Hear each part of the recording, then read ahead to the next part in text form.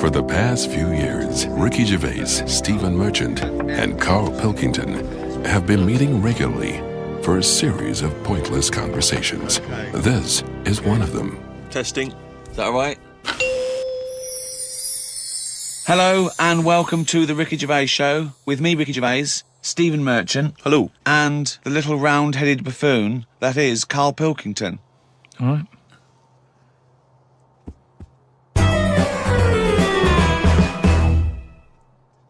We do, of course, Rick, every week get thousands of emails. Emily from New York has asked Karl this. Karl, if you were on a sinking ship or you were in a burning building and you were with myself and Ricky, but you could only save one of us, I don't know why that's the case, but you can only save one of us, who would you save? Would it be Ricky or would it be me? I think it's a two-man dinghy. Right, okay. Possibly. And we're trapped, and he knows that if he stays there to get both our legs out from under this thing... the girder. Yeah, he dies. So he's got room, he's got time to save one. It's obviously me. It's hard to say, isn't it, at this point? What, because Steve's in the room, you mean? Well, no, just because we don't know what the situation is. Okay, well, let's say we're on a sinking ship, all right? So you're going to have to rescue one of us, drag us into the dinghy. It's going under. You know, in 30 seconds... Okay, this ship's going to go under and drag you down and you're going to die, right? And our legs are trapped and you've got enough time to untangle one set of legs. Whose legs do you untangle? Now, just because my legs are long does not necessarily mean it's more complicated. No, it's exactly the same amount of time. Just have to make a choice. A terrible choice that Steve would not, hate you for. Well, no, listen. He won't be around for long. He's going to drown in 30 seconds. Forget him. Bear in mind this, Karl. You are going to be stuck in a dinghy with Ricky Gervais, and who knows how long that's going to take. Think of all the head squeezing that's going to be going on, the comments, the wind-up. And do you honestly think that he's going to, if there's any provisions, that he's going to split them evenly with you? I mean, he's going to have drunk all the water, and there's only going to be about half an hour in. The food's going to be gone. Look at his gut. Look how much, of the food he's going to have to eat, the baked beans that you've got on board. Whereas me, you know how generous I am. I'm always sort of helping you out. Oh, there we go, Karl. I think he's put the nail in his own coffin there. You know how generous I am, Karl. Let's talk about that, Karl. Come on, think about that one. Yeah, I mean, have you forgot about that, Steve? What?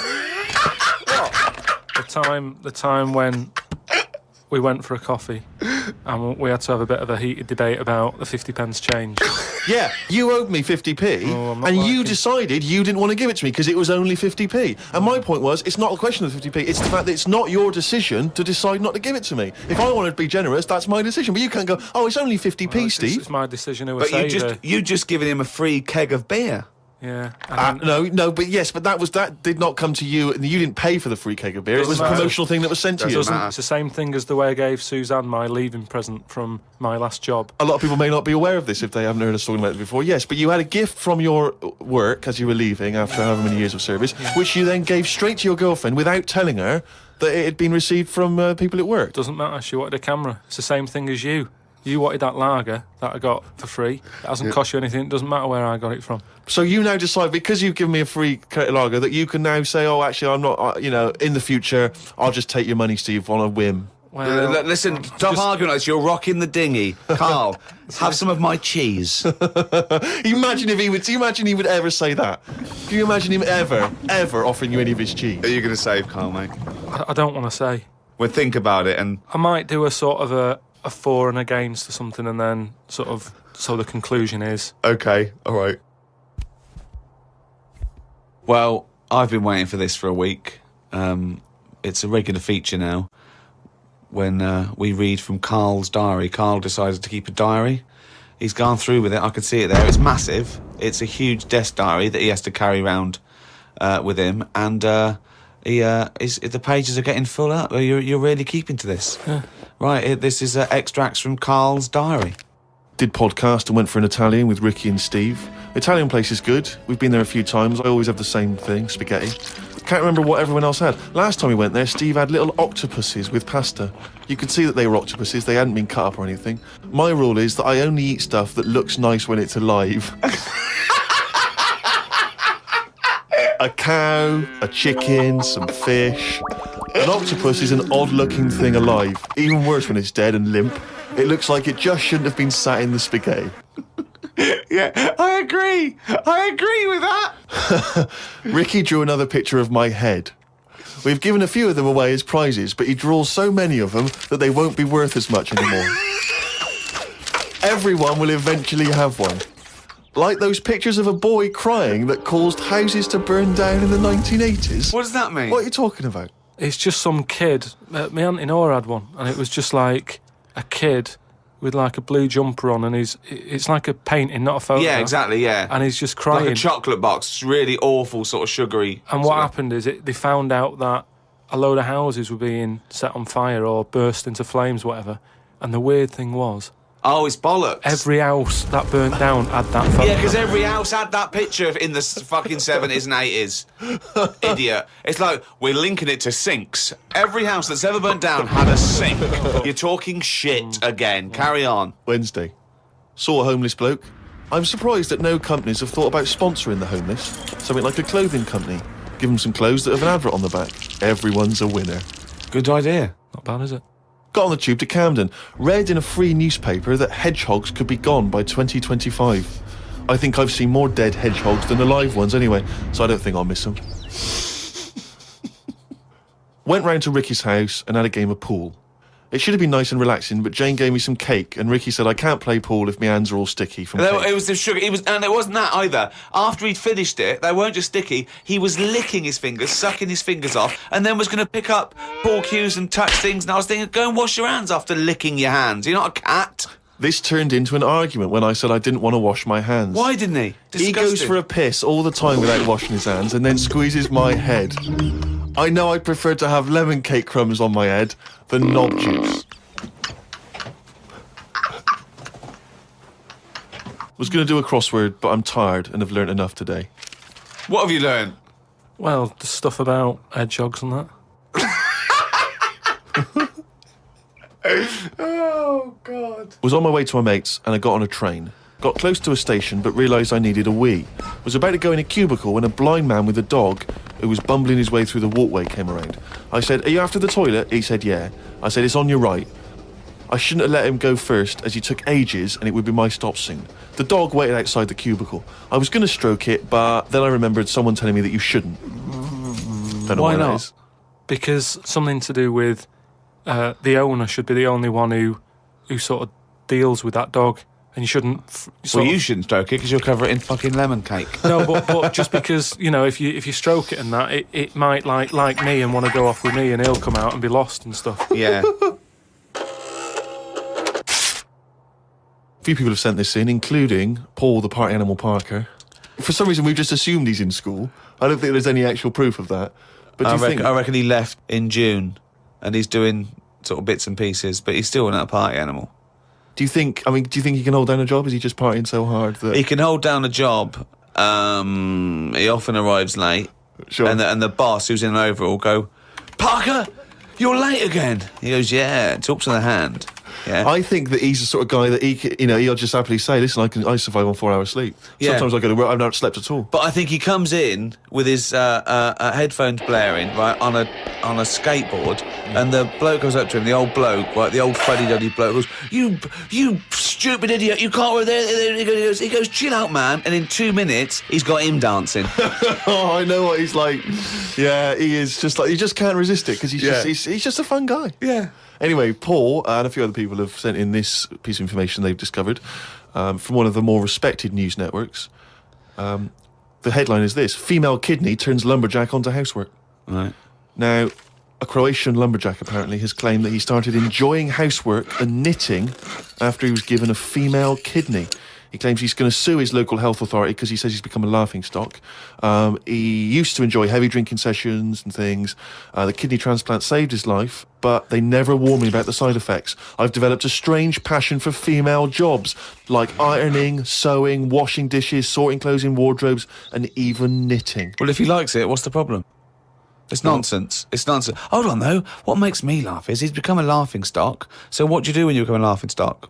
Tell the newspapers. Well, yeah. Tell the newspapers about it, because then that'd keep it completely under wraps. Then. But it's the sort of medical nonsense that Karl would normally come out with. Absolutely. That you take on the personality of the person who gave you their blood. Exactly. It's like those old horror stories, you get given a murderer's hand. Yeah. You go around killing. But there can be certain medical things that would change the way you think and would change you as a person. Say like how they can do face transplants now. Yeah. Right? I mean, I don't quite understand how this face transplants work, because do you get a choice of who you have? If you have something done to your face and you go, you know, it's burnt or whatever, or something happens to you and you need a face transplant. Well, if you totally changed your appearance, then you would eventually change because of how people reacted to you. Yeah, but if you gave yourself the head of an elephant, soon you wouldn't be yourself. Because I wouldn't have it. I wouldn't have that. That's what I'm saying. If they had a catalogue and they said, here's some faces you can have, pick which one you want. Yeah. Would you be looked upon badly if you go, do you know what? I don't really like the look of any of them. Can I just wait for a better face? Or at this moment in time, have you just got to take what's on offer? Carl, there's no one looking through catalogues at faces they might be able to have. No, they do now because of the face transplant thing. But who are these people putting their face up for? They wait till someone... Yeah, I know, but at some point... Well, I tell you what, I would not have a face transplant if I haven't seen the face before I'm going to have it. You had to... I want to see what I'm having. Because I could end up with anything. You mentioned elephant's head. What do you know what I mean? Whose head are they going to use? Is it the latest thing that's died? Oh, well, this got run over before. Yeah, I'll stick this on your head. But where has this come from? Where From are his these mind. people? Where are these faces queuing up to be popped on a skull? Where do you think they have got time to put all these... Maybe this is why it won't catch on. I don't know. This is extraordinary. You've created in your own head the existence of this pamphlet, and now you're defending it, even though we don't know it even exists. And you're this skull on a hospital bed going, I'm not having that. I don't like the look of him. He looks a bit shifty. Oh, I don't like that. Oh, no. Can I ask this now? Let's say we'd passed away sadly in something terribly tragic. The nation's mourned. You know, it's terrible. It's like one of the great national disasters. But you... At the same time, you survived the accident, okay, but your face is hideously disfigured. You can take either Ricky's face or mine to have. I'm surprised you're asking this, though, Steve. I mean, it's just, it doesn't seem like any of them is like a great option. Oh, thanks. And this is what I'm saying about the catalogue. If those two were on offer, I might go, do you know what? Pop in again tomorrow. Bring in another booklet. This is from Anne-Marie. She says that she loves the podcast. She listens with her 7-month-old baby. That cannot be a good idea. And she says this to you, Karl. If you had children, what is the most important lesson you'd want to teach them? I mean, in a way, if you sort of look after a kid too much, it doesn't learn that much. But if you let it learn by its mistakes, it'll probably grow up all right. But there are some mistakes you can't afford it to make to learn from. Yeah, driving a car the wrong way down a motorway. Testing if the fire really is hot. No, but say like the time... Does broken glass really taste horrible? These are lessons you don't want it to learn from mistakes. Yeah, you can tell them that. Yeah, but what exactly. I mean is there's certain things that... I just think there was a kid who grew up in our avenue, right, on the estate, who... When it was born, right, we kind of thought it's got no chance, this kid, because its man was a bit of a rumman. You know, a rumman? Where's that? No, just like, you know, she liked going out and having a fag and like having a drink, and she's never at home. It's the one who had the horse in the house. Sure. Right, which I don't want to go over. Sure, it's old news. It's out there, isn't it, if you want to find out about the horse in the house. But she had a kid, and everyone was pretty surprised when they saw it, because it was a good-looking kid. Right? She was surprised because, like, you know, the man wasn't that good looking, the dad was a bit rough. But it came out, and she was showing it around the avenue, going, look at this I've had. And she was chuffed with it, because it's probably like one of the newest things she's ever had, because everything else was always sort of second hand and what have you. But suddenly she's got this brand new little baby, right? Anyway, as it grew up, right, those looks went. Right. And I'm not talking getting old, I'm talking by the age of about 3. It looked rough already, right? And all that just happened because that's the life it was in, right? Yeah. So like it had like a patchy head. Its hair. It what? It had a patchy head. A patchy head. It's just sort of. It wasn't a North American Indian. What do you mean, a patchy head? Just his hair was patchy. He used to chase sort of cars and stuff. It's cars. Sorry. What do you mean? That's what he did for his. Sorry, did she let it get raised by wolves? No. But all I'm saying is that at the end of the day, what is it that makes a person? Do you know what I mean? Now, I don't know what state he's in now, but maybe he learned all his mistakes by the age of 4. I'm guessing he's not chasing cars now, but at least he's done it. I'm guessing he is. Yeah. Do you know what I mean? At least you can go, yeah, I've been there, done that, and you don't go back to it. And you can get away with doing dafter things when you're a kid, can't you? I nearly killed a man once, right? Okay, right. That time when I was in Wales and I was having a walk with my dad on the cliffs and that, I just picked up a big rock, right? Chucked it off the edge, and as I chucked it off the edge, I noticed a fella was walking down below. Jeez. And I missed his head by, like, inches. Now, I've never chucked a rock off a bridge or, like, off a cliff or anything. And it only took one man to almost lose his life for you to learn that lesson. Yeah, but that's how you learn your lessons, Yeah. isn't it? See, a lot of people would have said that maybe your dad should have said, "Wait, Carl, what are you doing?" No, but he didn't know I was doing it. I didn't say I'm going to chuck this off here. I just picked it up and chucked it. And, like, as I let go of it, I noticed a fella was down there. You live and you learn. That's a little mantra. Right? All right. You live Okay. and you learn. So the woman who's had the kid, sort of look after it, feed it, make sure it's got shoes and that, but let it roam about. That's great. There's the advice for you, Anne-Marie. I love that. Good luck. Just let your 7-month-old baby roam about. Karl, a lot of people are absolutely fascinated to find out how you met Suzanne, your girlfriend of how long? Ages. Yeah. And they can't comprehend how, well, I suppose that there's any woman out there. Well, there's someone Who for we've- everyone, isn't there? Yeah. That's always my thing. And it's reassuring, I think. You know, we've chatted about the face transplants and that. You know, there's a face for everyone. It's philosophy, isn't it? Yeah. I mean, it's really unbelievable. No, there is someone for everyone, no matter what Yeah. condition you're in or whatever. Yeah. Because I read on the email, someone emailed in an old Chinese proverb. It's something about everything, no matter what it is, has got one talent. And that's the same way in a relationship, innit? That everyone, you know, there's always someone out there. And that I like the Chinese. There's another Chinese proverb that I learned on an email. Go on. He who cuts the wood up warms himself twice. Yeah, that's good. That's good. Yeah. And then someone sent in that one about too many Chinese cooks spoil the broth. What? Well, why is? Well, that's. I don't know. I don't know who slipped the word Chinese in there, but I heard it as too many cooks. Well, it was just all sort of Chinese proverbs and that. One of my favourite on the same subject is a camel is a horse designed by committee. What do you mean? Well, it's having a go at the camel, and it shouldn't. But it's just, you know, it's just a metaphor. And if you wanted to design a horse and you had that vision, but you let 12 people in a room have their say, it wouldn't come out as you wanted it to do, and it wouldn't be as good. A vision is more perfect than committee, because everyone having their say, it becomes anodyne, it becomes compromised. Whereas the best things you can do is have an idea and have a vision and auteur that. Rick, can I just say now, I can tell from his look that he's thinking, which committee designed the camel? Well, I'd say, why would you request the ump bit? Because that's just going to get in the way, isn't it? I've always said that about a lot of animals. It's like we've doubled up on a lot of them. We've chatted about elephants and mammoths, one or the other. And that's the same with a camel. I'd have that up there as what they're doing. They were good years ago in the Jesus times and that. Don't need them now. You know what I mean? We've moved on. Well, not people who use camels to cross deserts. What other? Bedouin communities. I'm going to throw some animals at you, and you tell how you'd have improved them if you'd have been designing them. Okay? Mm-hmm. The octopus.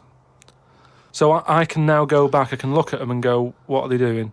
And where have they gone wrong? What's up with you? How could you improve it? Like the camel, you'd go lose the amp. I'd probably give it a bit more of a body. Cut down on the arms. And give it some bones, because I don't understand all this. Getting in a jar is good. When does it want to get in a jar? It says... Well, it only wants to get in a jar according to your stories. No, but there's something that says it can get in a jar because it hasn't got any bones, but I don't know why it want to do that in the first place. Easy. I can't even begin to answer that. Once again, you've claimed that you've read that they like to get in jars. I mean, how do they know that octopus like to get in jars? Oh, God, you can improve on an octopus. Millions and millions of years of evolution, making it perfect for its surroundings. Okay, another animal for you then, Karl. Giraffe? What are they adding to the world? What are they doing? Well, it's not about what they add to the world, No, but is I thought that's what everything's about. It's about things are here for a reason. The reason they're here is because they didn't die. That's it. No, but there seem to be a lot of animals that are like... Do you think there's a lot of cheating? Is that what you're saying? There's I'm a just lot saying, of there just doubling seems up. to be a lot of doubling up. Yeah, so And- you get it down to like 8 animals that represented all of them. Okay, who would get in your team? You can choose 8 animals. This is what I'm saying. If I was Noah, I would have gone like, hang on a minute. I've just seen something that looks a bit like this. Let it drown and have a clear out. But he didn't. He was messing about saving everything. He was instructed by God to save everything, to be fair to him. Yeah, but if he's been given that job, for me, he's sort of manager of that job. So you believe With Noah as well? management. You believe Noah happened as well, and he built a boat big enough to catch 2 of every species. You actually believe that as fact, do you? Well, it's out there in book form. Brilliant. All right, We haven't answered the question that we started with. How did you meet Suzanne? just at work. Thanks. Oh, chimpanzee, that monkey! You! There was this airline, and it's having a lot of problems, and a lot What, of the- pilot's too tall? Yeah, the cabin was so tiny. Only bananas were allowed in the cockpit for fuel. Anyway, there was a lot of strikes going on, right? Sure. Because I don't know what it was about. It was over money or whatever. Yes. And Well, get something that doesn't need money. but Well, But what else could you pay something in, well, Rick? peanuts. everyone okay, peanuts or fruit, yeah. so anyway, the boss of the airline, he had like one pilot who he could trust, right? And that was his son. Right. But the problem is with a lot of these planes, you need 2 pilots. Of course you do. And he's like, if only I had 2 sons, but he didn't. There's no point harping on about it. Right? Sure. He runs an airline. He runs an airline, yeah. But how many pilots are there? Because there must be loads. No, there's loads, but the problem is a lot of them are going on strike. Oh. And each week you can see that we're struggling here. But how can they Yeah. just close it down? No Anyway, way, you can't do that, No, Rick. I can't. Of course you It's can't. costing do him a that. fortune if he closes it down. Yeah, but what, one plane's not going to make a difference in an airline, is it? No, it's all the It's all the planes. planes, mate. So the son, he's flying the planes and that. He's getting worried for his dad because of his business. It's falling Sure. apart. He's like, anyway, listen, Well, one plane won't make any difference. don't worry about it. We've found someone who you can work with. He said he's staying over near the sort of quarantine area where all the animals are kept Oh, and yeah, stuff. right, okay. They won't be looking in there. They won't bother. No. So he's like, all right. But there's no animal that could be a co-pilot, that's why. I'll see you. He'll meet up with you in the cockpit. I'm like, He'll meet up in the cockpit, yeah, sure. So anyway, he gets in there, he meets them. At first, a little bit of a shock who he's going to be working with, but Why? he's thinking, as long as I can keep my dad's business alive, I can Not with keep one a job. plane. Everyone's happy. Then one day, what happens is a little bit of a problem. Oh, dear. Well, what happened is one woman who was on the plane got a bit peckish, right? Right. And said to the air hostess woman, said, "I'm a little bit peckish. Have you got any sort of nibbles and that?" She went, "No, I got a sandwich." She said, "I don't really want a sandwich. You want something, like the usual stuff that planes give out, just like a bag of nuts or something." bag of What, nuts, are they not giving those out yet? So no, they don't give it for some reason. She was like, "Look, we've stopped giving out the nuts. We can get you That's a sandwich." strange, And the woman's yeah. like, "I don't want a sandwich. I just want some nuts." Do you Yeah, know what I mean? yeah, A sandwich is quite a big meal and what have you. I just want some nibbles, some nuts. Well, that's not available. So I Done. End of story. get- So she said, "Well, you're saying there aren't any nuts." She said, "But earlier I saw you put a tray outside the cockpit, right? It had a sandwich on it, 2 Cokes and 2 bags of nuts." She said, "So you're saying there aren't any, but the pilot's getting Well, them." aren't they now? That was the last 2 packets. Done. No. So Let's go home. Well, I'll go and have a word with the pilot myself because you only put them out there a few minutes ago. He can't have eaten You them can't. yet. I want You say some. you I'm cannot going go- over. no. I know this is it. Yeah. She was saying you cannot go over. She's going, No. listen, Yeah. I'm going to go over because I feel like you I'm being can't. lied to. No, you can't. So she goes, starts, No, and there's no the way. pilot can Well, they hear all can't get this in anyway. chat about the nuts and what have you, and he's thinking, what's going on out there? Yeah. He opens the door. Yeah. Right? She gets a glance in. The monkey sat there with headphones. Fucking bollocks.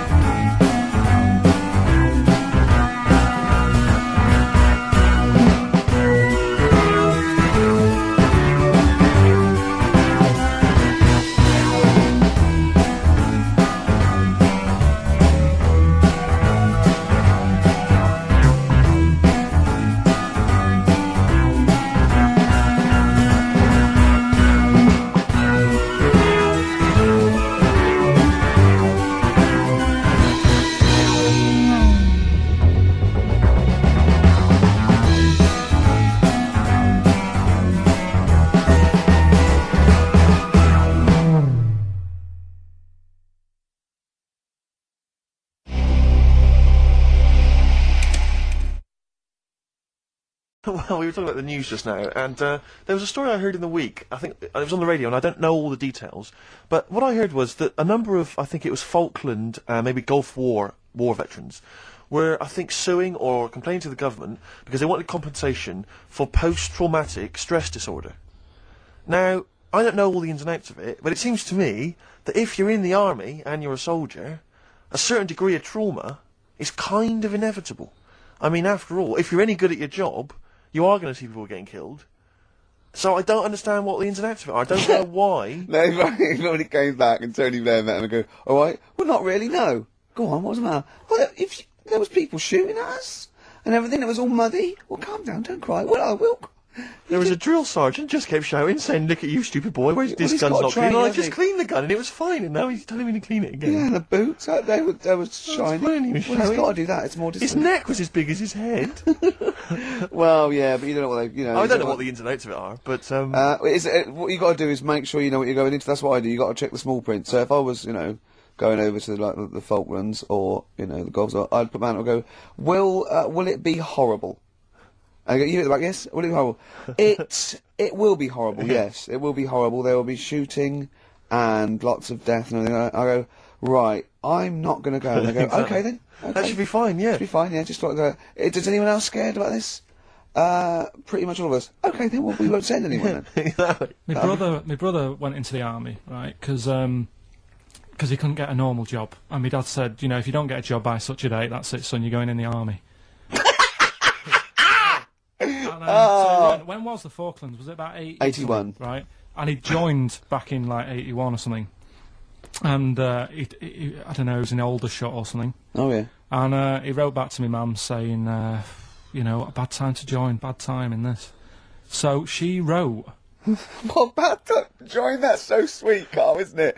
That's like, dear Dad. Yeah, well done. Don't know if you've noticed. Yeah.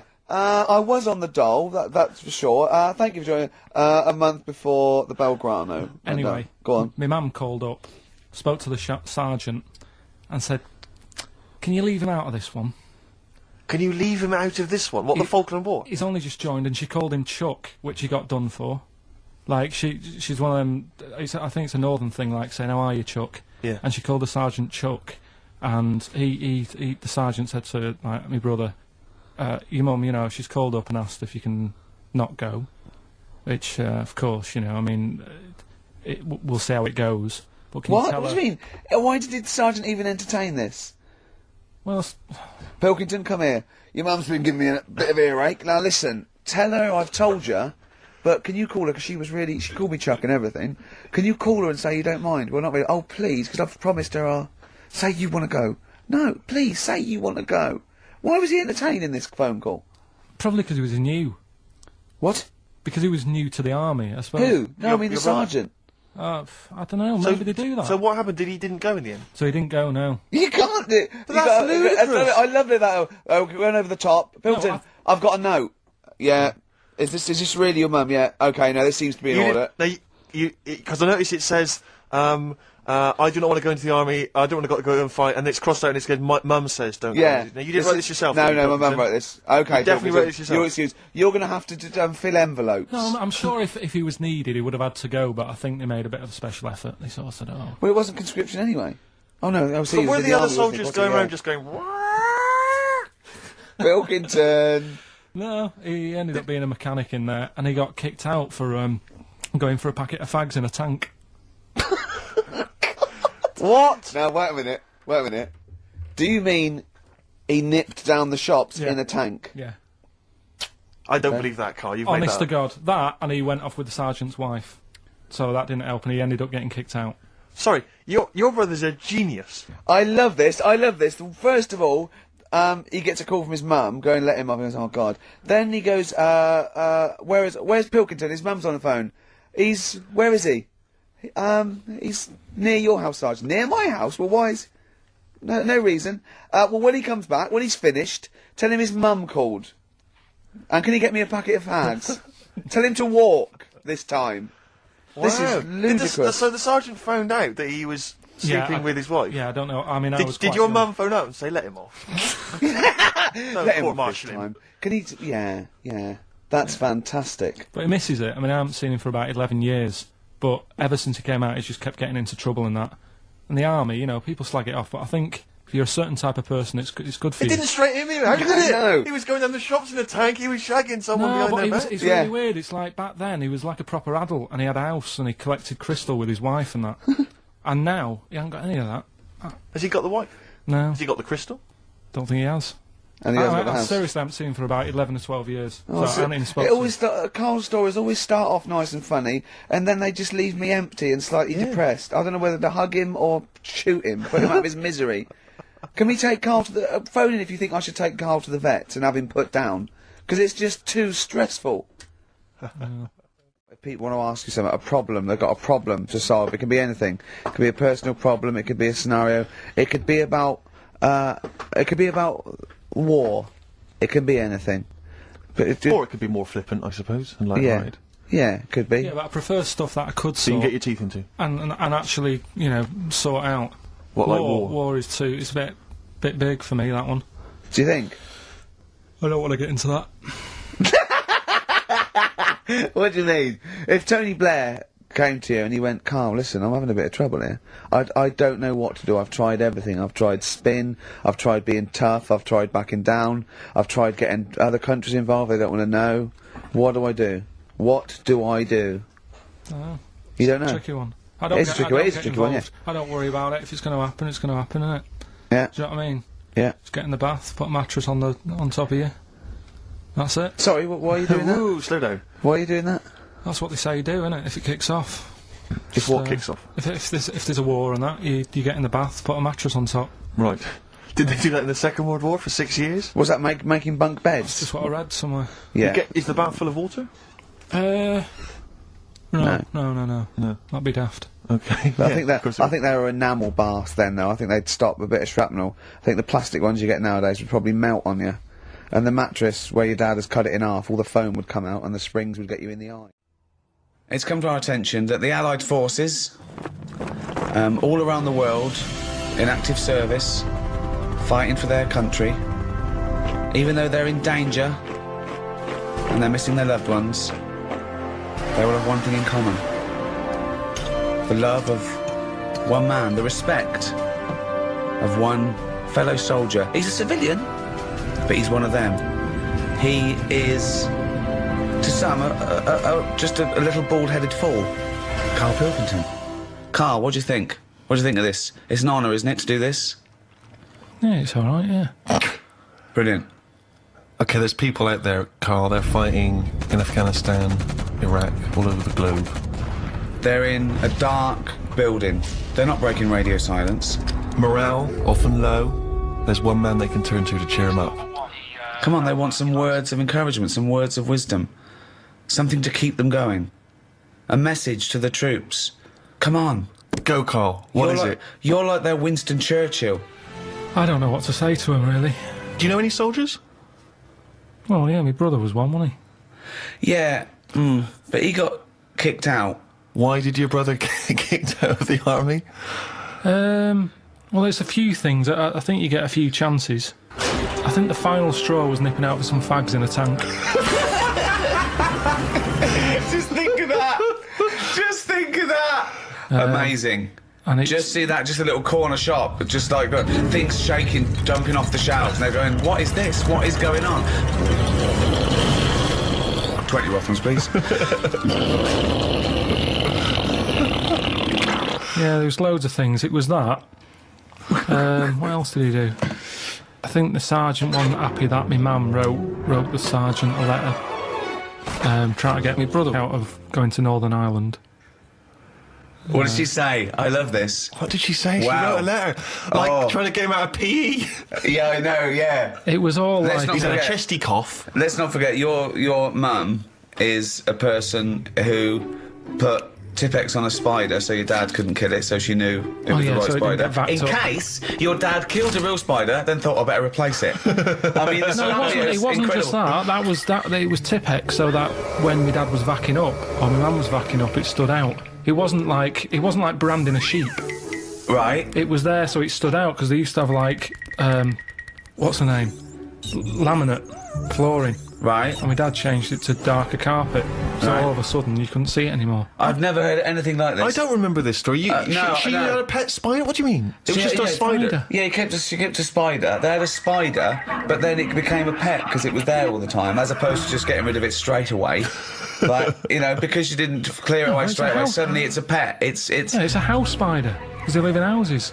You make them welcome, they get rid of other little bugs and termites and stuff. My brother's left home, I've left home, my sister's gone. It's something for my mum, innit? She's got a budgie. There's only so much you can do with that. It's not as free, is it, as a spider? right. So she just looks after that one. They Oh, live I'm for about so 8 lonely. years. I'm bored of a budgie. Get yourself a spider. Anyway, They live in holes. that's a different thing altogether. She just wrote to the sergeant and said, just sort of, you know, look, I didn't want him to join the army. It was his dad. He didn't get a job. His dad told him, if you don't get a job, you're going to join the army. He ended up joining. He's joined at a bad time. He hasn't had enough practice at this yet. Can you just let him Surely off? that's for Isn't that them. enough practice? Surely that's for them to decide. Yeah, she's on there going, He can't shoot for toffee. He was all right about it. The only thing that really annoyed him is my mum started off the letter by saying, hello, Chuck. Not appropriate. And he called back, though. He did call her and said, look, you know, I don't appreciate it being called Chuck and stuff, but I got you note. You know, a lot of mothers are in the same boat. sorry, he actually mentioned don't call me Chuck. Yeah. Yeah.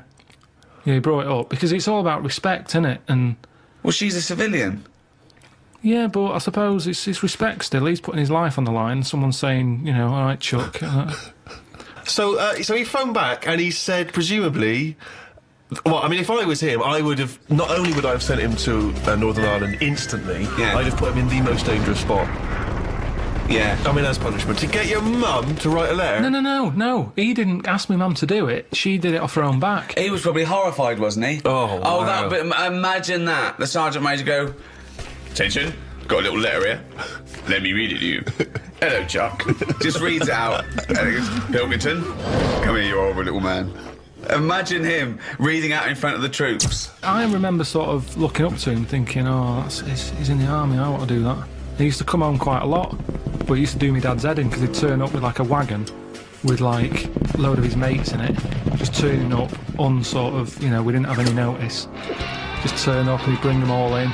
Come on, he'd be drinking my dad's whiskey, it'd kick off, my dad saying, get out. Mind the spider? And, Don't tread on the spider.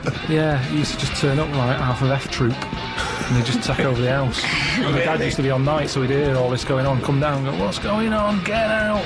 He's going, oh, we've come out, get out. So it'd sort of kick off a bit. I'd see him for a few minutes and then he'd drive off again on the truck. Not a model soldier, then? Well, what's a model soldier? I don't know. I mean, I always thought it was good. When I was younger and, you know, he joined, I was like, oh, I'm going to do that when I get older. And my dad always said, you won't be able to cut it. He said, you can't do it. Oh. And I said, no, I can. Look how good. Because I used to make my bed really neat. Right. So it was mainly housework you were good at. Yeah. You're probably better off as a mum. No. It was like, because it has to be immaculate, doesn't it? They look for no creases and that, and I was Yeah. a bit paranoid with my bed, just with the duvet and that. I used to. Duvet. Do they have duvets? Well, I don't know, but just making the bed pride in appearance of the bedroom. Yeah, it's all about discipline. Once it's all about, I made it, no one could sit on it. I used to get all stressed out and feel sick if someone came in and sat on my bed after I'd made it. So don't be coming in. And it was annoying because that's where the CB was. So everyone used to come in to have a go on the CB and sit on my bed. They'd be going, don't sit on my bed. Made it. Right. Why do you used to feel sick? It was a bit of a thing. I just didn't OCD, like it. a little bit of- It's yeah. like I've gone to the trouble of making it. Why have you just come in and sat on it? I wouldn't have made it. Yeah, but hold on, though. You do that in the army. Sergeant Major comes in and goes, Pilkington. And he does it for a laugh. He turns over your bed, he pulls out your locker, he gobs on your shoes, right? He goes, start again, you cunt. What are you going to do? Going to be sick? No, you're going to go, Yes, Sergeant Major, I'm going to start again. No, I'd say, why did you do that? I'm missing home as it is. I'm stressed out. I'm just trying to make me surroundings as nice as possible. Teddy's on the floor. You keep coming in and messing with it. Can you not do that?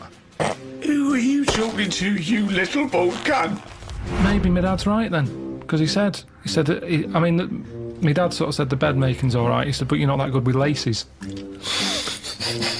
Wow. Did you have to tie your laces? Well, I just never been that good. I can tie them, but they never sort of stay tied for a long time. I have never seen him tie his laces. I've realised that. No. He always comes in. Does Suzanne do them for you? Is he a little mank, one of those little mank trainers where they're all tucked in, where you don't see the laces? I tend to just get a good knot on them and then just leave them and kick them off, and then they're tied permanent. So you've got slip-on laced-up shoes, basically? Yeah. I don't like But laces. they can't be I don't tight understand enough. why laces are good anyway when you're in the army, especially with boots. You have boots with like about 60 holes in them. If you're in a rush, if you're in bed, you get out of the bed, you make the bed, the sergeant comes in, rips it apart again, he's going, there's a war, and you're going, stop messing with the bed. And then I'm there trying to put my boots on, you got 60 laces. I don't understand why Velcro hasn't been used. Velcro is ideal for a war situation.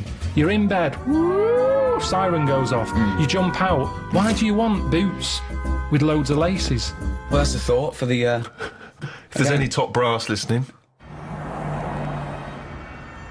How would you cope, Karl, in a war situation? Ignore the mechanics of being a soldier. I'm talking about the fear. I mean, these men and women are brave beyond compare. Constantly under duress. I was told he had good pain threshold. By whom? A woman at that face rub place I went to. Right. She, because they ask you when you go in. She said, what's your pain threshold like? I said, I don't know. Try and avoid it. She was going, yeah, but, you know, would you say you're very, very good, medium, or bad? I can't imagine you getting hurt much because the signals to the brain, you've got, you know, it's dulled, isn't it, with you? So you don't really... Yeah, but then Suzanne always moans at me when I'm going, oh, God, my wisdom teeth is aching. She's going, oh, shut up. She's saying, you haven't got any wisdom teeth, you dopey cunt. No, she just always goes, I had it, and I didn't make a fuss, but it's one of them things that you can't get through to people pain, isn't it? Yeah. And they don't know what your pain threshold is. So, like I say, I've got brilliant pain threshold. I'm saying my tooth's hurting. She's saying, oh, shut up. But she doesn't know. I think I've talked about it before about giving someone the pain that you've got. So you go, there, have a feel of that. I'm in agony here. Yeah, but you've made it up that you've got a high pain threshold. This isn't... This is not not scientifically the woman proven. told me. The woman told me. Well, does Why she does she know? know? Because I haven't got to it yet. When I had the face rub, Yeah. she was sticking electric into my head. And she was going... What sort of place is this? This wasn't a spa. No, it was. It's what we do Jesus now. Christ. What, she I don't know, so she just plugged something into the mains? She plugged something in and rolled Did it she over. have an assistant called Igor? Was it in a castle in She Bavaria? plugged this thing in, rolled it over my head, and said, is that hurting? I was going, no. And she went, oh, right. And she said, and then by the end of it, she said, look at that, I had that on full. I said, what is it? She said, it's an electric current. That does something. I was going, really? That does something. She's a scientist. And, yeah. Maniac. She said, no, when you fill out that form, just put you really good at pain threshold. But you're really good at... You're going to come again? Well, yeah, 50 quid. I said, right, let's try it on your testicles next time. So, you know... Sorry, how was this? What was this supposed to be achieving? It was why like a is, face why rub. is, you've gone in for a facial and she's testing out what your pain Well, that's threshold what I is. said. I said, hang on a minute, what do you mean? It's meant to be relaxing, this. Yeah. You normally have whale noises happening, Yeah. and now it's going to be me screaming. She said, no, it's just, you know, we have to ask, we have to make sure, because there is a bit of pain. Well, you know, yeah. heat is heat into these hot cloths. Bit of a rub. Bit of the thumb screws. Let's get the thumb screws out now. And plus all that kidney stone pain that Yeah, I but had. you just were in agony when you had the kidney stones. I don't remember you having this triumphant pain threshold. You gave up instantly. Whinged and Yeah, whinged. because you have to get seen. If I go in there and I'm going, I'm in agony, and they're going, you don't look like you're in agony. I went, I'd be at the back of the queue. So you have to go in and go, and they're going, quick, get him in. So pain threshold is good for yourself, but it's not good for other people. So you were bullshitting? You didn't feel pain at all? I was in agony, but I can hold it off. I can sit there and be quiet and have a sweat on. But if you do that in a hospital waiting room, it'll be the little div who's coming with a pan on his head, who's screaming and saying his head's throbbing. That's what I'm saying. So to get seen, you have to put it on. It's like a baby crying. There's nothing wrong with it. What's he crying for? He's probably hungry. Well, I'm hungry. I'm not crying. But that's what they use, isn't it, to get attention. So you're braver than a baby, is what you're saying. You're braver than a baby. That's all we've established here. In some cases, not in When others. you fill out the form... Not in others. Sometimes babies are braver. When are babies braver? You can chuck them in a pool when they don't panic. I'm rubbish. Sorry, will you leave my baby alone? No, I'm doing an experiment. Mr. Pilkington, will you stop throwing children in the pool? No, babies. You're barred from this swimming pool from now on. I mean babies. It's the same way you can chuck one out of a window and it can land and it won't break its back. 'Cause it's No, that's not true. Do not do that. Not do that. If That you is are a not maniac true. You listening cannot to throw this- a baby out of a window. It's just what I Where heard. do you hear that? You're thinking of a cat, and don't throw cats out. Don't throw any living thing out of a. it's just what I Where heard. do you- You can't throw a baby out of the window and it won't break its back. What are you talking No, about? it's just there's a certain height. It's all about us tensing up. We tense up, don't we? It's like how wasn't there someone who fell out of a plane? They passed out, and because they passed out when they landed, they were relaxed. They No. woke up. They were like, "Bloody hell, what happened then?" Someone fell out of a plane. That's bollocks. It's not, honestly. How far up was the plane? Oh, high up. It's a plane, isn't it? Well, what's the lowest height that a plane could be at? Even if it was at 30 feet, that's a height, isn't it, to fall without... Yeah, well, exactly. But if it was higher... Was the plane just on the runway? No, it was iron up. It was high up enough. Is this where you went for the holiday? We're going to Iopanov. Fuck me. Can't even talk. So, yeah, pain threshold. I'm very good at it. So, would you say you've ever been brave? Because I was thinking, before we did this, I can't think of a time when I've ever been brave. I don't think I've been cowardly. I've just never been in a situation where I needed to be brave, particularly. And I've always managed to avoid fights, conflicts. Yeah. See, when I was in Salford, I'd nipped to Greggs to get a pasty. I heard some bells going off. I came out, just thought, I don't know what that is. Went over to the car, sort of thinking, I can't wait to have this pasty when I get home. Cup of tea, nice cup of tea, maybe a bit of bread. I love the fact that his head was just filled with food because he was buying food and thinking food. When he's eating, I'm thinking I'm eating food. Just one big globular mess of food cells in his head for the duration of the food experience. I can remember that food thought going on now, and it was probably like 15 years ago. But I remember how happy I was. I'm out at the Greggs, I've got what I want, I'm on my way home, this pie's hot, it's going to be hot when I get home, it's going to be a nice cup of tea, bread. These are the things you save, and yet you forget really important facts. Yeah, he doesn't know why wars are happening, but he does remember this. Yeah, but Yeah. listen, this is why I remember it. Like I said, you forgot the bit that I said. A bell going off. I don't know what's going on there. I'm walking over the road, put the key in the car, I turn round, bloke comes running out the post office, obviously the bell's gone off, he's got a big shotgun, balaclava on, and he stops and looks at me. He's there with a big gun in his hand, and he's looking at me. And I wasn't scared. I just was thinking, does he want me pie? I remember thinking, if he said, I want that, I'd have to give it up. So a man with a gun. I told Suzanne, she said no, he was probably thinking about nicking your car. He's got your What, he key. didn't have a car ready? He came, No, he he had the legged it. balaclava, the gun, and goes, fuck me, I forgot the car. In the end, he sort of ran off down the back alley. I love the fact that he looked over at you for a split second and you thought he might be interested in your Was pie. there other people around? Were you sure this happened and you weren't reading a comic book? No, it happened. And so he looked you in the face. He Yeah, saw through you. his balaclava, he made eye contact, I looked at him, everything sort of stopped for a minute, and then he just sort of legged it off down the back alley. And what did you do? What did you say to the police when you obviously were? I didn't, I just went. Well, you were a witness to the crime. Have me pie. Like I said, it was warm. It's not going to stay warm forever, is it? But when it was on Crime Watch a few weeks later, No, said it wasn't. That's what was weird. I said to Suzanne, let's watch like Granada Reports tonight, see if I'm on the telly or anything. Nothing. Didn't even get reported. Why would you be on the telly if you just ran Just away? didn't say CCTV or something like that. If I was involved in it, they went, this happened today in Salford, outside Greggs. Are you this man with the pie? I wanted to make sure I was well out of this one. Because Suzanne sort of said, should you get involved? But you shouldn't get involved, because then I'm at risk, aren't I? Nobody Well, was there you killed. are. We're back to bravery again, aren't Yeah. Yeah, it is bravery. Go on then. Next door but one, there's a fella there. He likes a drink. He came home late one night, banging on the door. Obviously forgot his key. He was trying to kick the door in. I looked out the window, and he was out thinking someone's breaking in. Right? I see it's in. I saw all the curtains twitching. He just went back to bed. Now I kept an eye on him. He kicked so hard, he fell back, dropped his curry, landed in the road. Dropped his curry. Right. Oh God! Why didn't he get a pie from Greggs? Because that lands and it's still fine.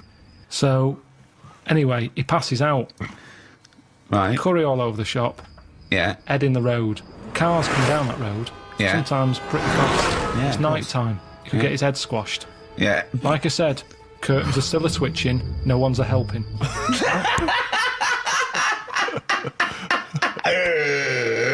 I go out there, and I go, you alright?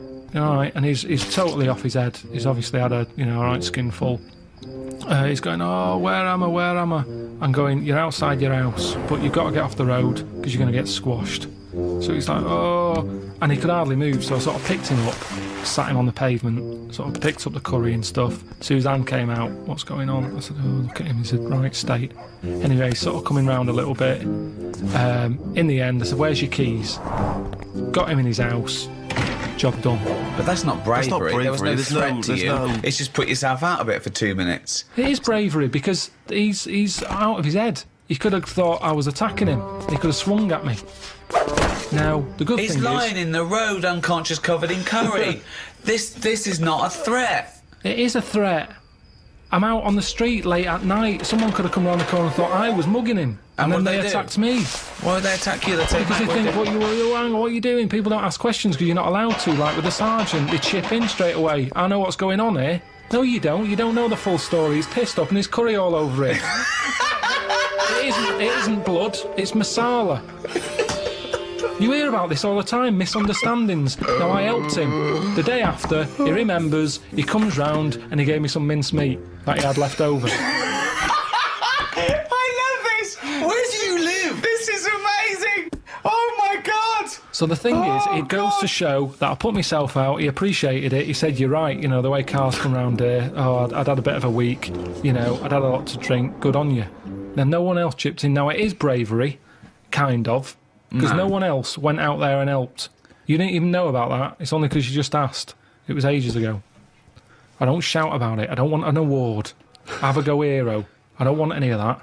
I just did my bit. There's no have a go hero about it. Did you take the mincemeat? Yeah, I did, yeah. It was good stuff. Yeah. That's better than an award in a way, isn't it? I told him that. So, it depends. I think there's different ways. Bag of mincemeat! I love that! I was saved by a bald man. Slaughter my finest pig, mince the meat, and send it to him. What about phrases from the war days? What about things like careless talk costs lives? What do you make of that? Careless talk. I suppose just busy chatting in a trench rather than going out there. No, it doesn't! It doesn't mean that! Have another go. Careless talk costs lives. They used to have posters up all over London and other cities. Careless talk costs lives. There was another one, there's another saying that means the saying that might give you a clue. The walls have ears. Yeah, but that just means don't be slagging someone off because someone will hear it, pass it on, and then they'll end up fighting their own instead of who they should be fighting. Well, no, you're almost there, but think about what you mean. It's not about gossip, it's not about... But in a way it is, but it's very specific gossip. Much more important tittle-tattle. Careless whispers. No, that's George Michael. Say again, what's the first one again? Careless talk costs lives. I don't know, I imagine it being like a... Don't go shooting your mouth off about things you know about the war effort, because there might be a German spy in the pub, disguised as a barmaid. Oh, you're lovely, Tracy's going, yeah, I'm Karl. What do you know about the war? That's true, that does happen. I remember my brother being in the army, he had the same thing. He was told not to, because he liked the women and that. Yeah. He was told, listen... One of them might be a German spy? Yeah. He said, don't be going out with German women, because they're quite muscly. And could be a man. There'll be a gang of them. No, and they'll do you in. Sorry, your brother was told, don't go out with a gang of German women because they're quite muscly and they might do you in. Yeah, because it's all part of the thing. They sort of go out, like you say, pretending they're just like women out on the night, because he was in Germany for a bit. He was posted over there. Right. And apparently they target like British soldiers and that. And like I say, he liked his women. He'd just go along with it, thinking this is good. You know, Actung baby or whatever. That's okay, you too. Hey, Actung baby. Yeah. Actung baby. Yeah. And then, you know, got him in a headlock and good night Vienna. Good night Vienna. Why are these random German women just killing British blokes? What's the reason for this? It was a proper thing. I remember him telling me mum, saying, oh God, I had a right dilemma. I met some women, German, couldn't go with them though because we were told that there might be, might be trouble. Really, yeah. Honestly, that's Sorry, a fact. British soldiers were getting beaten up by German women. This is not true. Can't be. I think the things that sum up Englishness, I mean, talking of the weather, I think drinking, war, we love a ruck. Yeah. We're built on war. We're a warrior race. We're pretty good at war. Or we used to We be. are good. We used to be good. I don't Yeah, know no, if we're very anymore. good. We're good. We're very good. I mean, I think we reached our peak with Churchill. That's probably our greatest hour. Our finest hour. According to him. Yeah. Well, he should know he was there. He should know. And he liked to drink, didn't he? He loved a brandy. He's not afraid of a drink. He'd get pissed up, and no wonder he'd fight him on the beaches. He'd fight him anywhere. Yeah. See, there's an example of a posh bloke. It was like I was saying, he'd lead you into battle. He'd have a weapon too. He'd go in there. He didn't sit back. I mean, when he was old, he did. But nothing wrong with being posh if you're willing to go and, get stuck in. What do you think, Karl? Is it as scary though? I mean, imagine if he was rougher sounding, and he was on the front line. And, Like he went, you fucking little cunt. I'll fight you on the beach. See me down in Brighton Monday. I'm gonna fucking smack your head in, you little fucking German cunt. Like that, you mean? Yeah. It's less of a morale boost. Well, that's the other point of one, isn't it? That those speeches were for as much as morale as information and defiance. You don't want to feel like the leader of your country could glass you if you got on the wrong side. No, exactly. It's got to be rules under war, hasn't it? I mean, that fair play has got to come into it as well. Talking of the English sense of fair play and war, when the crossbow was invented, a lot of people wouldn't use it. They said it was unchristian. So our soldiers sort of resisted it. So Europeans got this thing that needed no skill, and it was shooting these bolts, and they could reload quick, and versus our bowmen. What do you think of that? What do you think of going, oh, it's cheating, we won't use it, but having a disadvantage? That's honour, isn't it? It's almost like it's okay to kill someone, but with skill. But what's the problem here? What am I meant to be worrying about? Well, you've got bow and arrows. Yeah. They're amazing. They're heavy. They're your arms. They've got trained bowmen. They're skilled. The most skilled sort of marksman soldiers in the country. Someone comes along, and goes, don't worry about that. Here's a crossbow. Just pop it in, put it back. Deadly, quick. Anyone can use it. So now you've got anyone with a crossbow killing people. Women, children. Anyone can use it. So the Europeans, they're going crazy. Oh, William Tell he's shooting apples off heads. Yeah. Right? But we resisted it because we thought it was, unchristian and cheating to kill without skill. What do you think of that? But where were the actual bows and that being made? Because that's the thing, isn't it? The company who's making them, they just want to get out to a big market. Brilliant. That's what they do now with the iPod and everything. It's not about people wanting more music than ever before. That's not the case. It's about having the accessory. And if the bow and arrow was like sold as this, light to carry for all the family, that's how it would have happened. That's what it's all about. Ye new bow and arrow from Ronco. But what do you think the problem But is? you're not quite getting Ricky's point. His point is the idea of there being sort of rules and fair play and etiquette in war. The objective is to kill the enemy. I don't think war and that is a place to start getting all uppity about someone cheating or having a better system. Really? You think all fair in love and war, do you? Yeah, definitely. Right. But It's just about rules, winning. isn't it? No, not in a war. There isn't rules. So what about things like the Geneva Convention? It's the understanding that even if we're entering into a war, theoretically, there's a set of agreed It's good for universal both sides, rules. isn't it? Fair play has got to come into everything. What's extraordinary about the idea of English fair play is, famously the approach during the First World War, that we would sort of walk up out of the trenches onto no man's land and sort of politely march at a slow, steady pace across towards the enemy. I mean, and then we were just being machine gunned down. I mean, it was absurd. Well, I know we were fodder. It was fodder to use up some of their bullets. I mean, it was crazy. I mean, it's madness, but in a way it's the gentry who are leading us, seeing, the average Tommy as a sort of, as cannon fodder. Of course. And, you've got to realise that most of the people didn't want to be there. Most of them didn't even understand it. I mean, and if you think of the first and second, they were just wars, but, I can't imagine what it'd be like. Do you think, Karl, in a war situation? You've seen all those films of the, I mean, that's the one they had a knockabout and stuff, didn't they? They took the game of football. And In that. no man's land, yeah. Christmas Day. But who took a football there?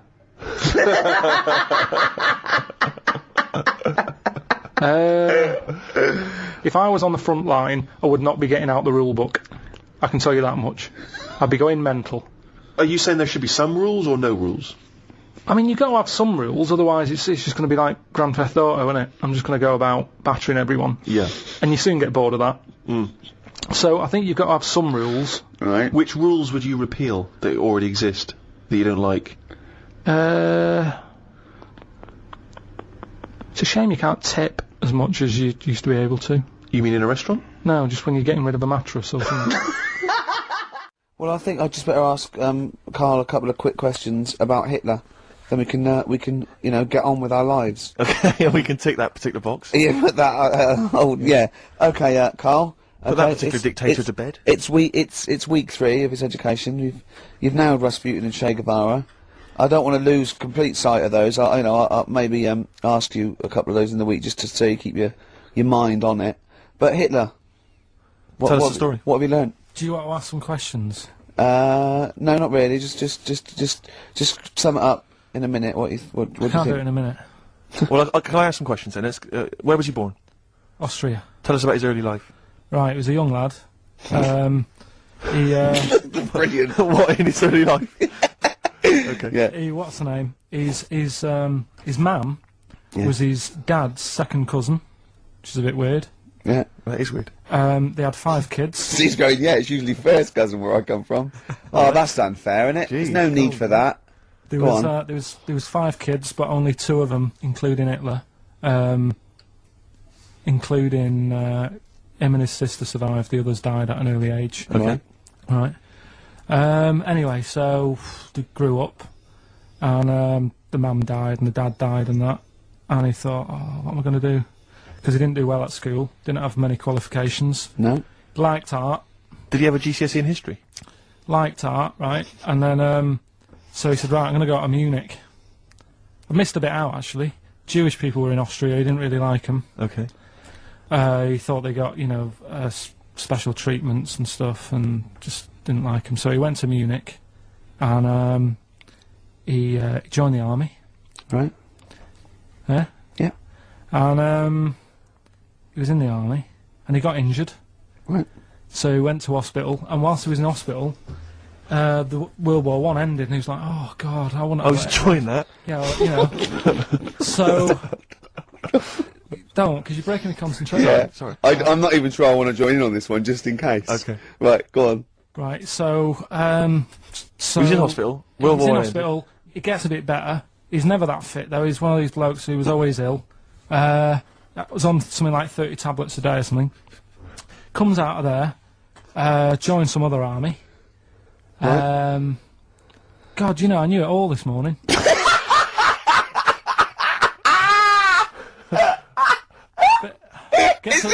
I can see it running to ground. I just see his face going, I'm not nailing the fact, am I? And joined another army, and he was Listen, let's try and help you. So, Here's a good bit. I remember this bit. He thought that war to men, right, was like childbirth is to women. That's how important he thought it was. All right. Right? So it's like, you fight for 9 months, and at the end of it, you own something, right? Yeah. So, he goes on and all that. He's in Berlin. Yeah. And he's fighting his way through, trying to take over countries and that.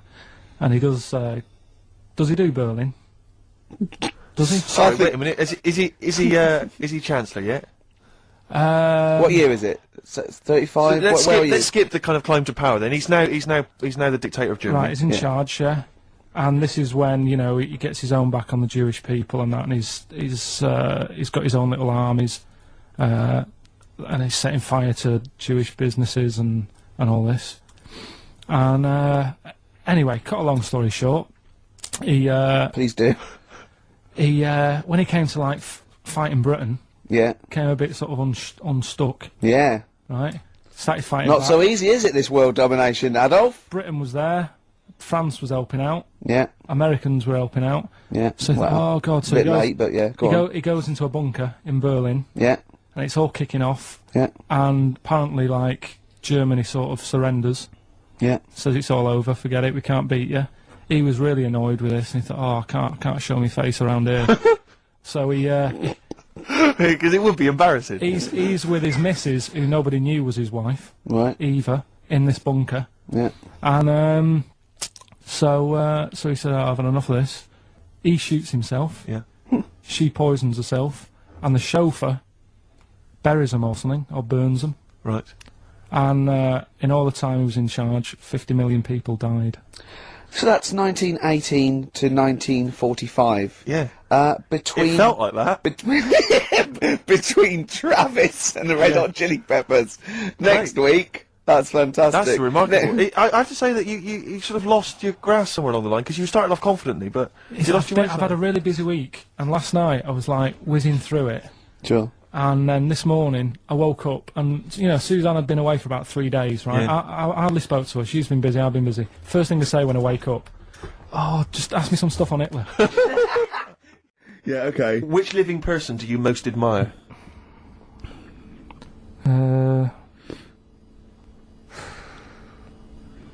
Which person throughout any time in history do you most admire? Winston Churchill's pretty good. You like him? It's very good. He's Why? alright. Good answer. Because if it wasn't for him, we'd be talking German. I'm not that good at that. So He's not that good at that. I love that even if the Nazis won, right, in 1945, and we'd be now speaking German, he still wouldn't be that good at it. Although he's not good at English, so I suppose that's true, isn't it? Yeah. Alright, well here's the final one for now. Do you believe in capital punishment? That's not hitting Dr. Fox over the head with a stick. depends what for, doesn't it? Go on. Oh, if it's something bad. And well, I assume it would be. They don't kill people now for parking illegally. But what sort of thing are you talking about? What sort of punishment? Capital punishment. Yeah, I know, but what is that? What are you talking about? Well, guillotine, hanging. Hanging's a bit bad. Yeah. Can be fatal, can't it? What do you mean hanging's a bit bad? It's all bad. Why should the state kill someone? Because prisons are getting a bit busy, aren't they? Brilliant. Okay. What's the point in keeping them, people around? Well, what's the point in killing them? Just because it's like, right, that's that done. Who's next? You know what I mean? What can you do with someone if they're mental? Employ him on a radio show. Yeah. Right. Next question. Play a record. Okay. They were thinking more. Of what fears have you got? What worries do you ponder the expansion of the universe? Do you worry about There's no point, is there? 'Cause there's nothing I can do about it. So with you, it's the little Chinese fellow across the road. Just stuff that I've got to sort out. You know, any bills or anything. I don't worry about the world ending or anything. What's the point in that? It's true. That is true. I can't do anything about it. I always think that people with more sort of intelligence have the world on their shoulders, because they're worrying about stuff that's miles away, whereas I'm like, I'm happy if the sun's out. It's like, oh, it's a nice day. Yeah. I don't worry about wars and stuff going on, because there's nothing I can do. What would you do if there was a war that maybe there was... What, here? Yeah. Go on holiday. Play a record, Karl. What do you make of St. George, the patron saint? What's your take on that?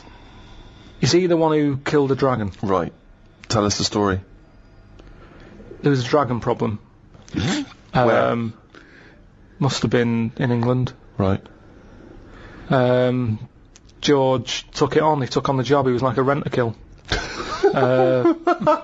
came out. The interesting thing with him is, right, he was a hero then.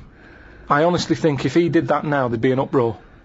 Because it's the last dragon. It's the same way we try to save the panda and all that now. If he came out and said, I've done it, and they've done what? So I've just killed the last dragon, they'd go mental. There'd be marches.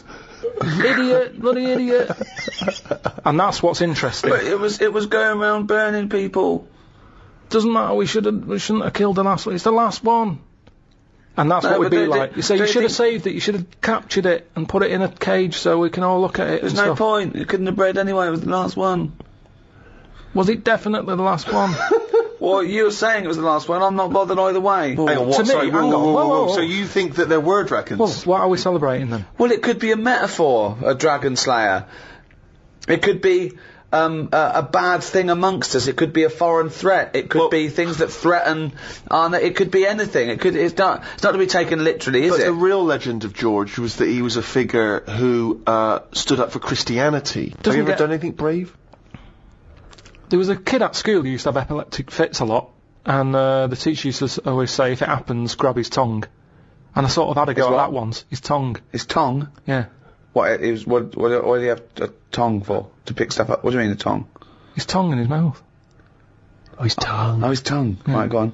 And they used to say, if he starts doing it, grab his tongue and that. Yeah. And I sort of had a go at that once, and it wasn't nice. What? How'd you grab it? You grabbed his tongue, did you? Well, I tried to. It's like grabbing a slug. And plus his mouth's going up and down. That you think he's going to have me handy. So you sort of do that thing where you go... So you were trying to grab hold of a kid's tongue, yeah? And he's throwing himself all over the place. It was in a physics lesson. I sort of had a go, and then I thought, this isn't happening. So I just sort of kept putting my hand in, like I'm having a go. But in my head, I was going, I'm not going to get hold of it. What you could have used is a pair of tongs. Well, firstly, I don't see why this is brave. Kids having an epileptic fit and you're just supposed to help them out. I don't know why that's bravery, but even given that, the fact that you were thinking more about yourself in that situation than this other kid. You were thinking, I'll make it look like I'm helping, but I'm not really. And yet this is kid having an epileptic fit. I did at the beginning. Doesn't that sum you up, Karl? Selfish. No, it doesn't. Because no one else was having a go. At least I did try and grab it at one point. You weren't doing anything. You were just making it look like you were. Have you ever tried to grab a tongue? It's like chasing a chicken. It's murder. And after a while, it wears you out.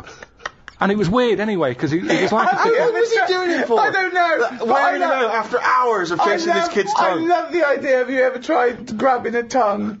It's a valid question. I love that he's annoyed. He's annoyed that this poor kid's having a What was your technique? Were you trying to grab it just with your thumb and your finger, like a pincher thing? Yeah. But it was because his mouth's going down and. Was he shouting or just? No, just throwing himself around. So that's your one attempt at bravery.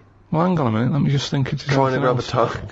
There was a time you were chased by a bee and you scored a goal. I forgot about that. That isn't really bravery, is it? As you were running away from a bee, and the ball happened to hit your foot and go in. Does that count as bravery? I love it when he goes up to the pearly gates and goes, well, have you done the act of courage?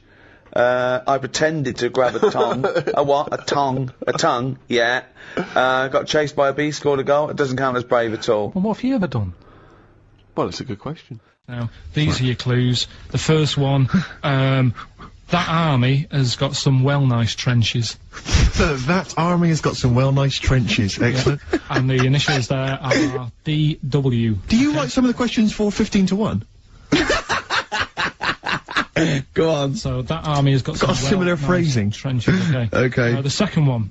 What were the initials there, Karl, on that person? DW. DW. Yeah. Right, the second one. The top of them curtains are all wrecked. All the materials all worn. He acts it out though. We've got to get him on telly. We have got to get him on telly because his little face and his gestures. That's the second one. The initials being HV. Okay, the top of those curtains are wrecked. All the materials all worn out. Right, HV. And the final one. Here's the final clue. I was in Texas the other week. Right, I tripped and landed on my knees in a puddle.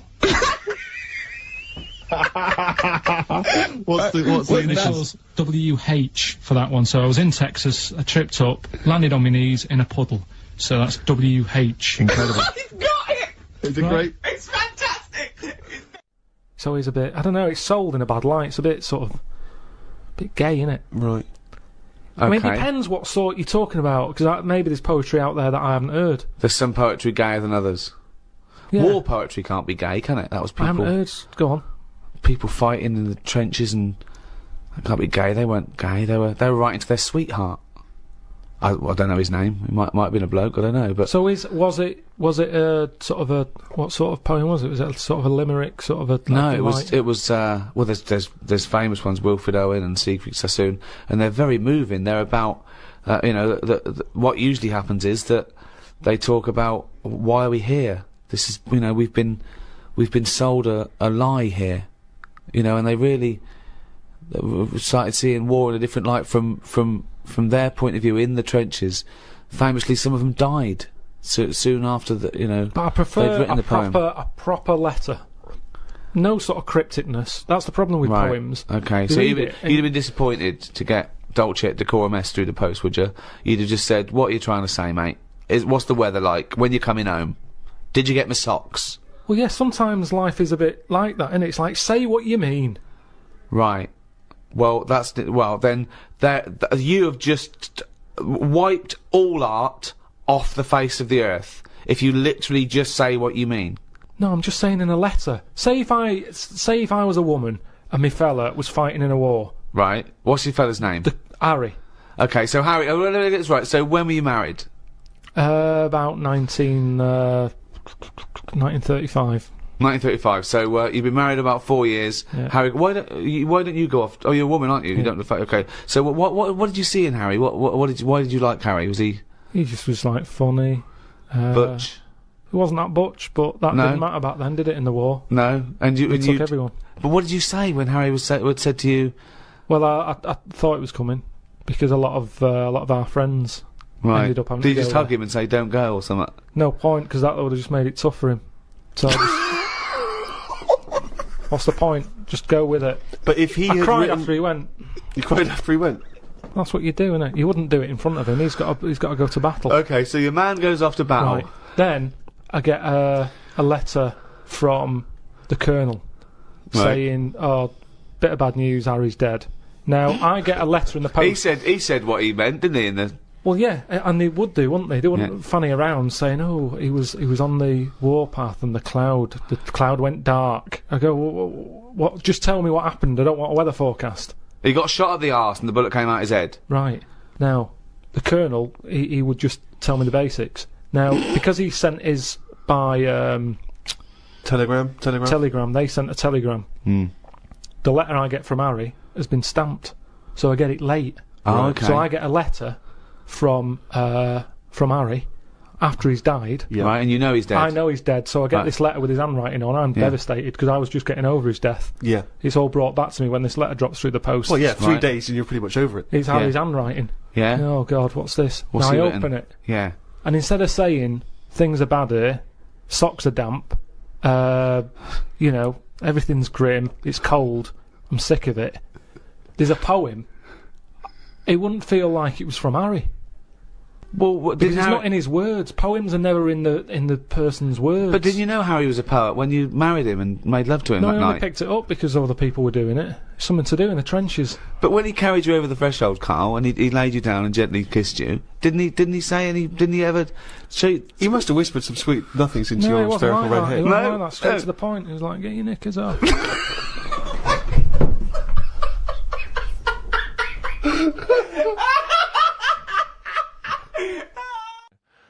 Karl, could we have some monkey news? Well, just before we do monkey news, right? Can I do a little psychological test on you? On me? Yeah. Okay. It's brilliant. This. Someone emailed it in. Brilliant. Right. Little story with a question at the end. Okay. Right.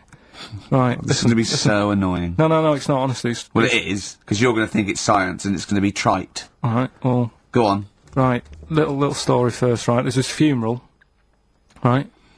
And this girl was at a funeral. Same funeral? Yeah. Right. It was a mother's funeral. Oh, yeah. Right. She met this fella who she didn't know. Right. But she thought this fella who she met was amazing. She didn't know him. Right. But she thought he was brilliant. Right. Like a dream fella. Right. And she fell in love with him. Right. But never asked for his number, his phone number. Right. And she couldn't find him. Now, a few days later, the girl killed her own sister. Right? Yes. Question is, why did she do that? Okay, well, it's one of those stupid things then, isn't it?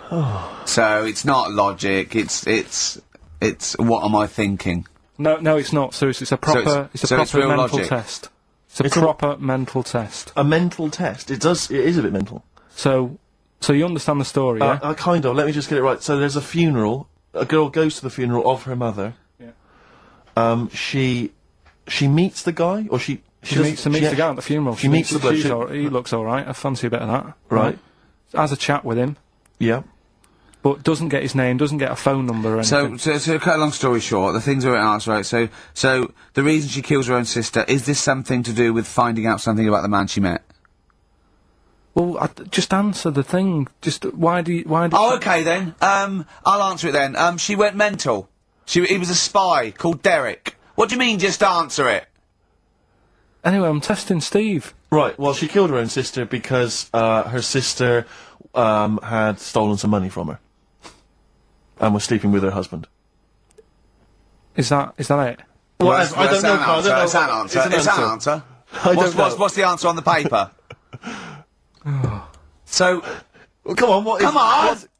Well, the answer is no. An answer is that she was hoping that the guy would appear at the funeral again. He'd go to the funeral. Right, that's not a proper psychological test. It's one of those stupid little shitty things. It's like a man goes into a field and dies. Why? His parachute didn't open. That's what I'm thinking. I'm surprised you learn anything. Honestly, I love that. Romeo and Juliet. Oh, Juliet's a fish. It said she was hoping that the guy would appear again at the funeral. If you answered this correctly, you think like a psychopath. This was a test by a famous fella, right, who used it on killers, and most of the killers got the answer right. Did you also think that? Was that the answer you gave when you first read it? No, I didn't know. But I wondered what you would have got. Good, so that's proof I'm not a psychopath. Yeah, but that's the point, but it's a psychological test for looking at something very, very specific. What's up with that? Well, what was the best that could happen? That he'd got it right, so he is a psychopath. What annoys me is you're not happy with that test, but before you wasted 3 minutes trying to balance a pear on my head. Right, it's the time that most people, I imagine, have been waiting for. Monkey news. Play the jingle. Okay.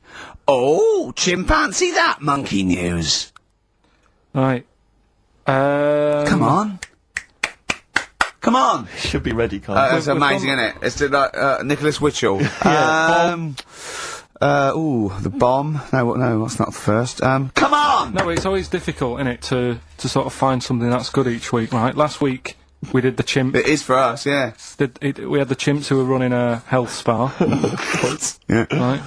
Right. We've covered the one who nicked a car to go on to Spain. Yep. To sort his future out. All shite. The hairdresser, I think we've done that one, the little monkey hairdresser. This week we're looking at monkeys, that they're using. Do you know, like monkeys? They know how like. I've lost the will to live, Steve. Oh, well, I don't want to do it. Right? Well, come on, come on. What are monkeys good at? What are monkeys good at? Yeah. Well, running small businesses, cutting people's hair, and driving cars. Yeah, they love Spain. Oh, and foiling bank robberies. Yeah, they're great. Well, something else they're good at, right, is like weighing up the situation.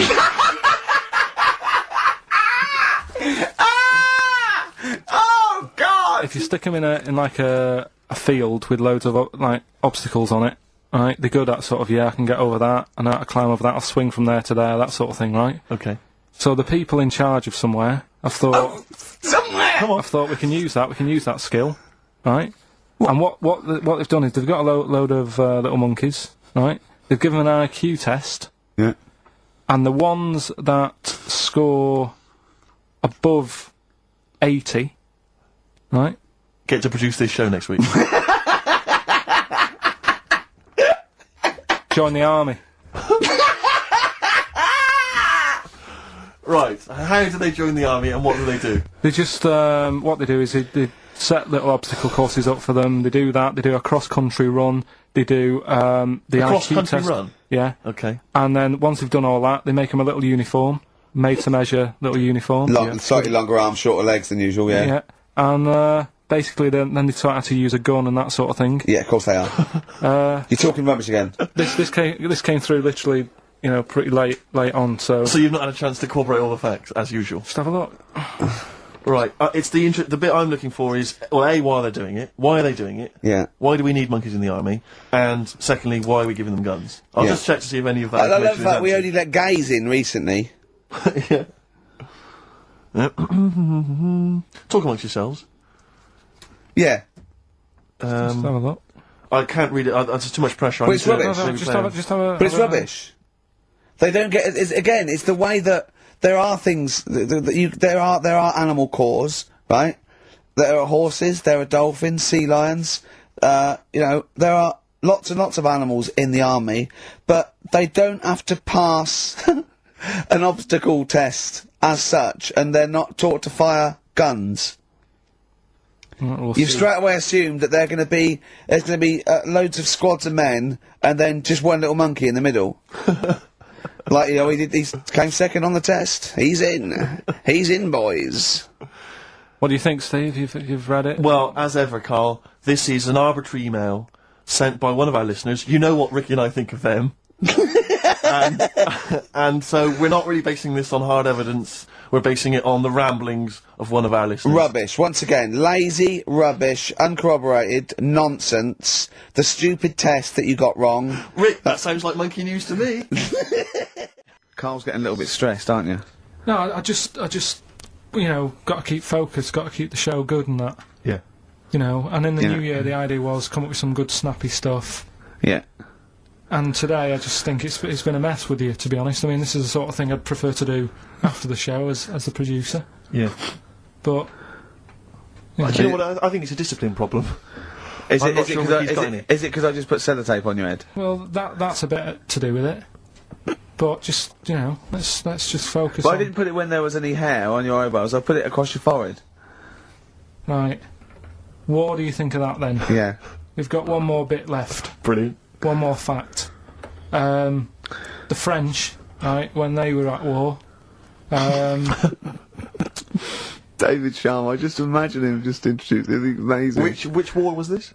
It was still the World War... One or two. Go on, it's 50-50, go on. Yeah.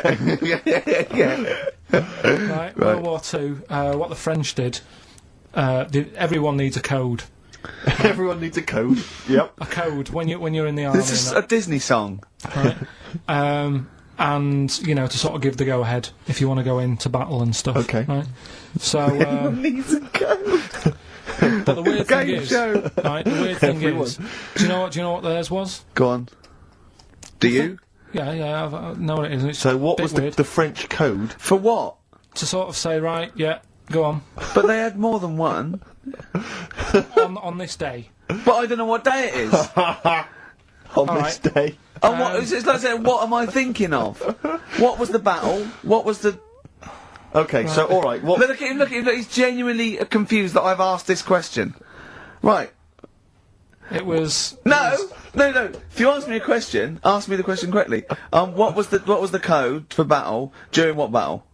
World War II. No, that's not a battle. That's a war. Yeah, it was in a war, yeah. I don't know what to do. He confuses people. Alright, okay, what was it, Carl? What was the Yeah, code? what was are the you French thinking code? of? Right. John's got a moustache. What are you talking My about? lungs are gonna burst. That was a code that the French used. You know, like... I mean, I just think it's a bit daft, right? Because you could come up with that by mistake. yeah. Two French blokes talking in the trenches, and they see a major walk past, and they go, "Oh look, John's got a moustache," and they all go and go, "No, I was just talking. What are you talking about?" Well, the way I don't think that's a good code. I'm not. I don't believe it is the code. No, it is seriously. And what? And It's would just it, that would no it have one been talks would it have about been it. said in French? Yeah. Okay. Yeah. But Yeah, the weird, yeah. Guessing. Yeah. No, but What? you see, I can't even be bothered What are you saying, Karl? because it's not a very good code. Do you know, like we've talked in the past about things you don't see, and I said an old man eating a Twix. Yeah. If they use that's safe because no one is ever going to see a man having an old man having a Twix. What do you mean? Well, use that as a code. Don't use a saying, John's got a moustache, that could crop up.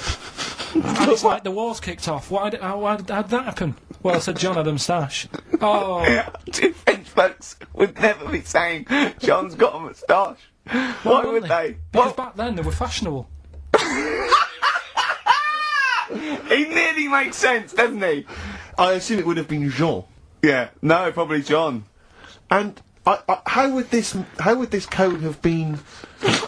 I mean, who would have I don't announced know, I this just to read everyone? it. I read it like that, Steve. That's what was on the internet. This is a code that was used. John's got But don't be moustache. angry with me. I know, but you're always asking questions. That's because I'm interested in history. Yeah. No, you're genuinely interesting bloke, Karl. We'd like to know. I'd like to film you secretly. You know, like they do, like Nature Watch, when they put it in a, like a, you know what I mean, badgers sort of thing, Warren, right? yeah. And they just watch it. I'd like to see what you do, pop around going, I wish I could download the music in your head. Because it'd be, wah, wah, wah, wah, wah, wah, wah, wah, wah, wah, wah, and you see something weird, you go, wah, wah, wah, wah, wah. And then you read that and you go, wah, and you write it down, and that's what comes out. John's got a moustache. I'd like to see next Christmas. Imagine the French, right, for their battle cry, for their battle code to know it's going ahead, they're going over the top, is you never see an old bloke eating a Twix. Imagine that. Yeah, but all these things are things that I think in my head. Right? Keep them in there. Do you know, like before?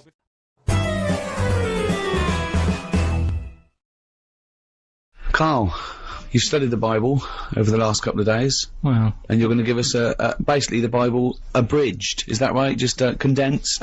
Just that, you know, it's that time of the year when religion. Well, let's save it. Let's do a sermon. Everyone settle down at home. Turn the radio up. This is Reverend Karl Pilkington with the history of the Bible. All right. Thank you very much. Right. Well, thanks for coming. Starting off, you know, I mean, I started off at the beginning of the book, what have you? The Bible, we'll call it for the sake of argument. Right.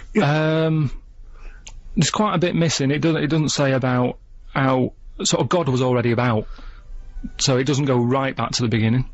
Right. Okay. God's already knocking about on that. Yeah.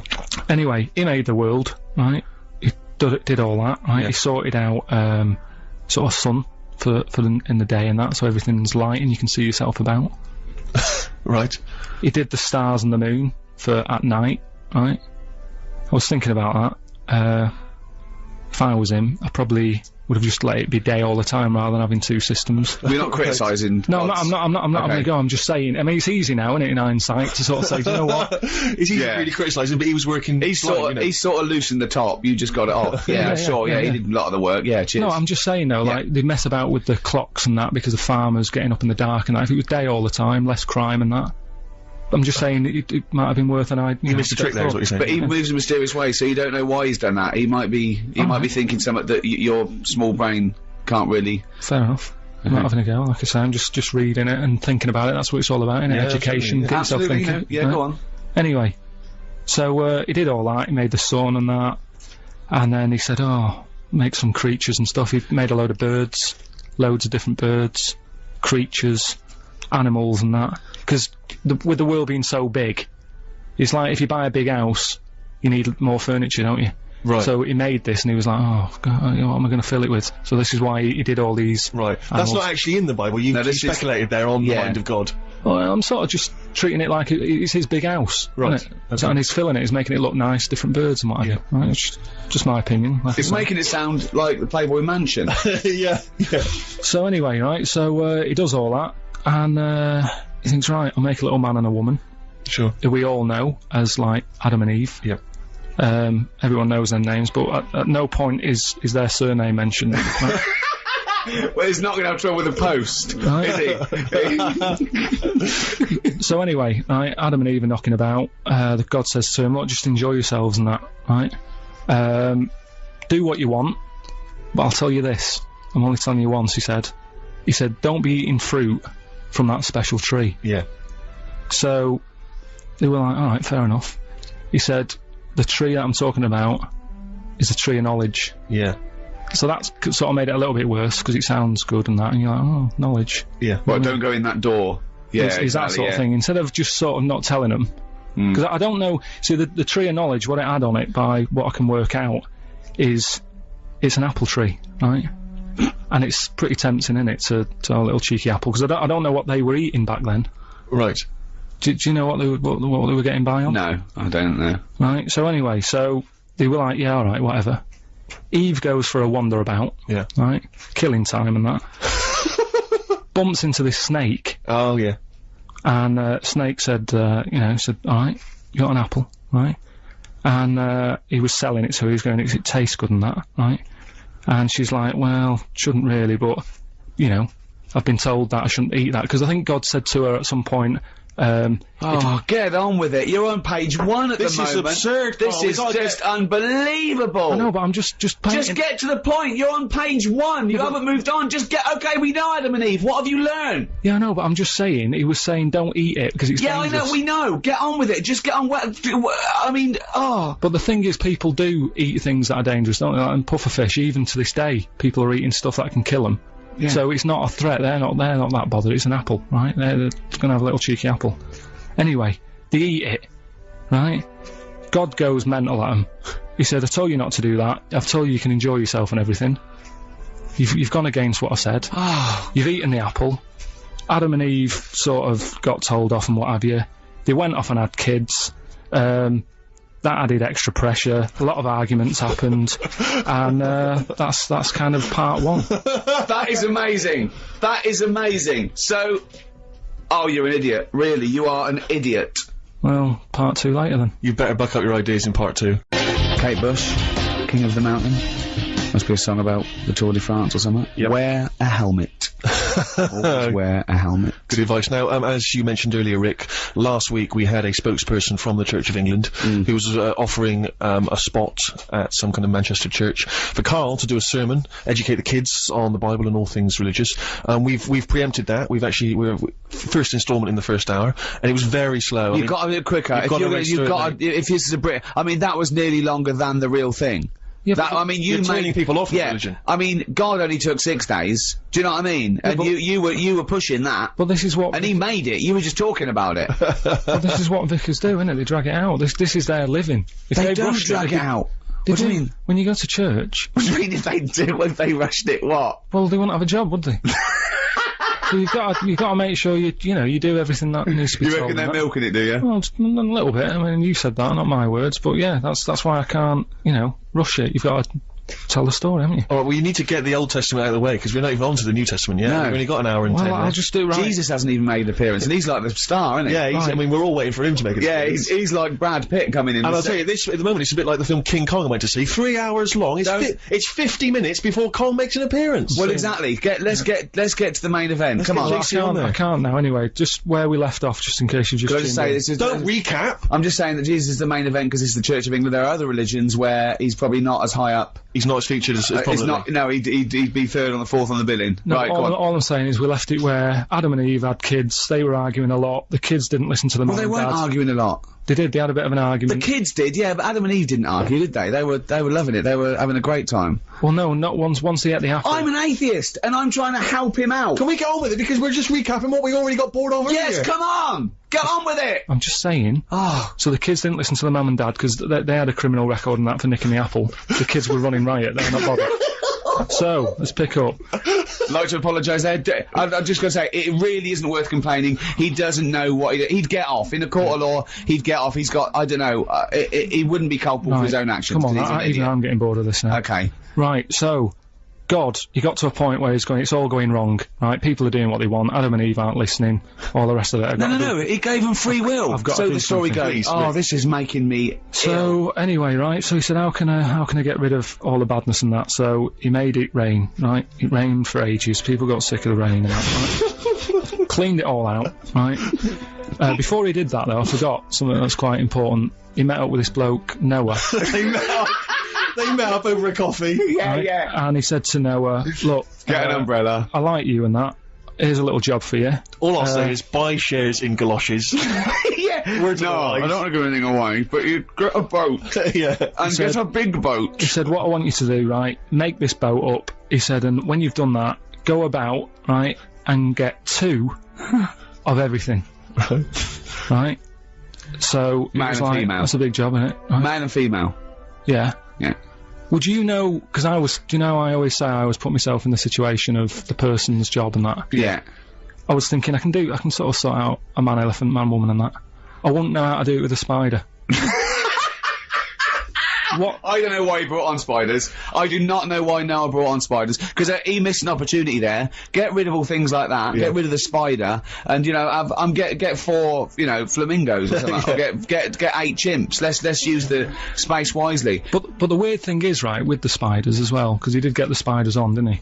it rained, right? It rained for ages, like, what was it, weeks, wasn't it? Yeah. Just raining that. So, and then he let out a bird, I think it was a raven. No, it wasn't. Right, come on, let him finish. No, It wasn't a raven. This is a fact. He let a raven out, right? And he didn't come back. So already his system had broken because he only had one raven left then, right? So he was like, oh. So he said, right, he left it a couple of days, he sent a dove out. Oh, that's it, that's what I know. You've been more than me, I'll say. Sorry. Is that what he did? He let a raven out first, yeah. Yeah. And then Never trust a raven, always give it to the dove. Dove came. Don't send a raven to do a dove's I job. reckon the Raven found another ark, an unofficial ark that was just like a party ark. No, look, come on! No, Come on! right, so the dove came back. Yeah. So he said, right, there must be dry land somewhere. Right? Okay. So anyway, he was like, let's just hang about. Why do you think that? Because he found a twig or something. Exactly. Say why could that be the top of a tree though? How did he know that? Rick, if you are going to add to this, we're never going to get it done. Okay, I'm sorry. Right, so there was mud everywhere because the water went down. Mud everywhere. Where did the water go? Shut up! Where did it go? Shut up! We haven't got time to go into It doesn't make sense. If the whole world was flooded, where did the water We have not go? got time for this. Where did the water go? This is mental. Did they refreeze the ice caps? What? Tell me, is it that it's got to be Didn't it specific? say it was a kid's Bible, wasn't it? It wasn't going in depth. It just said the water went away, right? Where? It floated off. Oh, I can't be bothered.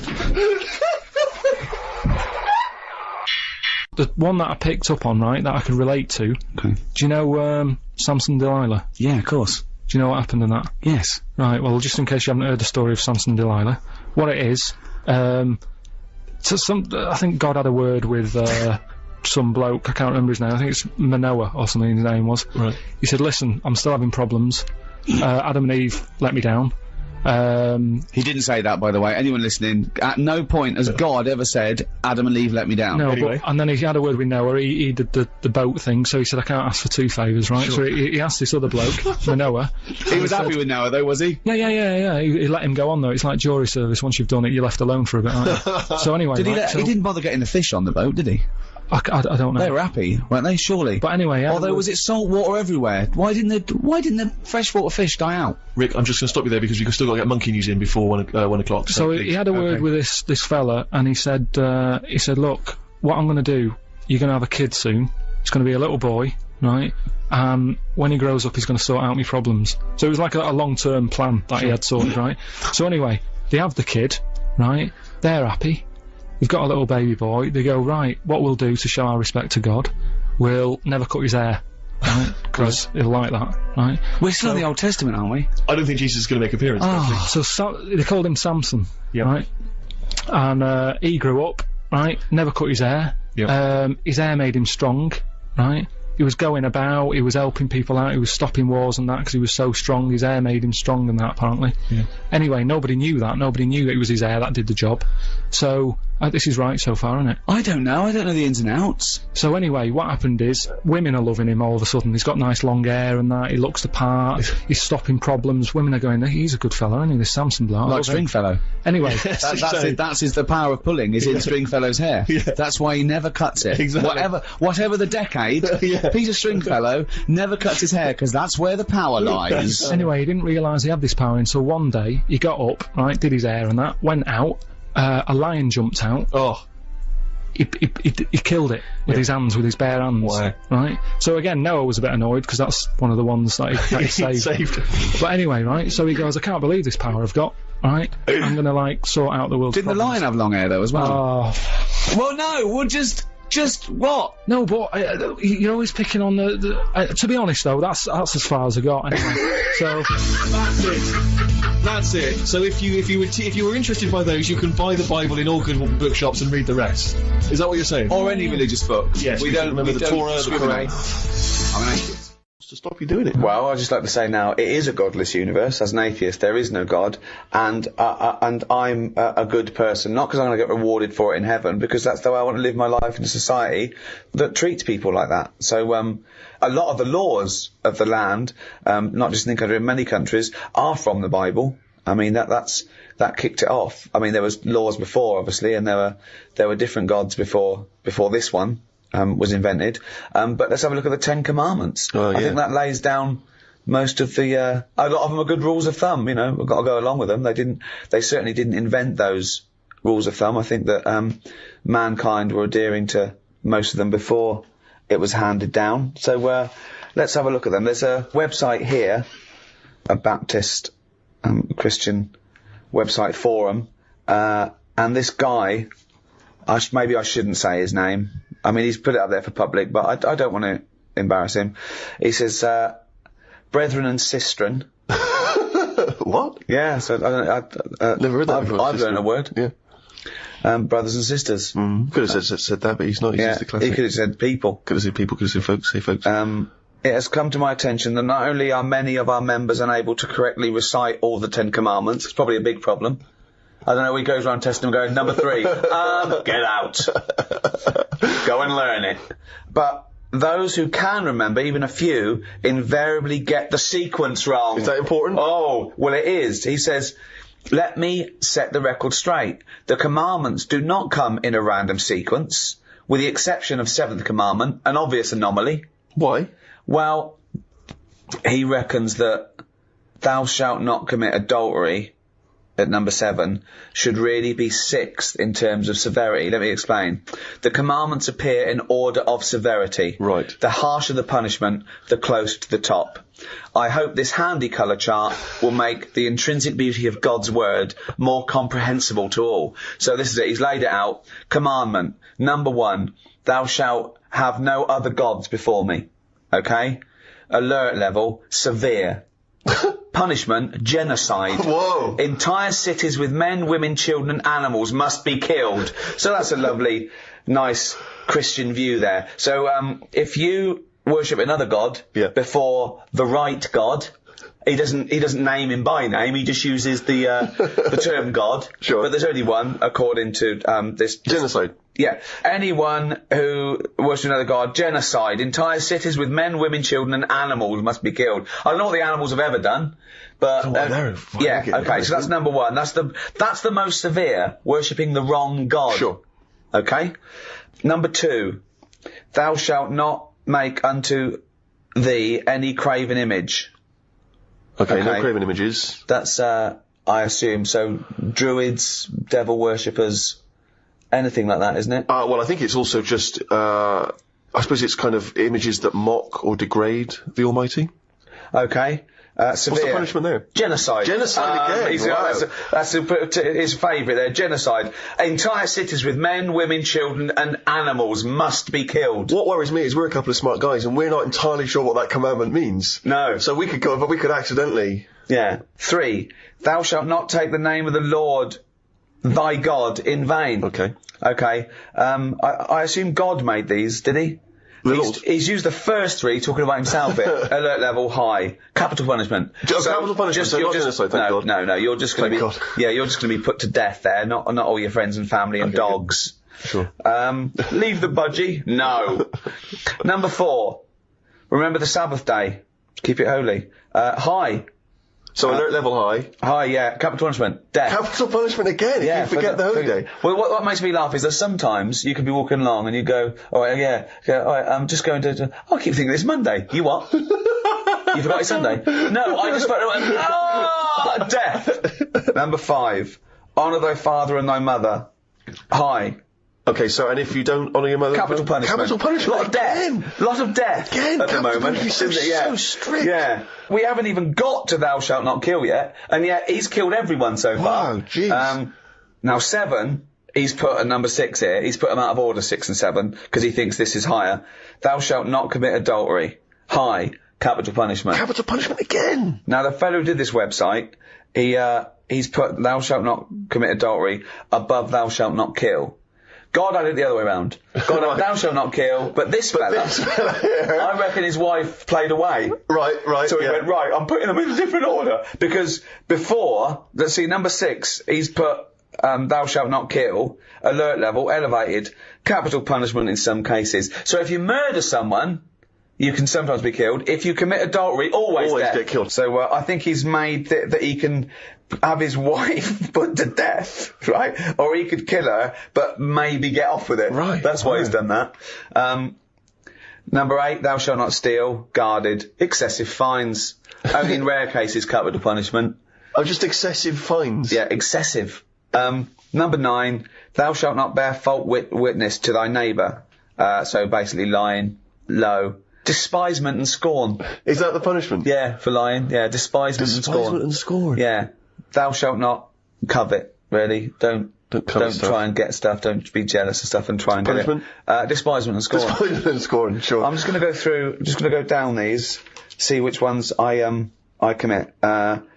Thou shalt have no other God. I don't have any God, so I haven't broken that one. 2, craven images. No, I don't have any craven. I don't accept there's a God. 3, thou shalt not take the name of the Lord. Again, I don't take his name in vain because I don't believe he exists, so I'm fine there. Remember the Sabbath. I always remember Sunday. I know I've got a calendar and everything, so I haven't done that one. Honour thy father. Yeah, I do that. Never commit adultery. Don't do that. Ever killed anyone? No, never killed anyone. Don't steal. I don't lie, and I don't covet. So I am an amazing Christian. Pretty clear. Yeah, you're a pretty clean living guy. Wow. There you go. Well, whereas, I don't know, Karl, have you ever... What's your view? I still open, like, post, that isn't for me. Let's see that's on there.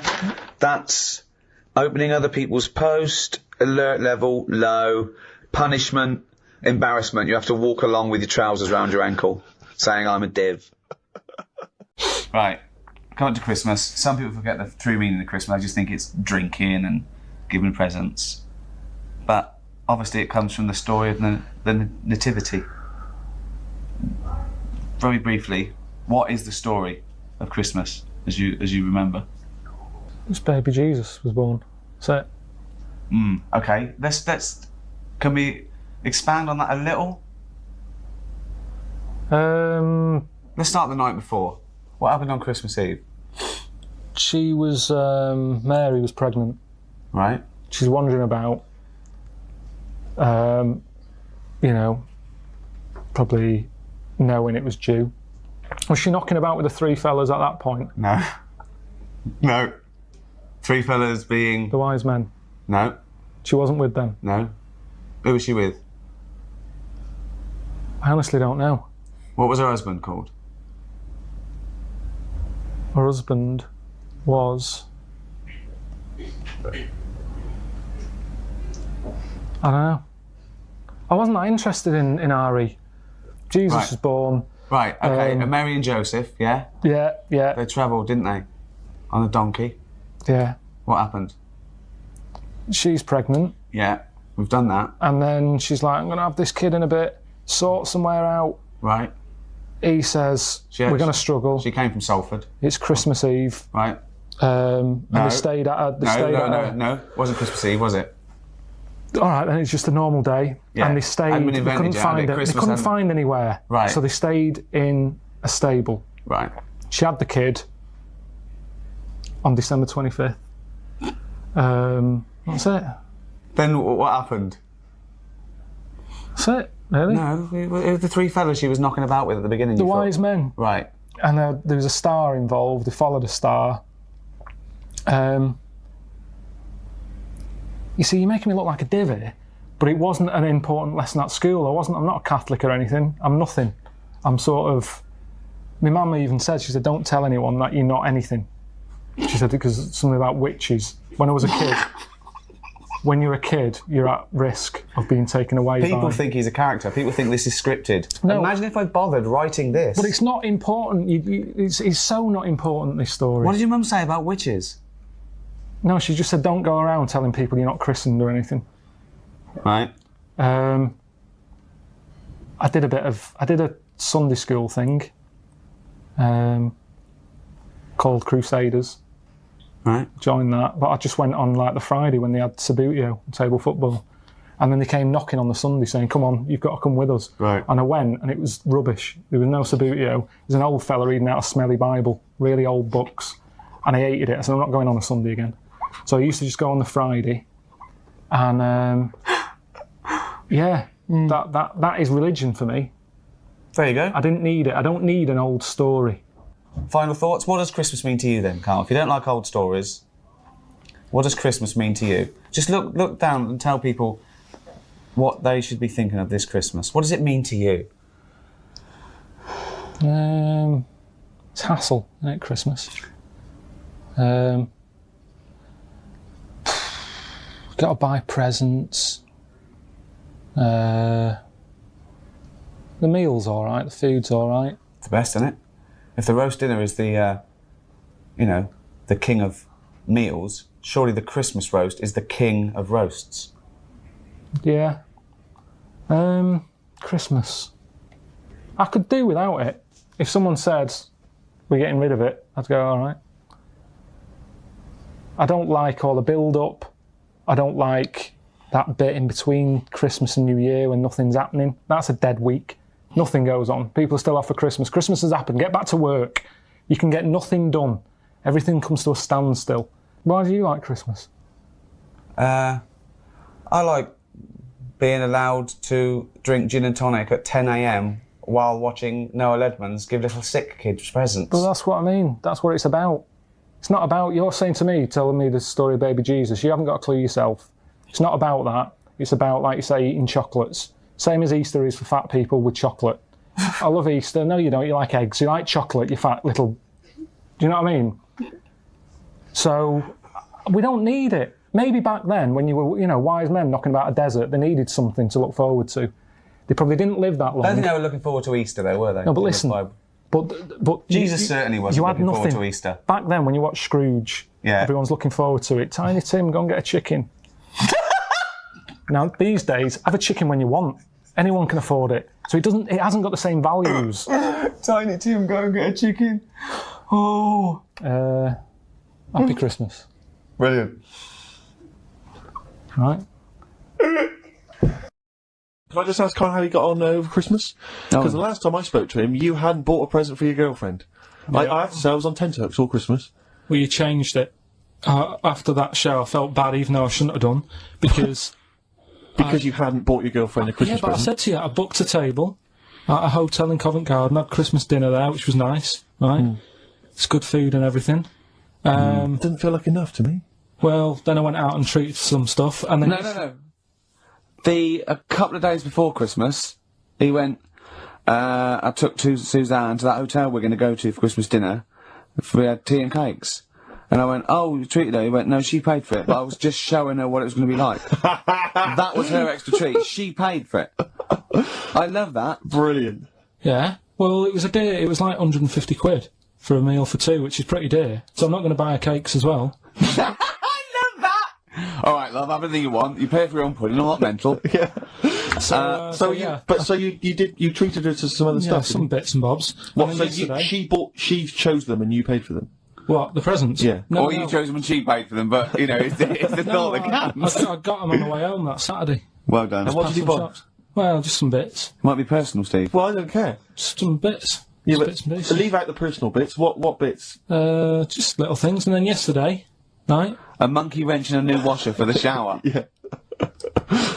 Some recordable CDs that you need for your job. Oh, dear. Now, when you gave those presents to her, did her face light up? Right. I don't want to tell you what they were, right? But she wasn't that impressed. You're going to tell us what they are now, tell us what they are. You even know what they are. She told you on Christmas Day. Hold on, wait a minute. But it doesn't matter what they are. It does matter what they are. It does, Karl, it's you, mate. Of course it doesn't matter. Oh, God! We just remembered. Yeah! Right, but there's no need. I've got to tell him, Karl. I really want your permission, because I don't want to be I know it's not, but we know it's not that embarrassing. It's really quite sweet. Yeah, but in a way, right, the way I look at it is, right, Christmas, even when I was a little kid, right, it's not... Please let me tell him, Karl. Well, let me just tell you first, though. Let me tell you why I didn't go all out on the old present front. All right. Justify yourself. Right. First of all, I've covered it up since then anyway, right, with that present, because I bought her some shoes yesterday, and she did say, I'll give you the money for them, but when I get home, I said, it's all right. I said, you can have them, right? So not only did I buy her some food on Christmas Day, I got her shoes. She's probably had a total... And they feel like a horse. Yeah. It's not like, yeah, there you go, there's your shoes, there's your food, right, bed down, see you later. Yeah, but what I'm saying is she's done... fed and clothed her. Did you comb her hair? She's done well this year, right? So... The thing She's is, done well this year. It's like you're a single parent living on a council estate with a smack problem, and you still managed to buy them some Lego. when I was a kid, right, it wasn't about what you got. I remember one year when I was about 8, right? Oh, this is going to make me cry, isn't it, this? No, it's not. I'm just saying the way it is, right? I woke up at about 4 in the morning. And I was like, oh, what forgot? And I couldn't sleep. I was that on edge. It's the excitement of Christmas, isn't it? It's like, oh, what's wrapped up? I need to know. Sure. And it's the fact that people are saying, no, you won't know until tomorrow. Yes. That annoys you and winds you up. Okay. So I got up at 4 in the morning, opened my presents, and then went, right, I know now, went back to bed, had a great sleep. Yes. Right? So it's nothing to do with the excitement of what you get. It's the excitement of not knowing what you've got. And then what happened when you got up to go down with the presents? But hang on. So what you're saying to me is that you could wrap up a brick because the thrill of Christmas is in hoping and being excited about what it is, not the actual gift itself. Yeah. Is that what you did? Rick, did she get a brick? No, let me tell you now what he got. He got her a present, right? And she said, she came. I said, yeah, he got me. It was an industrial-sized packet of condoms. It was a joke gift. No, it wasn't a joke gift. It wasn't even a joke. I went home that Saturday after here, past Boots, thought, might have something in here. They were on, like, some value. Right, you passed the makeup. Were they used? The makeup, you passed all the other... Passed the makeup, stuff. passed the lovely vanity cases. Yeah. The foot spas. Exactly. Yeah. Oh, hold on. How much are these, love, for 100? $4.99. Yeah. Do I get them reduced if I buy in bulk? So how many did you buy? What was it? I don't know, probably about 100. Right, okay. And is she allowed to use those with anyone? Did you wrap them? Can she just go out and have a wild Well, you don't need to wrap. They're already wrapped, aren't they? Oh. And then what did you say when she opened them? Wait, Karl, what did you say? Right, play a record and we'll come back to this. You're worse than my father, that's genius.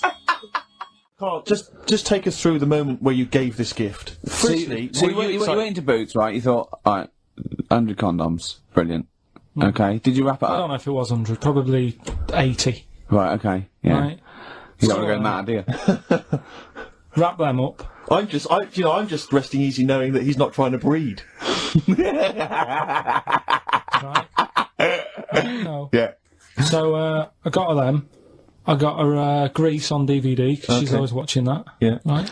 Yeah. So just think of when her mum said, "What did Karl get you? Some condoms and grease." I was going to say, I'm glad he said on DVD. And, she was surprised anyway, right? Because I bet she was. no, when she got she was thinking like jewellery. no, So right? that showed her. That surprised you, wasn't it? All right. So hang on, wait a minute. You thought it was a holiday, didn't you? Yeah, look at your face. You don't know me at all. So hang on. So did you give these on Christmas Day? Right. What happened is she got in from work that Saturday, right? And I said, look under the tree. Knackered. Oh, Right. at least it's Christmas. Yeah. At least I'm going to get a little bit. I said, look, you got some stuff under the tree, right? So did you give her a sugar lump? Right. She was really chuffed with that, but she said she was a bit puzzled because I didn't know we had any wrapping paper, right? So I ended up using wallpaper. You didn't take it off the wall though. You had some. No, it was some left over, right? So she said, why have you used wallpaper? I said, well, I didn't have any paper and you were getting in a bit and I wanted you to have a surprise.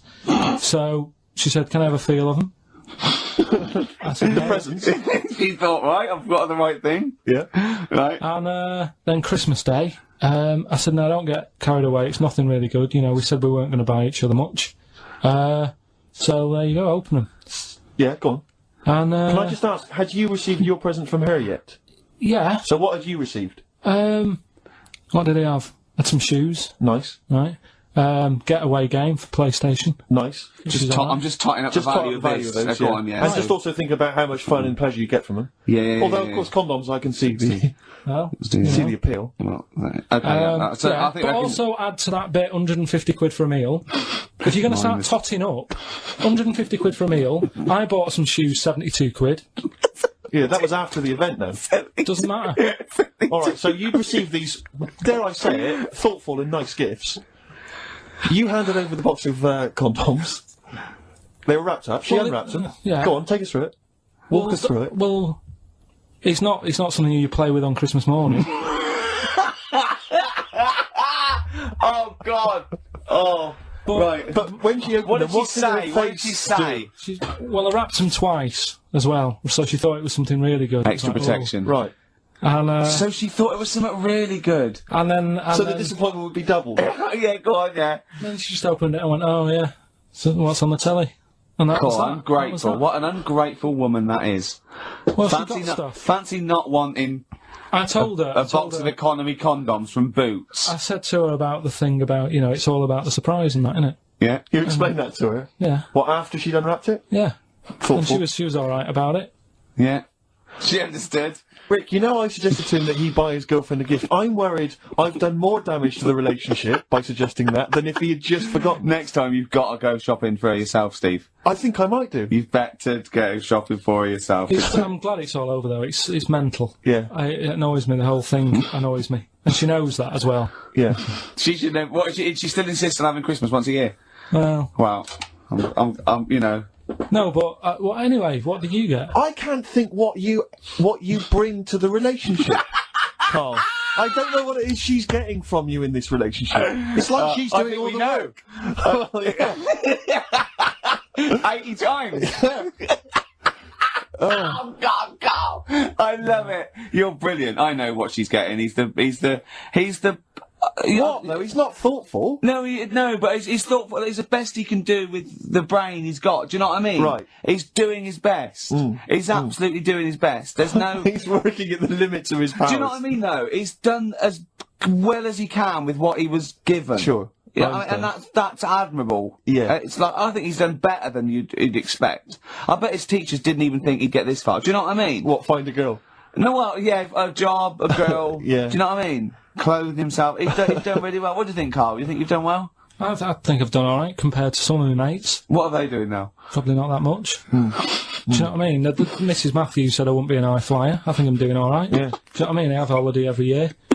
Got somewhere to live and that. Yeah. Got a new flat, haven't you? Yeah, so where are they then, the condoms? Did she show them to her family and friends? No. Take them into work? Look what Carl I'm surprised she told Ricky, actually. I was a bit disappointed in that. Yeah. Because I didn't go shouting Well, around she was so excited, Carl, clearly. She's just so pleased and proud. Alright, play a record, we'll come back to it.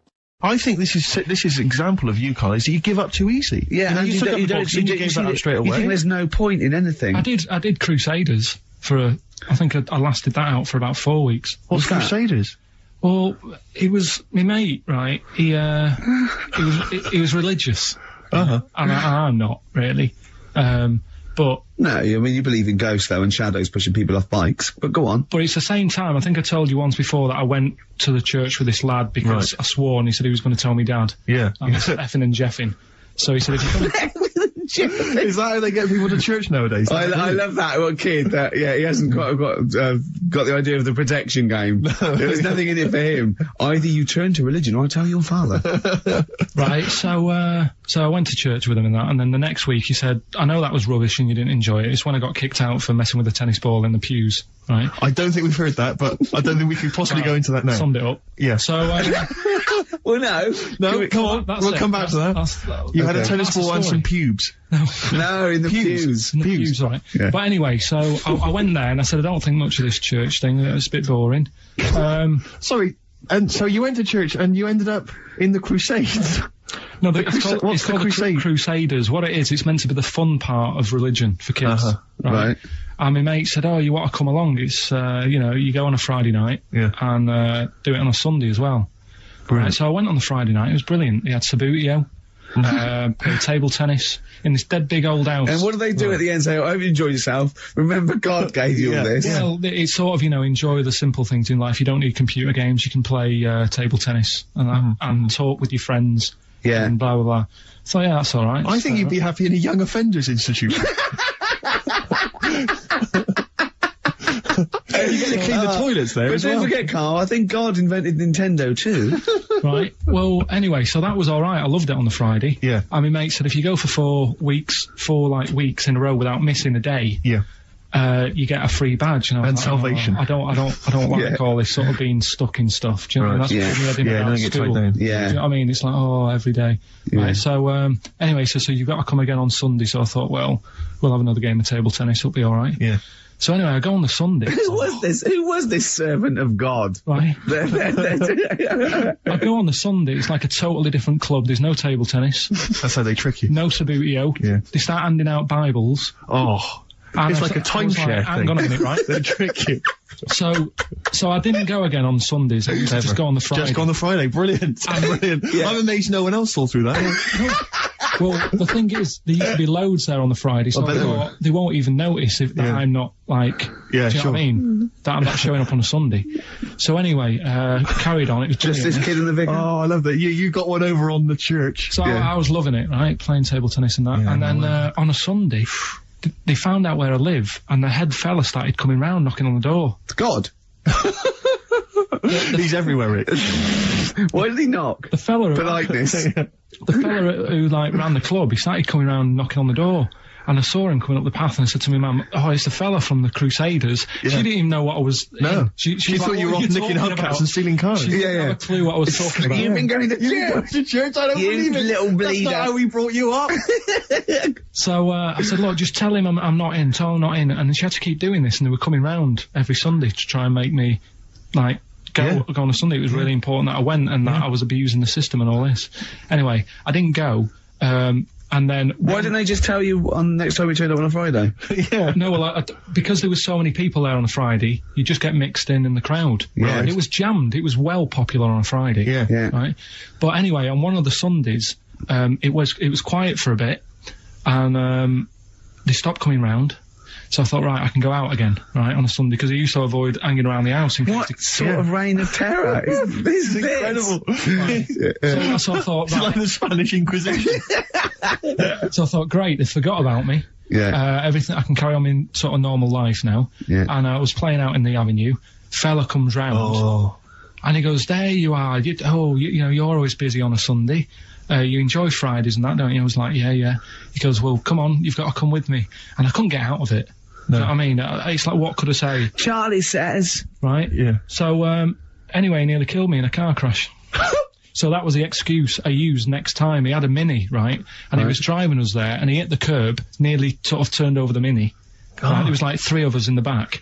So I said... Is that a record? So... Next time, he came round to pick us up, I said, "Look, really enjoyed it and that." I said, "But ever since that journey, I really, I don't want to get in the car with you again because it scared me a bit." And I said, "All right then, I didn't have to go again." That's all right, isn't it? That's extraordinary. Yeah. He almost killed you in a car crash. It's a parable. Thank God no one was hurt. Yeah. I remember that your life moves in incredible ways. Yeah. Rather like God. Yeah. So, they're probably round there now, aren't they? Going, is he coming tomorrow? Karl, it's Thanksgiving. I don't know what that means. I don't know why we're doing this. I'm slightly in agreement with him, actually. I don't celebrate Thanksgiving.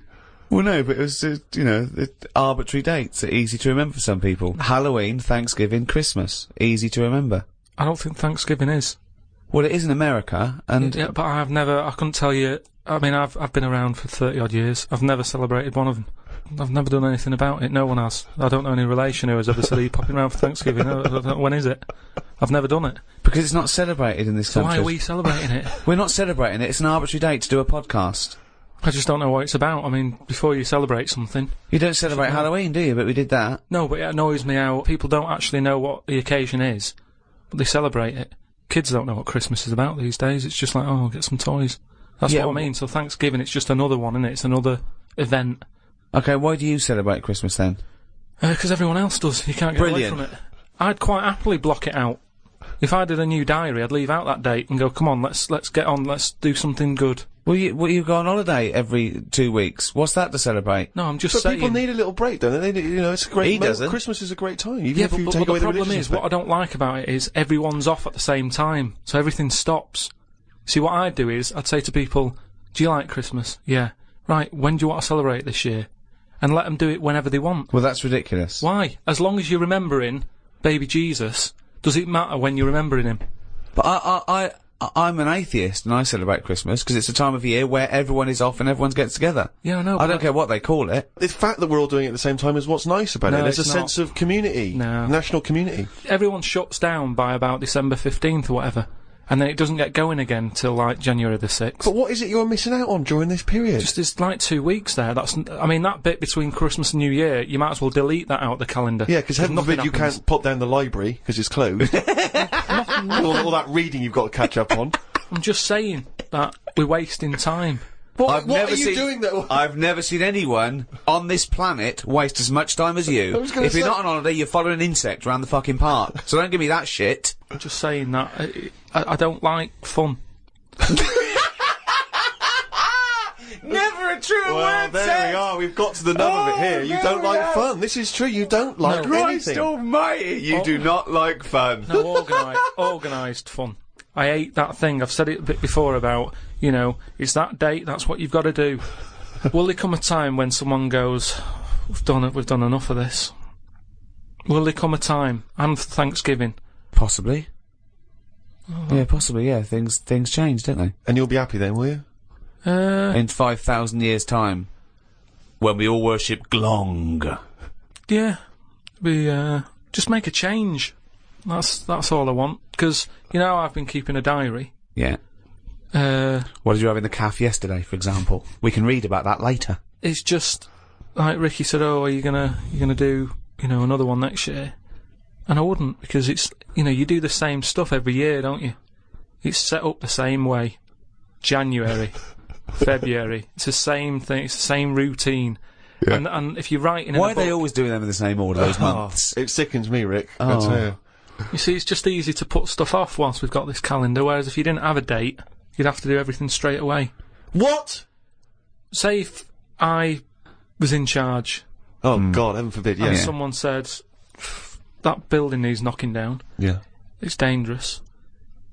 If we didn't have a calendar, you go, let's do it now then. Whereas, because we've got a calendar, it's easy to say, next Wednesday.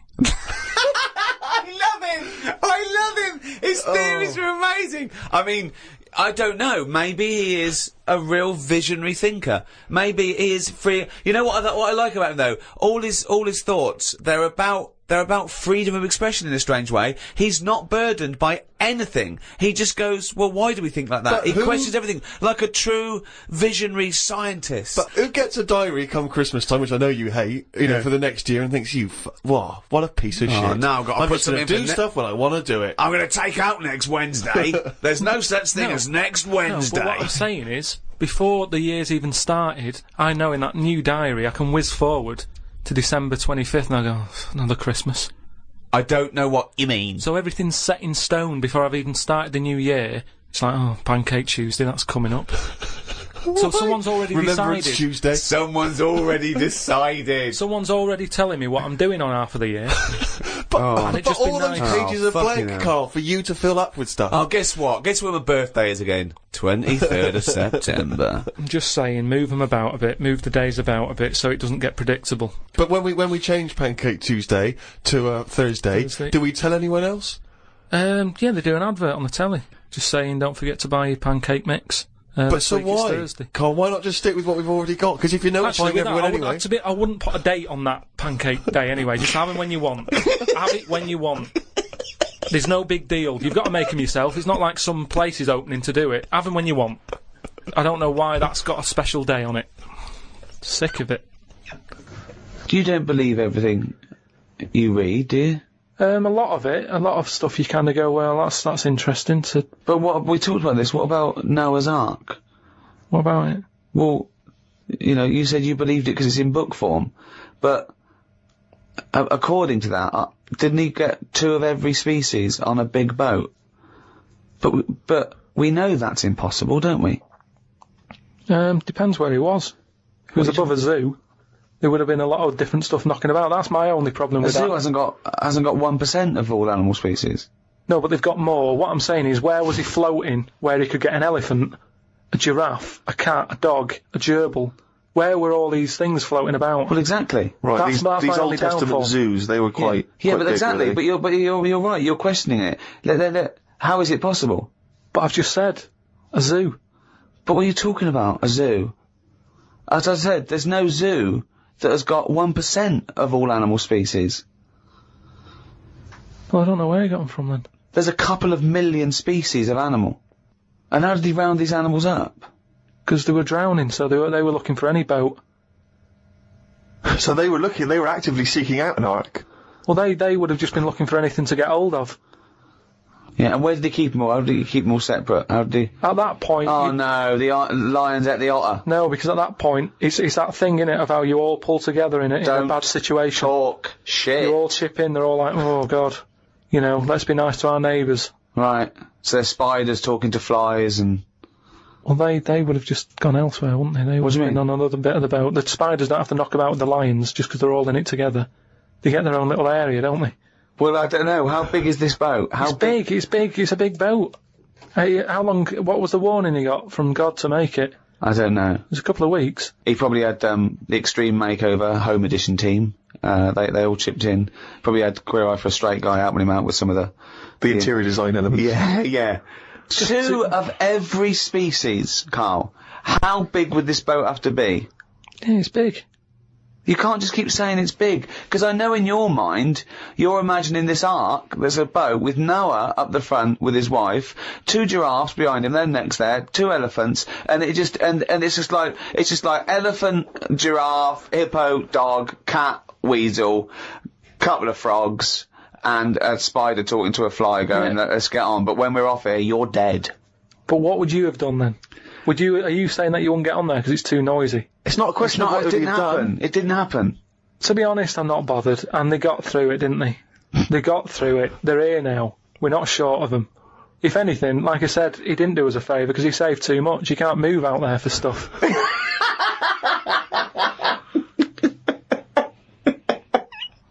If heaven exists, what would you like to hear God say when you arrive at the pearly gates?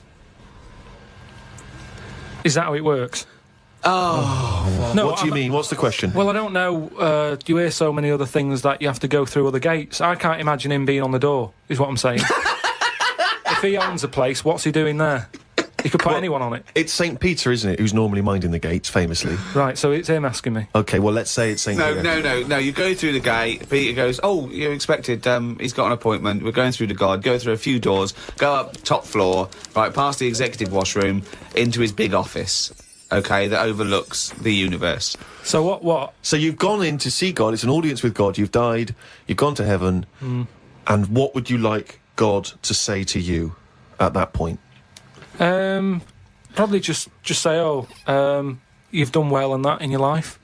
You never did anybody any harm. So, welcome to heaven. Any problems, give us a shout. Here's a little layout of like a little map. It's kind of like... I love this. This is a great answer. And my favourite one is you never did anyone any harm. That's great. That's a brilliant thing for God to say. Yeah. So hang on, he's giving you a little map. So he's giving you a little map of the area. It's big. He'll sort of say, this is where you go for this is where you go for that.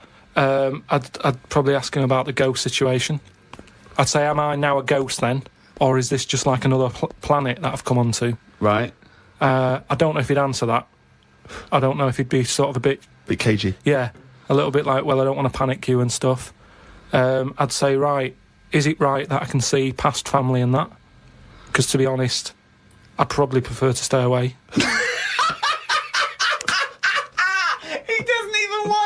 No, but because the thing is, if you've done I've done all that in this life, so it's about moving on to another life and meeting different people, isn't it? Yeah. Otherwise, what's the point? It's just like the same all over again, but everywhere's white. I mean, I don't know if it is like this. Do you think God would like this podcast? Well, I suppose it just kills half an hour, doesn't it? Well, yeah, but time's not a problem for him, is it? Yeah, it is, because he lives for ages, so he needs loads of filler. I bet he's, doing stuff that is just like, I'm not really into this, but it's something to do, isn't it? Sudoku and stuff. But I think there'll be just as many problems up there as there is here, because at least people are leaving here, whereas up there, that's the thing that I'd be worried about the most, actually, that it's really crowded. Because it's years and years of dead people, isn't it? London does me head in. Up there, it's going to be well busier than that.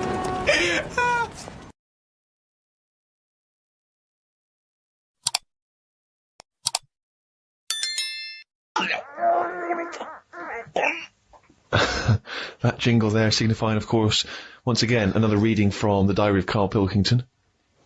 Now, of course, for those of you who have not been keeping abreast of Karl's medical complaints, just bring us up to speed, Karl. You had to go into hospital this week because previously you'd had... I've been in and out, honestly. I've been in and out of that hospital just with kidney problems, really painful and what have you. And, kidney stones, all right. No, but seriously. Monday. I had a bit of a lie-in today because I have to get up early for my operation tomorrow.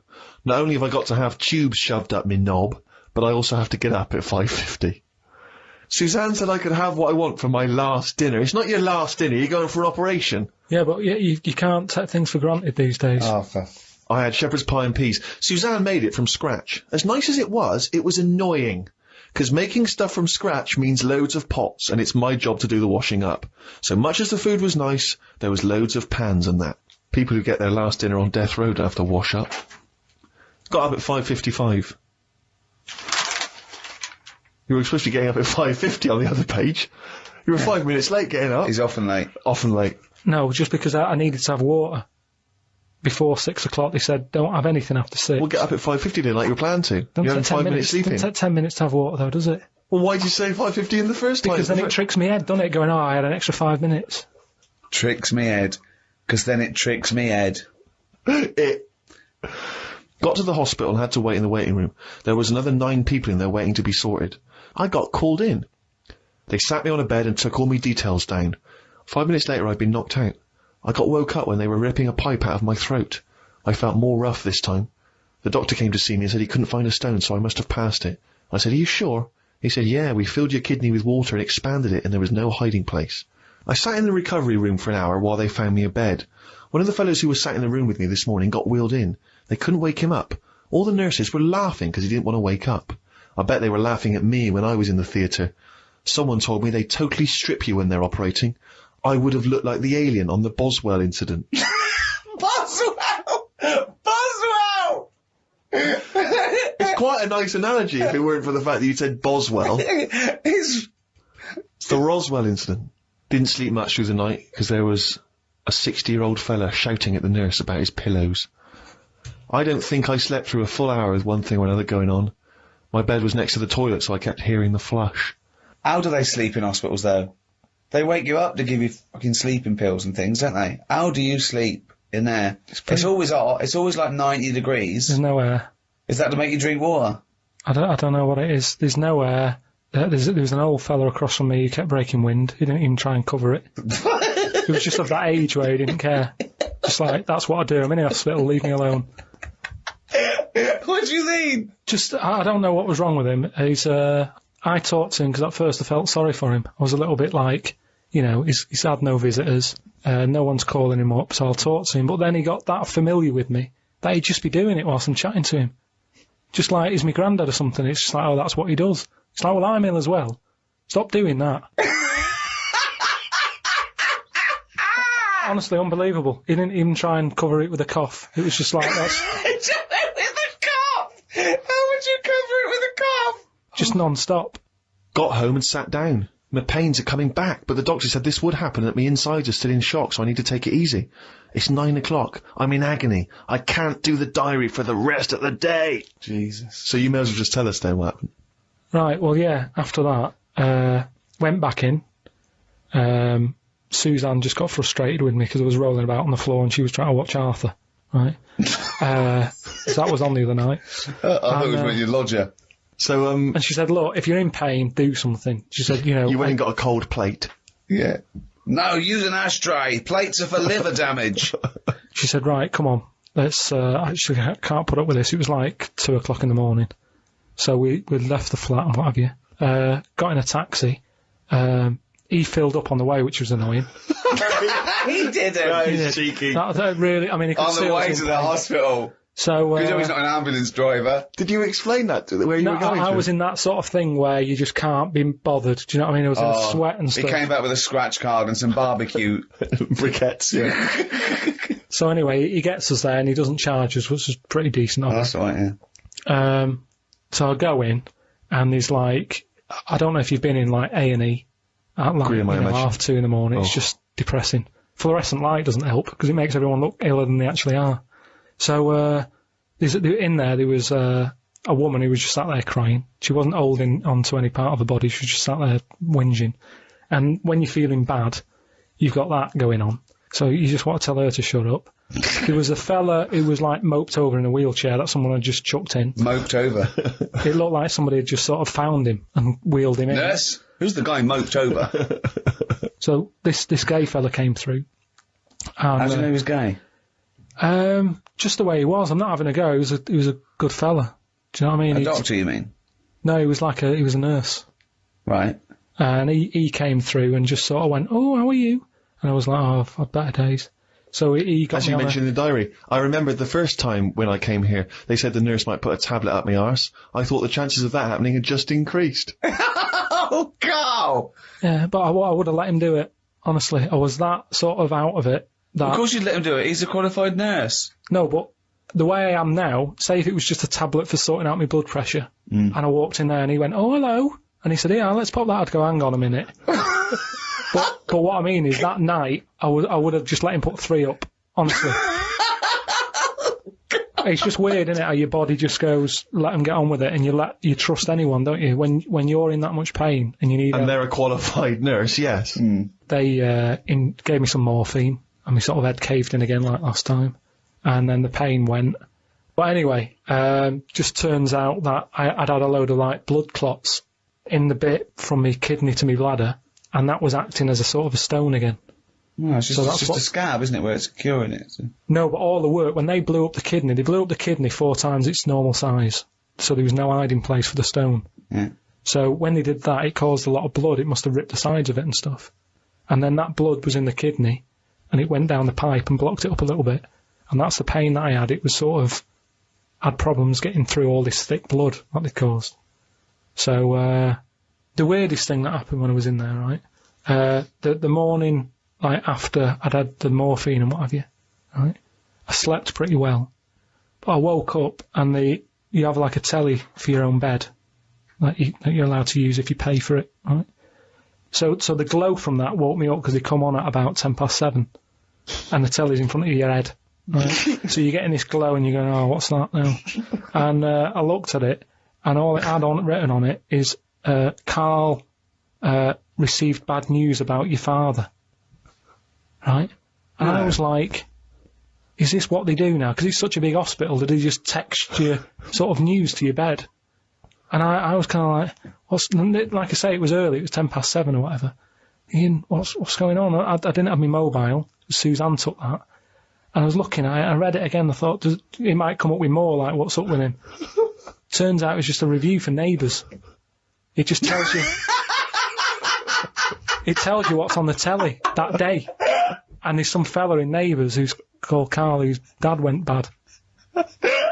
So that sort of woke me up a bit. I had a bit of a shock then. It was kind of like... So I was wide awake at like 7:15 in the morning because my heart went a bit fast because I thought something had happened to me dad. Karl, of course, has written a poem about the experience entitled My Ward. All I've done here, I've been through I don't know what the word is, a bad experience. Trauma? A trauma, yeah. I've been through a load of trauma. So I'm just finishing it off with a little sort of picture for people. Go on then. In my ward. I know it's called my ward. Me, a Chinese fella, and an old bloke who looked like Mr. Burns from The Simpsons.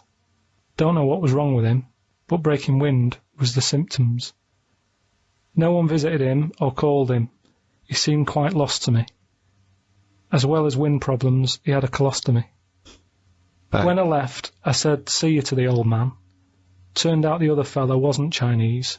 He was from Japan. I never found out what was up with him.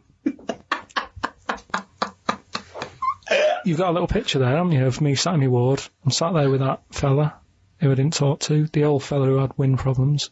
And that's what a poem is, isn't it? But the detail about you thought he was Chinese and he turned out to be Japanese, how is that evocative? That's just a piece of misinformation. It's just I like it. I imagine a lot of people make I that like same it, because mistake. you know why?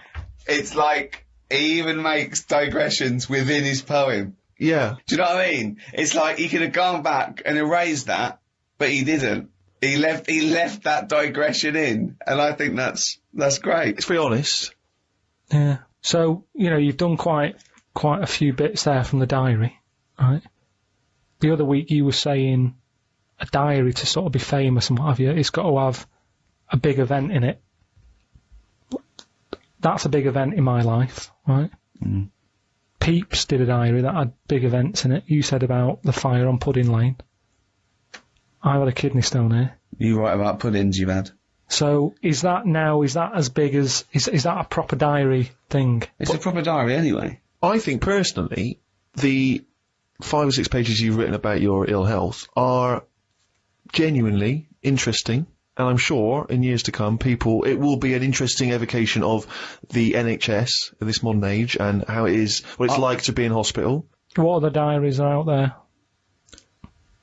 Well, a lot of them are fictional, of course, Bridget Jones and the like. There are lots of memoirs, but to publish a whole diary, I mean, you can get... the two most famous diaries, I'd have thought, was Pepys and Anne Frank. But Kenneth Williams' diaries were published after his death. Many celebrity diaries have been published. Alec Guinness, people like that. And is that just their last year, or did they do it when they were doing a lot? Because if they're old and sort of not working well, a diary isn't that good.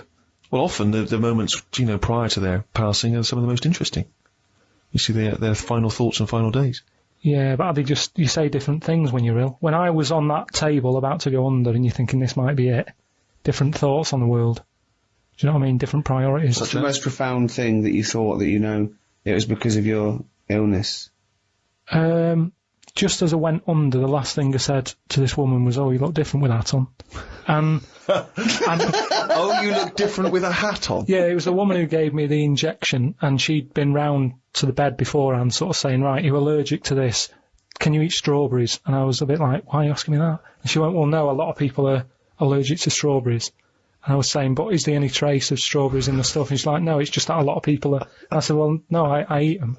And then she's like, "What about fish?" And I said, "I like some. I haven't had them all."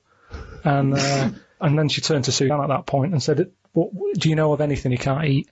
She sort of said... Like turning to the mother? Yeah. When the child can't answer. But she was this woman, and she didn't have a hat on or anything. And then when I went down there, I didn't realise it was the same woman until I was lying there and she started to inject me. And I just said, "Oh, you look different with that on." And then I went out, and when I woke up, the woman sort of came round and just sort of said, "Oh, it's weird that was the last thing, like you said." And that made me think that could have been my last, you know, like fight 'em on the beaches or whatever. That could have been my little thing. You look different with a hat on, Karl Pilkington. Oh, God. In its own way, it is quite wise. People do look different with hats on. I think his last words would be something like, "Can this kill you?" Yeah. Suzanne, can you drink bleach?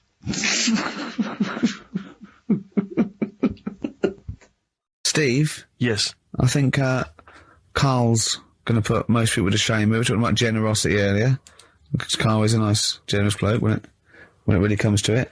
He's paying for Father's Day. He's paying for the cottage that he's going away with his dad. Are you really, Karl? Yeah. Right, well, there's no way of us proving if that's true or not. What do you mean? Well, you could be lying.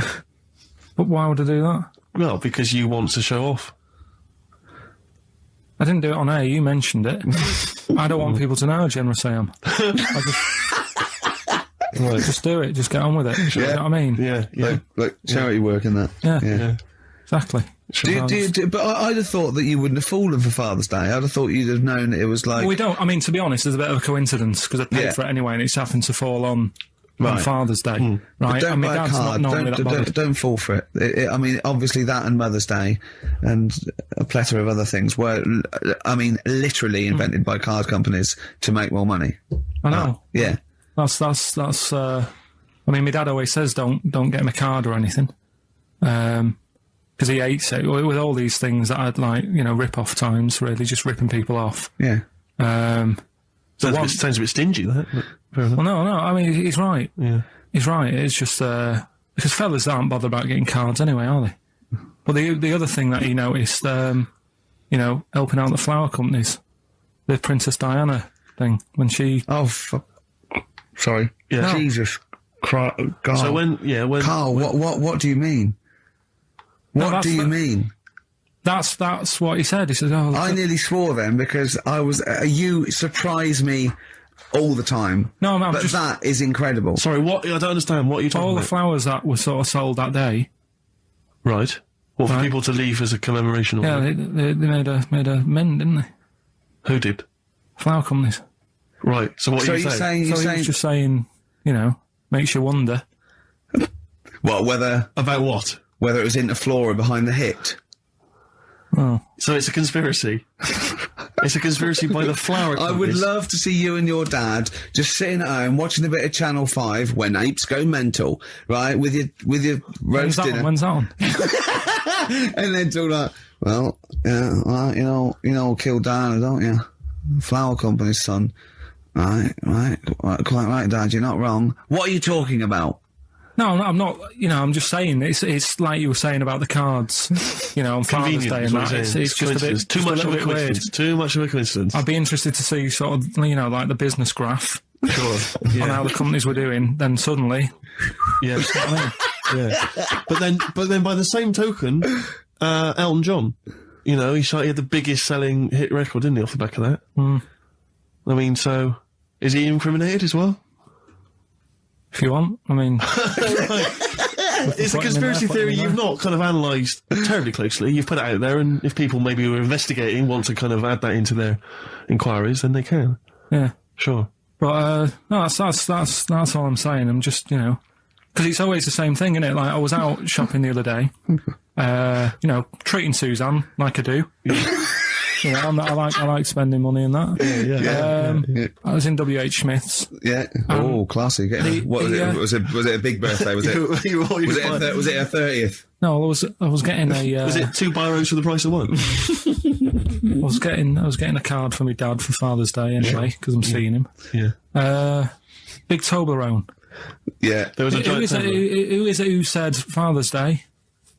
They love a Toblerone. I've never understood Toblerone because the only time I see Toblerone is in airports, right, and minibars.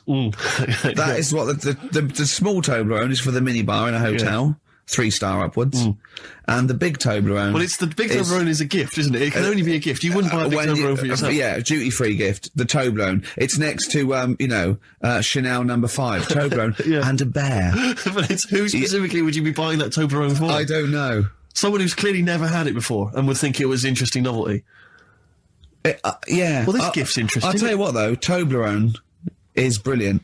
I mean, if whoever makes that, if they want to send sort of, you know, some Toblerones, I mean, I will eat Toblerone. Well, yeah. I think very much the same about, I think very much the same about fags. And of course... Just cigarettes. If you've got any boxes of cigarettes that you don't want, you know, duty-free or whatever, send them. I'd just like to say that, in no way do I endorse Carl's dad's theory that flower companies were behind the death of Diana. No. Maybe I could say that on there as well, just to save any complaints. I'll tell you what, though, talking about fag packets and that, do you know, like now, they've got, if you have these, they'll do you in, sort of thing, on the front now. They've got these special stickers on them. Yeah. I saw a thing in a magazine the other day.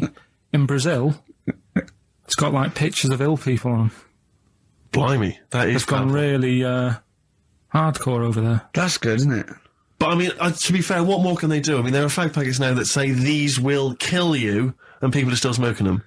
I mean, I don't know what they could, I don't think the message is getting through. You could ban them all together, I suppose. If they, it seems weird to, sort of like, you might as well sell guns and go, careful, you can kill people with these. Well, ban them then. Wow, just be careful. Let's have our eye out with that. This is poison. These are really, really mental poison drugs.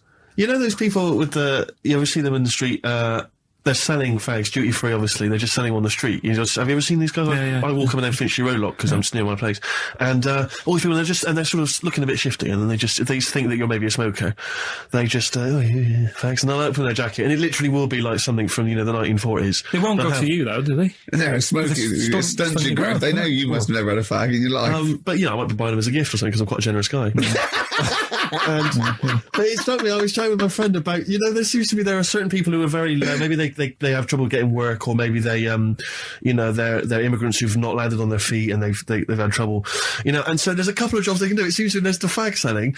There's those people I noticed on Oxford Street who bend a piece of wire into the shape of your name. I mean, what kind of a gift is that, really? You know what I mean? I know. It's like they're literally giving them out. Or you can have the bending the name. You can be selling those things that you throw at the wall and they sliver down. At Dover. Yeah. What are you doing? I'm a trained carpenter. Right. Can you write really small on a piece of rice? I could try. Could you write those names on a piece of rice? I could try. It's quite tricky, but what about the rest of your family? Well, that one's only 2, but he could be trained. He's got smaller fingers. Okay. Do you want to sell some knocked off perfume? How about that? Again, we'd like to apologise for any inadvertent racism. Suggestion that Lady Diana was killed by flower companies, or that Steve makes a habit of stealing from cash points. What about XFM 104.9? a picture of Rick Waller on the front of the bargain bucket? I remember when my mum died, and I had to go along, and I was talking about what wreath they wanted, and that this person, quite rightly, had to turn off their sense of humour in a way, because I suppose they mustn't offend anyone, so I had to. They spoke like that at all times. Yeah. At all times. Okay, and what would you like the wreath to say? She was a mother and a grandmother. I went, yeah, mother, grandmother, and what was her name? I said, her name was Eva. I said, and I made a joke. I said, do we get a discount because her name's short? And she went, well, actually, didn't laugh, didn't get that at all. Just went, just answer the question. She went, well, actually, you pay by the letter. And I thought, okay, that fell flat. I'll go again. I went, well, a friend used to call her E. Yeah. She went, I'm joking. She went, okay. Nothing. Yeah. Bad audience. Bad time, bad audience. Tough crowd. Yeah, Undertaker's never known for their... Yeah, exactly, yeah. They don't crack jokes, Karl. A friend of mine was trained to be a doctor, and in his first year, when they practice, they intern at the hospital, he was watching this patient, and 2 other doctors came in, and I won't say his name. They said, can you go and check on Mr. So-and-so? He went, yeah, and change his drip. So he went in, changed his drip, came back out. The doctors came, after about 10 minutes, they came running and said, what did you do? What did you do? And they went in there and said, I just changed the drip. He goes, well, he's dead. He's dead. And he was going, I just changed the drip. I did this and that. And they started laughing. He goes, no, he was dead when we sent you in there. Yeah. Now, that is almost excusable, because it's imperative if you're a doctor Absolutely. to become accustomed to the fact that people die and that it's, exactly. You know, yeah. So they were making a joke about a dead body that means nothing to them other than professionally. Yeah. You know, they were getting through it. He thought he'd just murdered someone. Yeah. Well, he thought he just killed someone. But yeah, they have to be desensitised. But they wouldn't do that in front of the relatives. They wouldn't go. I had a laugh earlier with a young intern. When your dad died, we sent him in to change the drip. Didn't even check. It was quite good. Anyway, let's get him out of here. No, but they do have a laugh. I heard about a doctor who was working on a brain, right? And apparently, when they work on the brain, it's best just to keep you awake, because just so you can go, that hurts a bit, and they go, oh, we best not touch that bit again. That's right? the reason. Rick. Amazing. That's the reason. No, there's certain operations, isn't there, where they go, we can knock you out for that, but for this one we want to know. It's probably because the brain needs to be active in order to... Yeah, they show activity. So you can wake up and go, yeah, no, I heard that stings. Oh, that stings. Don't pop that in there. You can't feel anything in the brain anyway. No nerve endings. Really? You can't feel it, can you? Well, maybe there's another reason, but anyway, his head's open. He's sat on this chair. The doctor's going... I reckon he was laying down. I thought he was laying down, but in your world he's not. He's sat on a hard-backed I think it's more like chair. in front of a mirror, like a hairdresser type thing, right? And he's cut the skin off. So can you get a bit shorter there? So he's for the weekend, sir? I won't be shagging with no brain. Anyway, so he's cut the skin off and, chopped a bit. And you're always going to get bits, aren't you? Sort of. Whenever you cut anything, you end up with a bit missing. But anyway, somehow he does the brain stuff. He fixes it. I don't know what he was doing, But if Don't you? if You they- don't know about. You don't know You about don't know that. the intricacies of brain surgery? That I find perplexing. You're not a neurosurgeon. I don't want. Oh, that's So a they go on. sorted out the problem, right? And he goes, right, all we've got to do now is stick the head bit back on. Yeah. That's what it's called, by the way. The head Oh, this bit. happened. This happened. Yeah, the head bit's connected to the face bit. So he sticks. Nurse, head bit.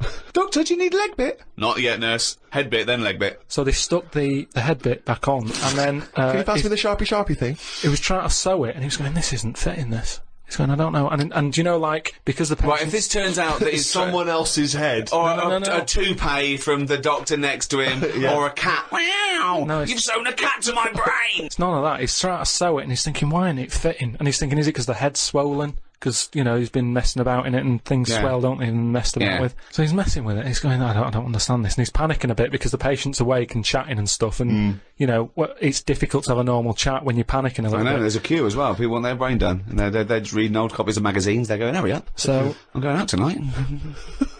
Do you want to wash it? No, just, I'll wash it later. Just take it off, do the brain, put it back on. anyway, what happens is he has to start rummaging, To start rummaging. sort of rummaging. Rummaging. No! There's no N before the first G. Rummaging.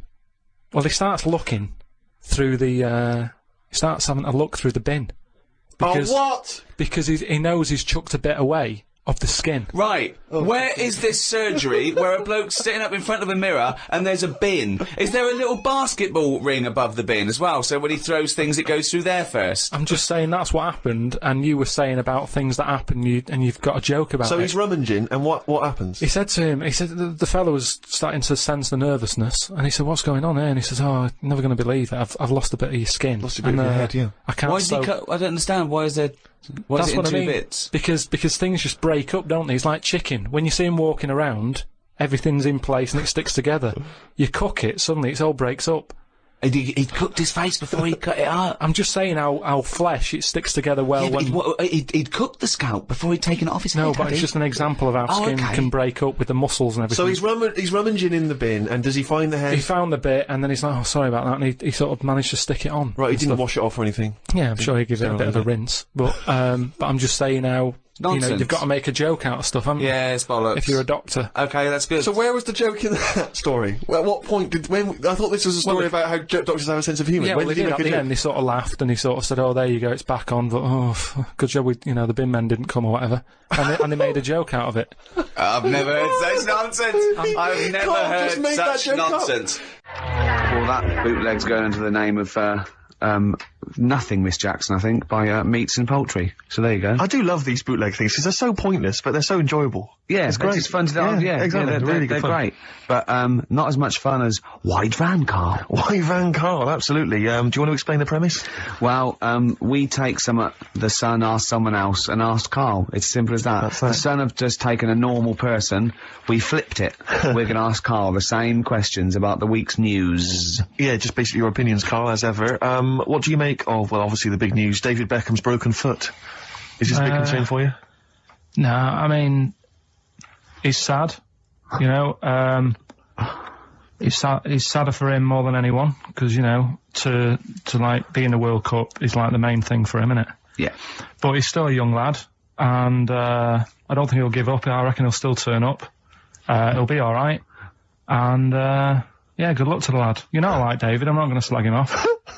Wise words. He says that like he knows him, like he's popping round for drinks later. Yeah, like we tried to stitch you up. Go on. But obviously yesterday, was it yesterday? I think maybe Thursday. The Sun printed a big picture of David's foot and encouraged everyone to touch it at midday, because hoping that this would somehow, if we all thought and prayed together, somehow that would help his foot heal. Do you believe in that? Have you any belief in that? No, you're going down the old, like, Ura Geller route, aren't you? Sure. I know, it's stupid. Yeah. I'm sure, I mean, it's nice effort and everything. It sort of cheers everyone up. Hold on, you believe in ghosts and warlocks and licking toads. Why is that any more stupid than all those things? It's not going to work, is it? All right, fine. It's rubbish. Okay. Okay, what about this then? There's apparently now available £1.5 million apartments available on an exclusive ship which sails around the world. Yeah, it's like What do you make of that? it's a huge thing, and you live on it, and it's. I mean, in theory, How big is it? it's mental. Do you know it's any like huge a luxury town liner? centre. Do you know Because- how like people said that the Titanic was the biggest ship? Was that only then? They've got Yes. bigger ones now, haven't they? Yeah, A lot bigger. oil tankers are much bigger, and yeah. No, but actual Liners are big. Yeah. It was the biggest then. Yeah. Because my mum told me that there was one that was that big that it had like rough areas on it.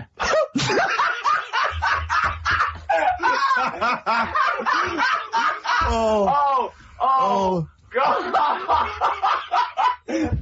Don't go starboard. Oh God! No, but do you know what I mean? Right. It was like we're thinking of moving. We're seeing the captain. We're thinking of moving to a nicer area. Oh, Yeah. I've heard they're very rough in aft. Oh God! Oh, that's They steal your fantastic. tyres. A ship's so big there was rough areas. Oh. how big is this one that you're talking about? Well, I don't know. It doesn't give me the specifications here, but They're it's huge. They're huge. In theory, I mean, it's that thing with it's obviously marketing, but they're going to solve the overpopulation crisis, where soon we'll all just be floating around the sea. Yeah, But yeah. I can see that, because I mean, think about it, right? I've been talking to Ricky about it. I was hoping to buy somewhere in London, but there is no way in this world that I can afford it, right? And you look at all the wasted space, like with the Thames. All it's doing is like collecting crisp packets and stuff and Coke cans, and people have to clean it up. Whereas if you got a load of boats on there, problem Perfect. solved. Yeah. Would you live on a problem boat? solved. What's his name did it, didn't he? What's that programme? Is it Bergerac? Noah. Oh, Bergerac? There was one where he lived on a boat. I think it's quite. That was Nine or Shoestring. something? Yeah, I'd give it a go anyway. Noah. I'd like to see you living in the air, maybe in a giant hot air balloon. Yeah, all right. But no, the boat thing. Because it is going to get bad as well, isn't it? They're saying that the water's melting or whatever. The water's melting. The ice is melting. Yeah. And there's going to be more polar ice. water and less land. So in the future, it's probably going to be the way we're going to be living, isn't it? Have you seen that film Waterworld?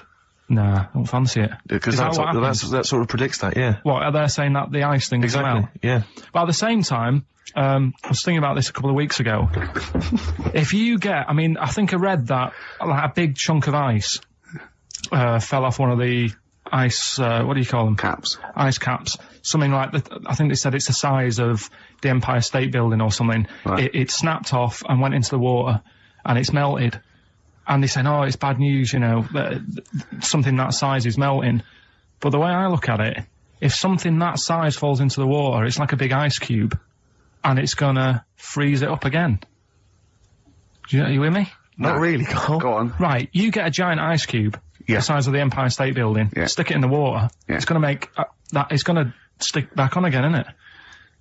Well, Maybe it's no, gonna stick back only on if it again. freezes up again. Yeah, well, do it you will mean it's freeze up. The well, water's it going to won't, get cold again because you've just put a giant ice cube in the water. So when you put an ice cube in a drink, the drink doesn't freeze, does it? No, the because ice it's not. melts. If you put one the size of an Empire State Building in your glass of Jack Daniels, it's going to make it freezing. It's not going in a glass of Jack Daniels, it's going in the ocean. I know, but I'm using my fables. Imagine a world. Use your brain instead.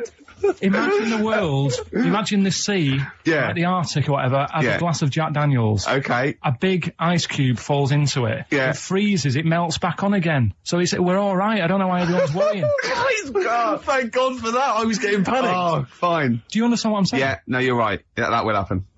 That's a frightening thought that you came up with before the break. That Carl, jury service. Carl could be responsible for someone's rest of their life. Yeah. Because jury service, that applies to anyone. Anyone could get sent the form. I think you're obliged to go unless you have a really decent reason not to. Imagine it was a really, really important trial. But what annoys me is that isn't it supposed to be you're tried by 12 Good of men your and true. peers? 12 good men and true. Yeah. Good men and true. And women, of course. The only these thing days. I can hope is that the defence attorney would wheedle out Carl at an early stage. Oh, yeah, objection. I object. Yeah. Why? I object. Have you heard of something called rockbusters? Yeah. Well, sorry, you can't just object on that. Okay, then what if I tell you my client, standing trial, is a little gay Chinese fella? And here are some of the tapes Yeah. from XFM. What would you do? He's prejudiced. So how does it work then? How does what work? What do you mean? You just get called up and you have to do jury service unless you've got a very good reason. And it's not, I normally have Mondays off. Yeah. Oh, you wouldn't like that. You have to get there at 9 I've got o'clock. to prepare monkey news. Yeah. Oh, you couldn't stand it. Just wouldn't do it. I What would you say? say, oh, don't get me involved. Because I got involved once. Don't get me involved! No. What do you mean you got involved once? Well, with the police and that, when I lived in Manchester, I saw a bit of car crime going on. Right. And I got involved. Hassle. I'm telling you. How did you get involved? You phoned the police? Yeah. Yeah, because I thought, well, I know, well, that's just it, but I thought I'd hope somebody did it with my, Yeah. So, and it was just a hassle. Loads of phone calls. Canary. Having to stand on a balcony of this, tower block that I lived in. Police shouting up at me. I'm stood there with my underpants on, right? And what it was, a car had been robbed, right? Mm-hmm. So I call up the police and that, right? Said, right, listen, car's been robbed. And they said, where is it? I said, I don't know, just across the road from where I live, right? So I tell them where I live. Where do you live? How old are you? 13? So she's asking loads of questions and that. I'm saying, look, whilst you're asking all this, they're actually getting away, so, we'll leave it. And she's like, no, we'll track it down, blah, blah, blah. So I said, well, look, I work nights. What could you see? You could see some lads just pushing a car. Pushing a car? Yeah. That's how they steal cars in Manchester, is it? Yeah. Everywhere else in the country, they're getting in, they're driving them away. In the south, they drive them away. Exactly. You usually sort of like In start the Manchester. engine. Can you get away a lot faster? What do the police do? Push their panda car after them. Exactly. Say, come on lads, don't cheat, don't get in the car. They're just pushing it. It was late at night and that. And I suppose you don't want to start the engine. Of course you don't want to wake people up, not when you're nicking cars. Of course you don't. All right, No, so... So, is it late at night? Hold on, they weren't gay. They weren't gay, were they? They were out late, really? Come on, Karl. So what happened? So, anyway, I said, look, don't call me back. I'm going to bed, right? I've got to work in a bit. Brilliant. So, let's go. What? So that was that, right? Where are you working? Next thing, right? Phone's going. Hello, it's the police again. I said, oh, I've told you not to call me. Right? I told you not to call me at home. So, they said, right, the police are outside. Can you go on your balcony? She's like, oh. So I'm 10 stories up, right? Stood on the balcony with like my underpants on. Yeah. Right? And the police are saying, where's the car? And I'm saying, I don't know, they've gone down that road now. So I'm trying to point to them. They're shouting up, saying which road and all that. And I just thought, why did they get involved? Yeah. I don't think they found it. No. It was hassle. The blokes were pushing it too fast. Exactly. They were in the next street by now, weren't they? Don't get involved. Don't get after that. Imagine him being on some sort of trial where it's like some sort of mob affair. Yeah, gangland murder. Imagine him going into the witness protection. The police just explaining to him, your new name is Jeffrey Peters. Why can't I be called Bruce Wayne? Well, no. Mr. Pilkington, listen. Imagine that. Do you know what witness protection is? Oh, go on. Amazing. Look, it's when, supposing you were to give evidence against the mafia, right, you've done a job for them and you had to give evidence against them, right? Right, well, if you're going to do... I mean, all I do was 2 kids nicking a car. Yeah. Don't start messing with mafia. No, listen, of course not, no. But imagine you were in the mafia and that you got caught doing something, but instead of going to prison for the rest of your life, you said, oh, well, I can give you Mr. Big, yeah? So they go, okay, give us Mr. Big and we'll let you off, right? So the police go, right, okay. I got handed this leaflet in Soho.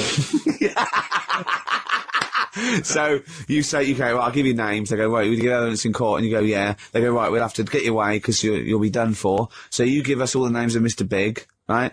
We'll give you a new identity, a new passport. We'll let you go and live in Canada for the rest of your life with Suzanne, right? So why have I got to do all that? Because they'll bump you off, won't they? How did you know it was me? Because you have to give evidence in court.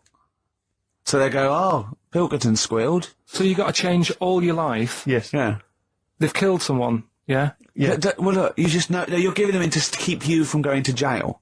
So you don't want to spend the rest of your life in prison because you're involved in something, or whatever. It doesn't matter, Karl! No, listen. How would the mafia know that I've said something? Because you say in court, those are the people, he's Mr. Big, he's Mr. So-and-so, he ordered the hit. Don't you know anything? It's a lot of messing around, though, isn't it? So I've got to leave this job, yeah? Yeah, I think they might try XFM first. I'd have to... What? I'd have to bin Suzanne, would I? No, she can go and live with you. You have to cut off all your ties with your friends and family, though. You can't contact them. You've got to leave them behind. Would she have to change her haircut? Possibly. When did the murder happen? Yeah. What would the new identity be that you choose? What would you choose for yourself? What name? Probably, I wanted to be called Brett when I was a kid. Okay. Right? Brett what? Brett Pilkington. You got to change your surname, yeah? Yeah. Well, yeah. Yeah. Maybe go ex-directory. Where would you move to? Probably back up north. No. Well, no. No, don't do that. Don't do that. Can I suggest, maybe, Brett Hanson and go and live in Australia or Canada or something. Well, maybe when they're not operating, maybe, you know, and they just forget it. You might have to change your identity as well. You might have to grow your hair. Well, you can't grow your hair, but maybe wear a wig or a moustache. What would you do? What would you wear? So like an afro or something. Something like that. That would be brilliant. That would be absolutely And I've got to do brilliant. all that just because for 5 minutes I stood in a court thing Yes. and said he's the one who did it. Yes. Yeah. Well, why can't I just wear the afro and the glasses when I'm in the court? Say my name's Brett, right? Yeah. Change my voice a bit. He did it, and they go, thanks very much. I go off, I carry on my life. That's I'm still genius. coming in here on I Saturday. don't know why they haven't thought That of is genius. I don't know. Discounts all the witness protection scheme. Why don't they do that? Yeah. So they go, well, I'll go to court as Brett Hanson Yeah. with an afro. I don't like that. Yeah. Right, and then when I come out, I'm back to Karl Pilkington, still talking like that, but without the afro. That is perfect. You've got... Why don't you call the FBI and say, oh, listen, I can save you billions of dollars a year.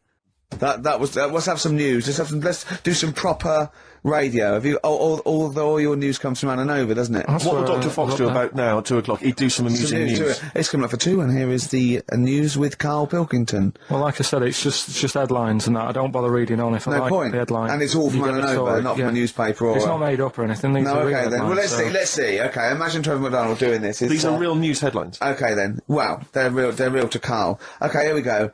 And here is the news with Karl Pilkington. Bong. Man hid in wardrobe to avoid work. Yeah, good. Right. Bong. Teenager gets stuck in washing machine. Bong. Dutchman has 2 right feet. Bong. Cow hit by train lands on farmer's wife.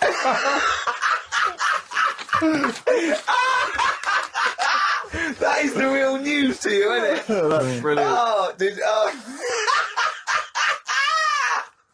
I was just thinking the cow flying through the air. Yeah. And the wife's going, oh no. Yeah. Oh dear. Dutchman has 2 right feet. Yeah, he's having some operation or something, and What, they put the wrong foot on him? he's got 2 right feet or something. Well, maybe it was only a right foot that was available. Good dancer. Yeah. Oh dear. What Well, else? in real news, I was, I followed that thing with, it was that fella that got into the palace when Bush was there. Right, an undercover journalist, Yeah. I mean, it would have been a problem if he was a terrorist, but it's sort of like, and as the palace said, you know, all our tests are to expose terrorists, not journalists. Yeah.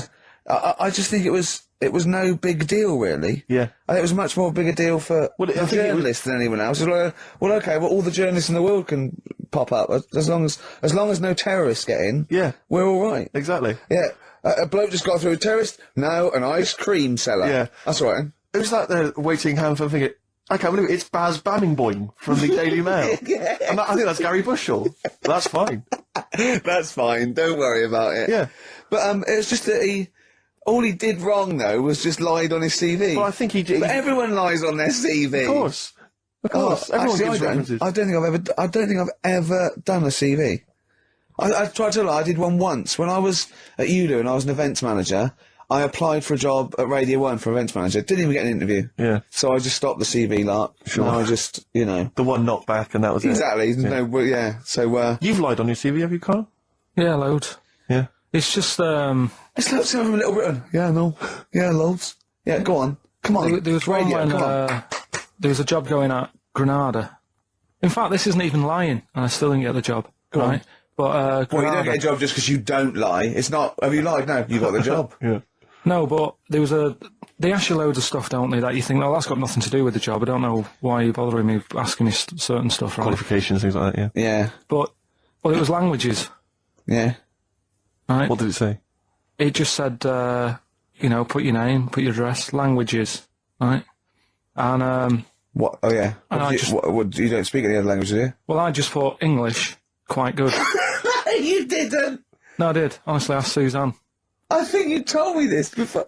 Did you really put English quite good? Yeah, honest to God. Didn't hear back. Well, you know what they meant now. You know what your error was, don't you? Are you fluent in French, German, Chinese? Yeah, but I didn't want them to think I've got loads of big words and that. Do you know what I mean?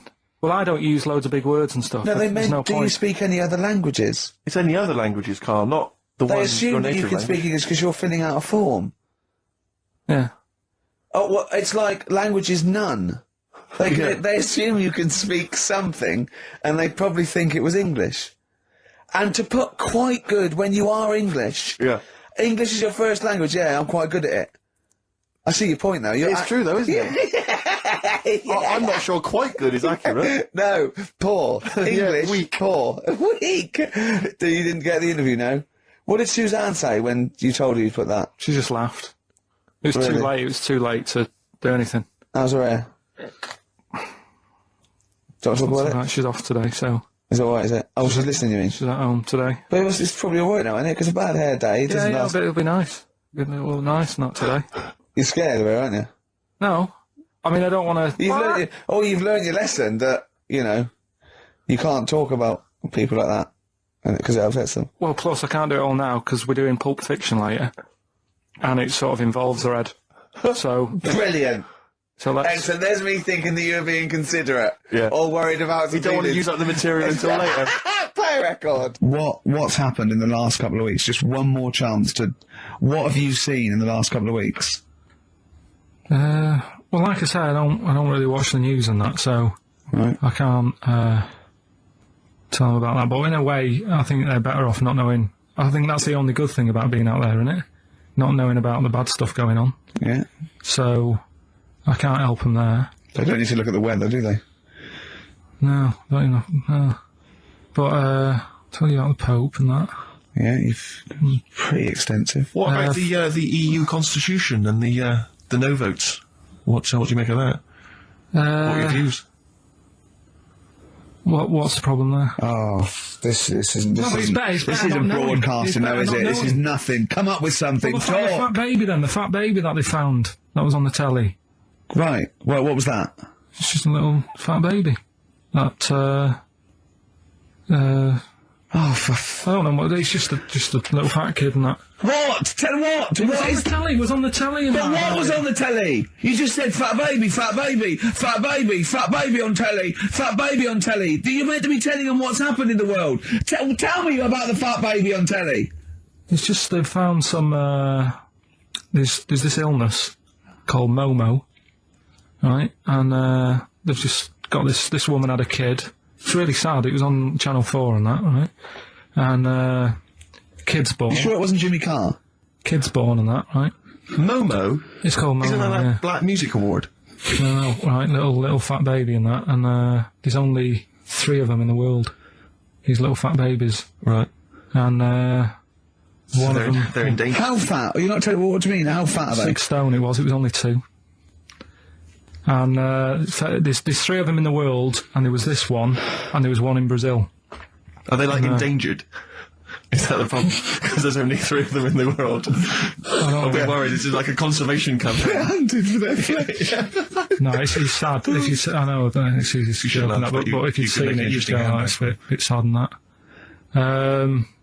Well, I haven't seen it, and I know nothing about it. Well, I've told you, there's 3 of them in the world. Okay, what else was on telly?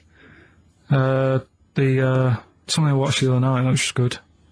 Again, you know, I learn stuff from the telly. I don't watch the news. You don't learn stuff from the telly. You told us there's a fat baby in the world. Forget about them. There's a spider eats chickens, and there was a fat kid. Forget them in Iceland, right? Yeah. We'll give them Rockbusters later to do, right? Iceland. But what's the name? I'll tell you what is interesting, Steve. I didn't know that much about it. Autism. Okay. Oh, good. There's some more entertaining stuff on XFM 104.9 to cheer up people. Go on, and what? Go on. No, right. Have you heard about it, Steve? What autism? It scares me to death when he comes up, when he touches on a serious subject. We've been talking about wheeling a dead pope round, the Chinese don't age well, and ginger people are hated. And now we're going to touch on a really, my heart's in my throat. Go on, Carl, then tell me your insights to autism. Right, well, there was this, again, Channel 4 coming up with some good stuff at the moment, right? It might have been Channel 5. But what's the name? It was the attention span that I like. it's these people who, they've got like this autism thing going on. Yeah. And, they sort of take in a lot of information. They get sort of they get so into it that they know everything about that subject and what have you, right? And there was this lad who, he knew everything, right, about EastEnders. Right. He sort of, the cameraman was saying to him, so, you know, why EastEnders and that? And he said, oh, I don't know, I just like it. And he said, I remember when I first watched it, it was a Thursday, it was 5 to 8, Pauline Fowler walked in, she had a pink jumper on, she said, all right, love. And he remembers everything from that moment on. Yeah. Right, and everything, which is great, but then the way the programme was making out, it was almost like they were saying it's a disability. Right. When in a way, it's more like a superpower. Sure. Like Rain Man. Well, if you can take it... Rain Man. No, I'm he not... has special autistic powers. Oh God! We must send for Rain Man. I don't know what to do. So I don't know what to do. he would be a great contestant mastermind. Sort of autistic mastermind. He'd be what I'm saying is, don't be watching EastEnders though. Sort of, why didn't they give him an encyclopedia and say, get into that? Sure. That'll be useful. Yeah. Keep him away from EastEnders. Wasting his time there. But I don't think it is a disability. No. Yeah, there are other things, and they're not. It's also autism is a matter of degrees. From what I know, and I'm sorry to have to do this, but I feel that I have to at least be the voice of reason, as ill-educated as I am on the subject. But I think there's degrees of autism. I think some are higher performance than others. There's other issues with it. It's not they're just got good memories. They don't go around doing tricks for people because they can remember stuff. There are other issues with it. Do you know what I mean? Well, I mean, they seemed a bit... You watched the programme, what did you learn? That he knows when Pauline Fowler came in? Yeah, I mean, there was other bits where they couldn't control her emotions and stuff. Oh, but that other little bit, yeah. But the main bit of it was he can soak up information and stuff, and I'm just saying, it didn't seem really bad. Do you know what I mean? There's disabilities where people say that's a bad disability. It's like how people say about... This is brilliant. This is just like this is amazing to be in a room with this man. It's incredible. You just wind him up and listen to what comes out. And I'm going to sit back now. I'm not going to defend you or explain anything. Just go on and tell me about the other disabilities that are worse. No, what I mean is how people can sometimes easily get mixed up. How people are scared of like a cyclop. When at the end of the day, he's got a disability.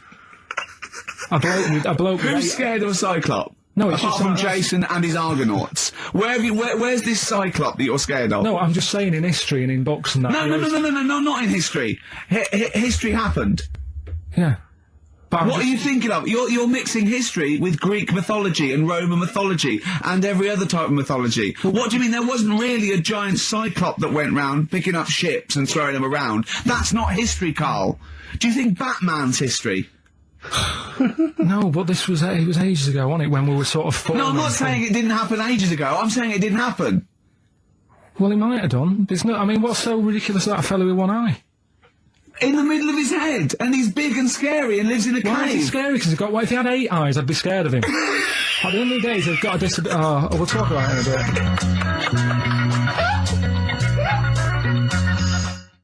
And now it's Karl's bit. It's the re-education of Karl. He's like Liza Doolittle.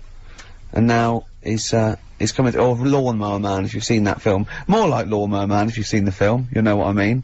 And his homework was to just study quotes, really, on happiness and stuff and general well-being. He's not a big happiness quote fan, are you, Karl? Not really. So what have you done? You've come up with something, haven't you? Right, yeah, I told you, right? Because a lot of these are just things you say every day. They're nothing special. So what I'm doing... Well, you say them every day.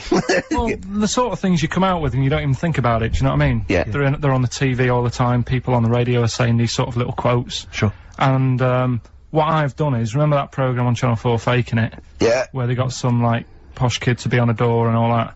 What I've done, Imagine if that was the pitch for the show. Dear Channel 4, just gonna get a posh kid on a door or something? Yeah, Yours sincerely, Karl. come in. Yeah. TV producer. Yeah, go on. So, what I've done, this little book of quotes, happiness quotes, I've picked 2 that are real. Okay. and I've made one up. Right? And we've got a guess. And you've got to guess. Okay, then, go on. Well, I'll tell you what, Rick, why don't we, when we've heard them, we won't confer. No. You'll write down yours, Yeah. A, B, or C, and I'll write down mine, and we'll see how it Okay, is. Carl, off you go. Right, and just because I'm looking at this book, it doesn't mean I'm actually reading. No, I know, Don't worry, no. we're clever. No, we Wily know, old we man. can't see yet. Don't, like, call my bluff. Yeah, go on then. Nothing is worth more than this day. Okay. Yeah. Yeah. All right. Yeah. The way I see it.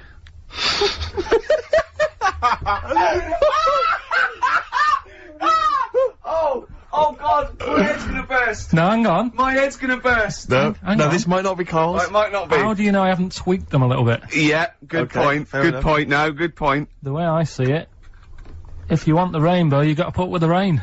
Yeah. Okay. All right. All right, yeah. Okay. Hang on. It's not here. Come on. Cat food. Cat food, go on. It stinks a bit, but if you don't put up with the smell, the little kitten will die. Steve, I don't know what to say. I don't know what to say. Imagine this in faking it. Imagine their faces when he says that, and they're going, "Oh my God." Oh. Carl, play a song, mate. We'll have to confer on this one. Well, that's just amazing, Carl. Just read them again. Two were real, one was fake. Go on then. Right. First one. Nothing is worth more than this day. Excellent. Next one. What does that mean? Well, cherish now, cherish your time. Okay. Because you can't get it back, and Yeah. you know. That's the way I saw it. Carpe diem, whatever it is, seize the day and all that. Okay. If you want the rainbow, you've got to put up with the rain. Yeah, of course. Yeah, rough with the smooth. You know, it's not all plain sailing, but you know, rainbow's beautiful, but it comes because of the rain, which you might not like. So Yeah. make the most of everything, and yeah. Good. Cat food doesn't smell good, but if you don't put up with it, then the little kitten will die. Right, now, Carl, that is a good effort. Now, that one's yours. I mean, obviously, right? Right, no, but it's a good effort, right? I mean, it slipped seamlessly into the others. Yeah. I don't think it didn't. No, but it's good. I mean, we knew it was that one, but, what I will say is, it's good, but what you don't know, maybe subconsciously, is, I mean, it's very similar to, the putting up with the rain and the rainbow, but that's good. Why do you think that? Well... What does mine mean? Well, even though it smells bad, it's good for something. Right, So see, that's I didn't look at it like that. What do you look at that? I kind of thought... Was yours more specifically about cat food, generally? Because you know, normally it's an analogy. Yeah, or a metaphor for something, you know, much bigger. Well, no, the way I mean, looked at it- Dolly Parton, who I think did the rain thing, she wasn't specifically concerned about weather conditions. No. It was a sort of general idea. It's all about light. Yeah. Well, that's what I've done. Go on, I've used an everyday thing Yeah. and put it with today's problems, right? Go on. So, like, my girlfriend, yeah? She might like to go shopping for clothes. I hate it, Right. but because I love her, I put up with it. Ah, that's nice. Yeah? Yeah. So, you love that little kitten. You can't stand the smell of the stuff you got to feed it, but because you love it, you go, well, you know, I'll put up with this just for a few minutes, and then I can, like, squeeze its head later and give it a little... Sorry. Can we go back? You know, stroke its head and stuff. Oh, right. Yeah. Sorry, it was a bit of a slip, was it? Squeeze its little head. Yeah. Yeah, well, that's just the thing that I do with cats. Put it in a bag and drown it in a lake. I can feed it and then I can throw it against the wall. Exactly. So you didn't see it like that, did you? No, that's very good. So it's about love, is it? It's about putting up with the bad things for something you love. Yeah. Well, that's nice. But Carl, you seem now to be convinced and rather smug that you've tricked us and that you've fooled us and that we didn't understand it. Well, I say that's your fault, not ours. No, it's not, though. I mean, look, that man in Forrest Gump, he was a bit of a nutter. And he came up with the life as a box of chocolates thing. Yeah. Now, if that was in this book, you say, oh yeah, brilliant, you know, good bit of work. But if he was sat here doing the show with you, yeah, you'd be taking the mickey out of him. Sometimes I feel he is. No, but, Carl, I could, in fact, if people are out there, we're too lazy, could you write down everything Carl's ever said? Because I think we could publish that. Yeah. Talking of, eating knobs. Yeah. Jilly Goulden. Now she... What's she been up to? Well, you saw it in I'm a Celebrity, Get Me Out of Here. I haven't been watching it. She popped a little kangaroo knob in the mouth, chewed it up. What, she just found it? Did she line around? No, it was one of the things that she had to eat. One of the challenges. Carol Thatcher, you know, a daughter of one of our leaders. Sure. She popped a couple of bollocks in the mouth, chewed them up, swallowed them. Oh. And Julie Goulden, there was a kangaroo penis there, dried. She couldn't even get... It was so tough, she couldn't even get through it. And then she... eventually she eats it. What, was it like a pepperoni? Yeah. And what do you think of that, Karl? What, eating that sort of stuff? Yeah. I watch it. I like those little trial bits, right? Yeah. But what I don't think people realise is, right, it is hard eating a little kangaroo knob. Right? Really? How do you know?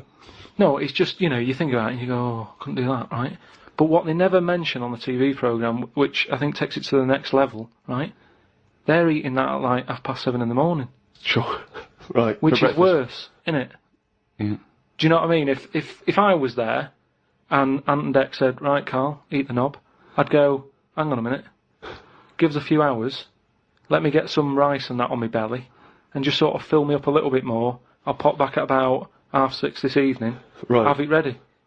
And I'd be happier then. It's just that thing of, you know, you don't want to eat animal genitals on an empty stomach. So what are you saying? I'm saying, like, I could eat a knob at night, but... Just cut that there. We'll loop that. If any DJs are listening, just take that quote, I could eat a knob at night, by Karl Pilkington. Maybe do a dance remix? Yeah, I think maybe you're sort of a house producer and you could maybe get some kind of high energy beat going and then we could just send that out to some of the gay clubs. I'm sure it'd be really popular. Please anyone, send us, you know, that looped with a nice little, you know, funky house beat. Karl Pilkington saying, I could eat a knob at night. No, but do you know what I mean, though? We'll buy that. Not really. Well, okay then, right. Okay. Now, I couldn't do it. I could not do it. I couldn't pop a kangaroo testicle in my mouth and chew it. It was disgusting to watch. She was eating witchetty grubs. I mean, good on them because they were doing it. But then again, I think, well, they wanted to go in there. They knew they were up for it. So on the one hand, I think, is that admirable and is that showing sort of like good British metal, or is it, you know, I'll do anything to get on telly for a week? I don't know. You know what I mean? I don't. Where does it stop? You know, I thought Rebecca Lewis went too far when she gave the little pig a tug, but at least she knew where to stop. Yeah. She didn't, you know. Well, I think it's obvious when you have to stop. Yeah, but you know, the pig tells you that. To you know, to pop the can. Also, again, where's the kangaroo hopping around without a cock? I'll tell you, here's another question, right? Bit of a spin-off with animals and that. Have you ever, right, Steve, killed a fly? Probably, yes. Right. Well, I was watching David Attenborough. Right. He makes his money out of flies and that, doesn't he?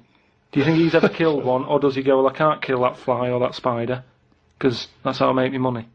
I don't know what the question is. I don't know what this question is. Like my mum, right, she said, if a fly is knocking about the house, she never kills it, she always catches it and puts it out and that, and she said she'd never kill one. Who is she, Mr. Miyagi? What do you mean she catches it? How does she catch it? With a pair of chopsticks. No, she...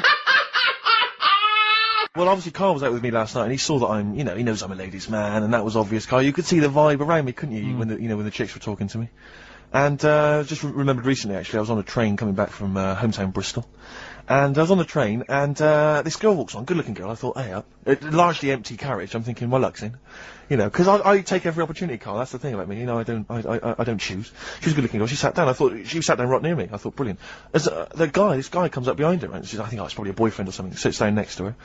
And I listened in on the conversation, you know, obviously, because I'm pretending to read. It was very clever. I read the same page for hours, so I was pretending to listen. I was listening, but pretending to read. And, I realised that it's not her boyfriend or anything, it's just some guy she's met on the platform.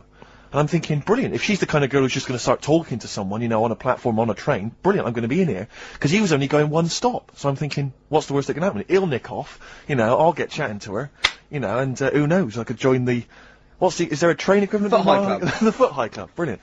And, so I'm excited, you know, I'm listening in. And, it turns out that they're both kind of, graduates who just finished university, or they're coming to their finals or something. And they're chatting away, you know, and he's making a couple of witticisms, you know, and she's kind of tittering at his jokes. I'm thinking, well, I'll tell you this, if she's laughing at this kind of material, I am gonna blow her away, you know, with my kind of anecdotes and wry observations, you know. Yeah. It was weak stuff, I gotta be honest. Really? He was coming out with nothing. Yeah. He was running on empty, as far as I'm concerned. Yeah. And she was loving it. So I'm thinking, brilliant, I'm gonna be right in here. And then they get moving on to higher brow things, you know, and, I think she was going to study kind of Marxism or something like that, or communism, something. And she was asking him, you know, by way of conversation, she was asking him what he knew about Marxism, you know. And he was fumbling for his vague knowledge of it that he had in his life. And I'm just sat there thinking, yeah, come on, love, in any given capitalist environment, the proletariat will revolt against their oppression by the bourgeoisie, and after a brief period of socialist rule, emerges a classist society governed by community cooperation. Well, if that sort of talk wouldn't get a woman hot, I don't know. I don't know what you'd use. If Marx and Engels is not going to get a woman sweaty down below, then nothing is. Then my name is You're not just Steve biding Merchant. your time. Exactly. I'm just going to go in for the kill any minute. Yeah. So anyway, it comes to his stop, right? He gets up. I'm thinking this is a piece of cake, and he gets off, and off he goes. He walks off, and I'm thinking brilliant. And I thought, I'll wait till the train's pulled away. I'm not going to leap in straight away. No. And he comes back along the carriage, and I'm thinking, hang on a minute. He goes, listen, do you mind if I give you my email address, right? And if you want to get in touch, email me. I'm thinking, come on, you loser, get off now, save your face. Please, before it's too much. And she accepts the email address because she obviously doesn't want to hurt his feelings, whatever. I'm thinking, fair enough, she's a good woman, I'm liking her. I'm loving her, I'm thinking, that's my kind of girl. So anyway, he gets off. I'm sat there, the train pulls away, I'm thinking, yeah, I'll wait a few minutes, I'll just, give it some time. Her phone rings, it's her friend on the phone. And, she starts saying, and I was listening in, and she was going, just met a guy on the train. I'm thinking, yeah, that's true enough. She goes, yeah, he was a good-looking guy. I thought, you're having a laugh, love. To be honest. Because I was looking at him, and she said to her friend, he looks a bit like tennis player Boris Becker. I thought, well, you should be so lucky, frankly, because I saw him, he had awful facial hair, if that's what makes him look like Boris Becker. Terrible little goatee beard, it was laughable. I thought, I don't know, and then she goes to think, and she's like, yeah, I met him, we got chatting and stuff, and she was going, it's not often that you meet someone, generally in life, who's, kind of thoughtful and intelligent and funny. I thought to myself, I'm not even going to waste my time with you, love. Frankly, if that's what you thought of him. You just walked away. And I'll be honest with you, I didn't even bother talking to her. No, you were just didn't even waste my time with her. If she thinks that bloke is not only great looking, but funny and intelligent, and she got on well, and he was polite, and it was a chance meeting, and he thought, and she thought that you were like a freaky looking dork who didn't even have the nerve to speak. That is what she thinks, then I don't want to know it. I couldn't. You walked away, and good luck to you. And I have my dignity intact. Yes, and she's nothing. There was a man on the radio doing poetry, says Karl in his diary. I thought I'd have a go at doing a poem about today. Not really. Steve, I'm a little bit queasy. He hasn't really written a poem. He's written a small poem. No, he hasn't really. Yes. If moths had eyes... Fuck me! let me read the poem, okay? Oh, fuck. You wouldn't interrupt T.S. Eliot. Okay. Oh, okay. If moths had eyes, would they be happier? How do they know they're not dead? Cavemen hunting for food, but not before they style the hair on their head. What would last longer in dinosaur times? A blind man didn't stand a chance. Not with all them rocks about. I'd rather be a blind moth. Right, it may be the greatest poem ever written. Just dissecting it briefly, you attempt to rhyme in the first 4 lines, but abandon the rhyming system in the last 3. Is there a creative decision for that? Can we have Karl read that? By Sorry, all means, yeah. just you read it as you would like to. So this is, imagine this, right? Okay, this is going out all over the world. This podcast. And now, Karl Pilkington, a new poet from Manchester, now living in London, England, would like to read a poem. If moths had eyes, would they be happier? How do they know they're not dead? Cavemen hunting for food, but not before they style the hair on their head. What would last longer in dinosaur times? A blind man didn't stand a chance. Not with all them rocks about. I'd rather be a blind moth.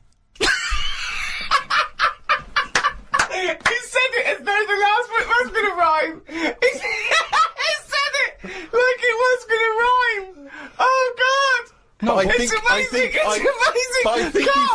I think he feels as though the final line, "I'd rather be a blind moth," is going to be one of those great, a summation that somehow the moth is a metaphor. The caveman. No, but there's no metaphor in that. He really does mean he'd rather be a blind moth. Yeah, well, just because I've looked at the day's news. Can we always do that, Karl? Can we always find a day, right, and always sum it up in your in a thoughts, a poem. poem. Just like that. I love that structure. I love that structure. I was talking to Karl in the week. We were talking about new settlers and everything, and I was thinking, imagine if you had to start a new settlement now, okay? There's something wrong with the world, okay? The world was kaput, okay? And we found another planet. So, Karl, if you had to go to a new planet, don't worry about starting life again. They've got sort of like these breeder clones that do all that, but you can choose 6 people from this world to take to start this whole new world, okay? So you need, you know, as I say, you don't need to So worry what's about... happening here? Is this... It's going to be wiped out, okay? It's going to be wiped out, but there's enough on this spaceship for you and 5 other people, okay? And they've got on there, they've got these sort of breeder clones there, so it's going to be populated. You're going to have the workers, the drones, everything like that. But you want to take 6, I suppose, sort of world lords to teach, to lay down the politics, the teachings, the laws, the government. I'd hate it. And how long have I got to make a decision on it? Till the end of this podcast. Right, go. Who do you take? Who's the first person you take, and why? And where are we going? Mars? Okay, so a planet where there's an atmosphere. I've got to know where I'm going, because I've got to sell it to the people who I'm asking. There's no point when I go, "Hey, come in with me, where are you going?" I don't know. It's just like this world. There's oxygen, there's seas, there's rivers, there's forests, there's animals, okay? But we're going to populate it with the human race, and you can choose 6 people to lord over this new kingdom. You want the best people for the job. Yeah. So, who's the first person? Probably Patrick Moore. Why? why would you take Patrick Moore? Just because he knows his way about up there, doesn't he? He'll know the way. So just have him. I think that will, whoever I pick next, if they see that he's going, they'll go, right, you know, it's going to be a long Moore's journey as on it board. is. You don't want someone who's going to be going, is it left here? Is it right? Do you know what I mean? And he could play the xylophone on the journey.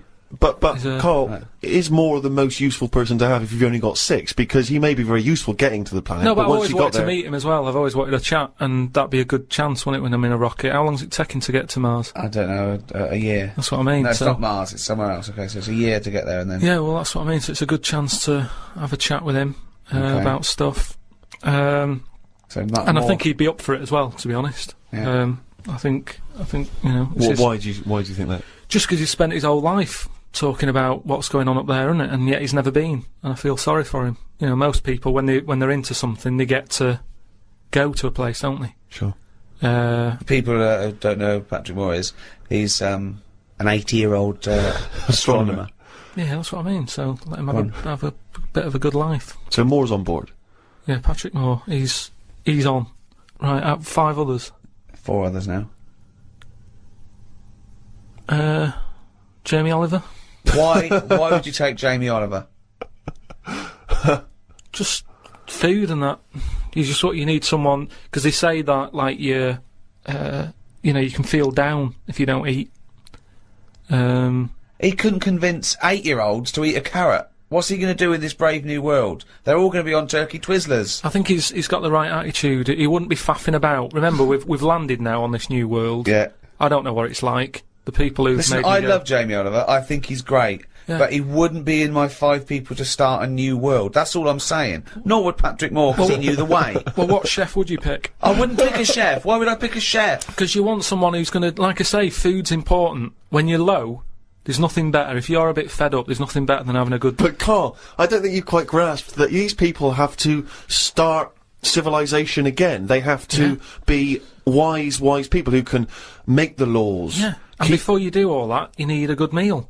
So Jamie Oliver, that's his job. It's like when we get there, that's when he kicks in. Right. He's the first one, really, Can I who suggest gets going.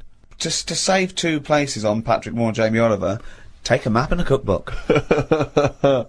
Okay, who's number 3? What sort of state is this world in? Does it need... Oh, he's going to take a fucking gardener. It's like it's the world, but new. It's exactly. It's the world, but new, untouched by humans. There've been no fossil fuels burnt, no machinery, no wars. just this Garden of Eden. And you, Patrick Moore and Jamie Oliver pitch up. Plus, who else, Carl? Go now. First thought. Attenborough.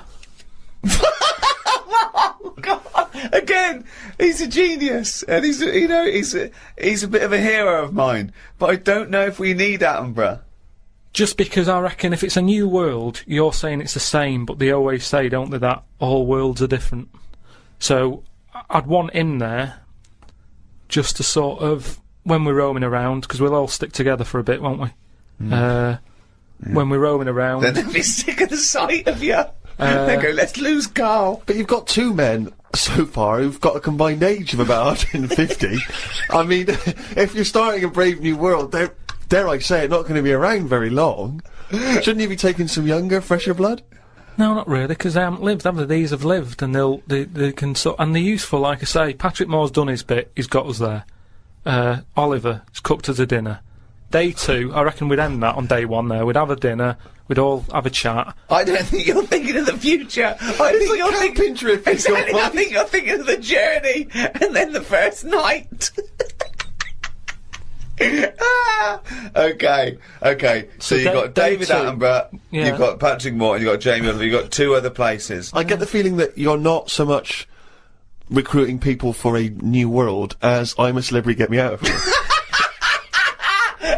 As a dinner party with people you'd like to meet that you've seen on the telly. Oh. Come on, 2 more. I'd take someone who's a bit daft. Just so. No, you don't need to, Karl. That's covered, believe us. Yeah, no, that's what I mean, though. I don't want them having a go at me going, why are you here? I'd point the attention somewhere else. To text someone else who'd sort of wind them up. So who's that then? Paul Denham, or someone like that. It really is, I'm a celebrity. So you've got Patrick Moore, you've got David Attenborough, you've got Jamie Oliver and Paul Denham. They're starting life again. Okay then, brilliant. Oh God. Right, one more. This is amazing. It's going to be. I'd love to go back and visit this in 1,000 years. What teachings they laid down. Oh God. Don't know. It'd have to be a woman. I think you got to have a woman in that little group, haven't you? Who's could have another woman chef or. It's mainly eating. He's got that covered with Oliver, but now he's got to take Nigella in case he's in a cream cake kind of mood. Oh God. Delia Smith was furious. She packed her bags and everything. Or a nurse. Now you're thinking. Abby Titmus? Tell the story about the manhole cover. Right, in the same magazine as the one with the cat and the fire and that. Don't tell me that story again, it gives me the shivers. Yeah, a cat that's got a weird expression on his face is against God. Anyway, this isn't a scary story, this was just, like physics. Physics. Yeah. It was going on about the nuclear bomb and how powerful it is. And, they put a manhole cover on top of one. Okay. Blew it up. Yeah. Never saw the manhole cover again.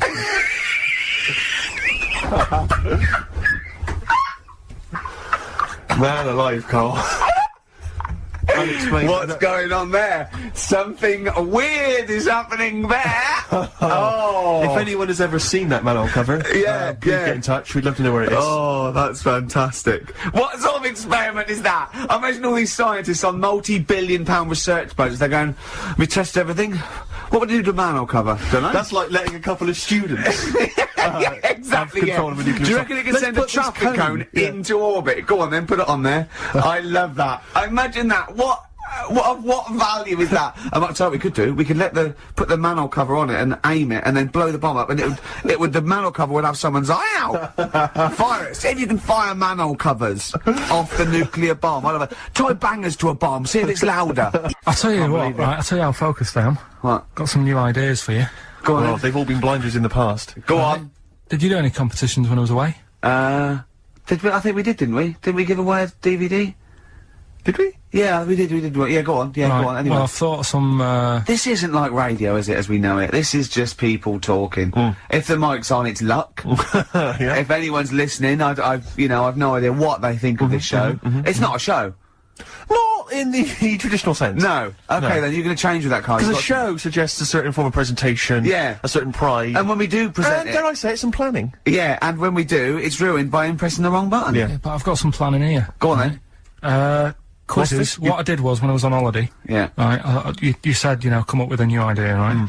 So the best way of coming up with ideas is sort of, thinking. Sort of nicking a TV show name and then twisting it a bit. Yeah. So... Or just rip off Simon Mayo's idea completely. That's good advice for anyone out there. I didn't know.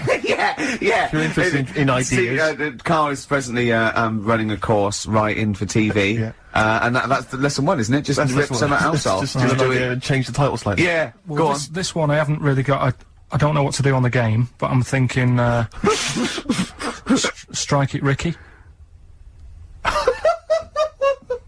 That's all you've got. That's what you've come up with. How long did that take? Through. What is that? I just thought it sounded a bit like Lucky. Forget that one then. Yeah, forget that one. Okay, yeah, well, no, good. No, we all have hits and misses. Even Spielberg's, not all his films, you know, can hit the. Go on. Right. No, okay, no, it's a good. Go on. Do you remember Big Brother? Yeah. Do I remember Big Brother? No, go on. Big Mother, right? You call in. If your mum's ever, you win a CD. What do you mean? How can you prove that? All right, forget that. Right, ER. Here's one. Right, ER. Good one. No. Yeah, no. The Price is Right. Remember that? Yeah. Right. The Price is Ricky? No. The rice is right.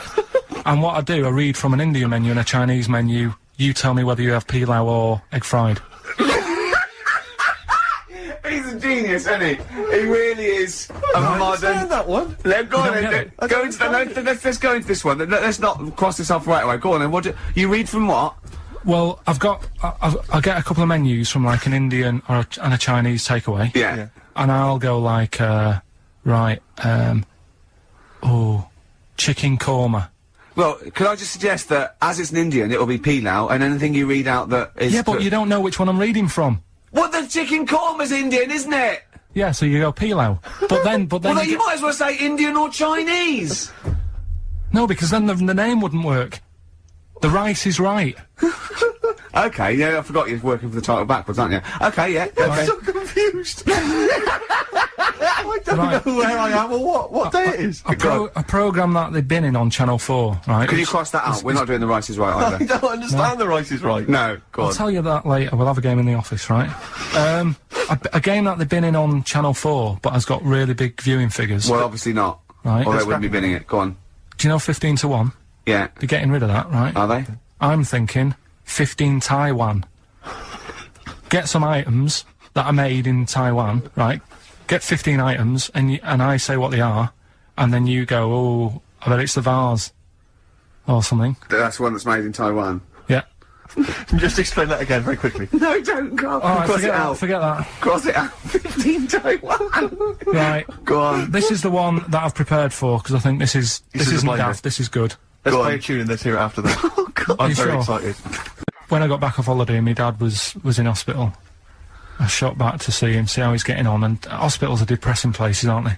Yeah. Really, like, God, you know, even if you're not that ill, it makes you feel worse. Yeah. Because it's really, like, drags you down, there's people walking around moaning, you know. You, mainly.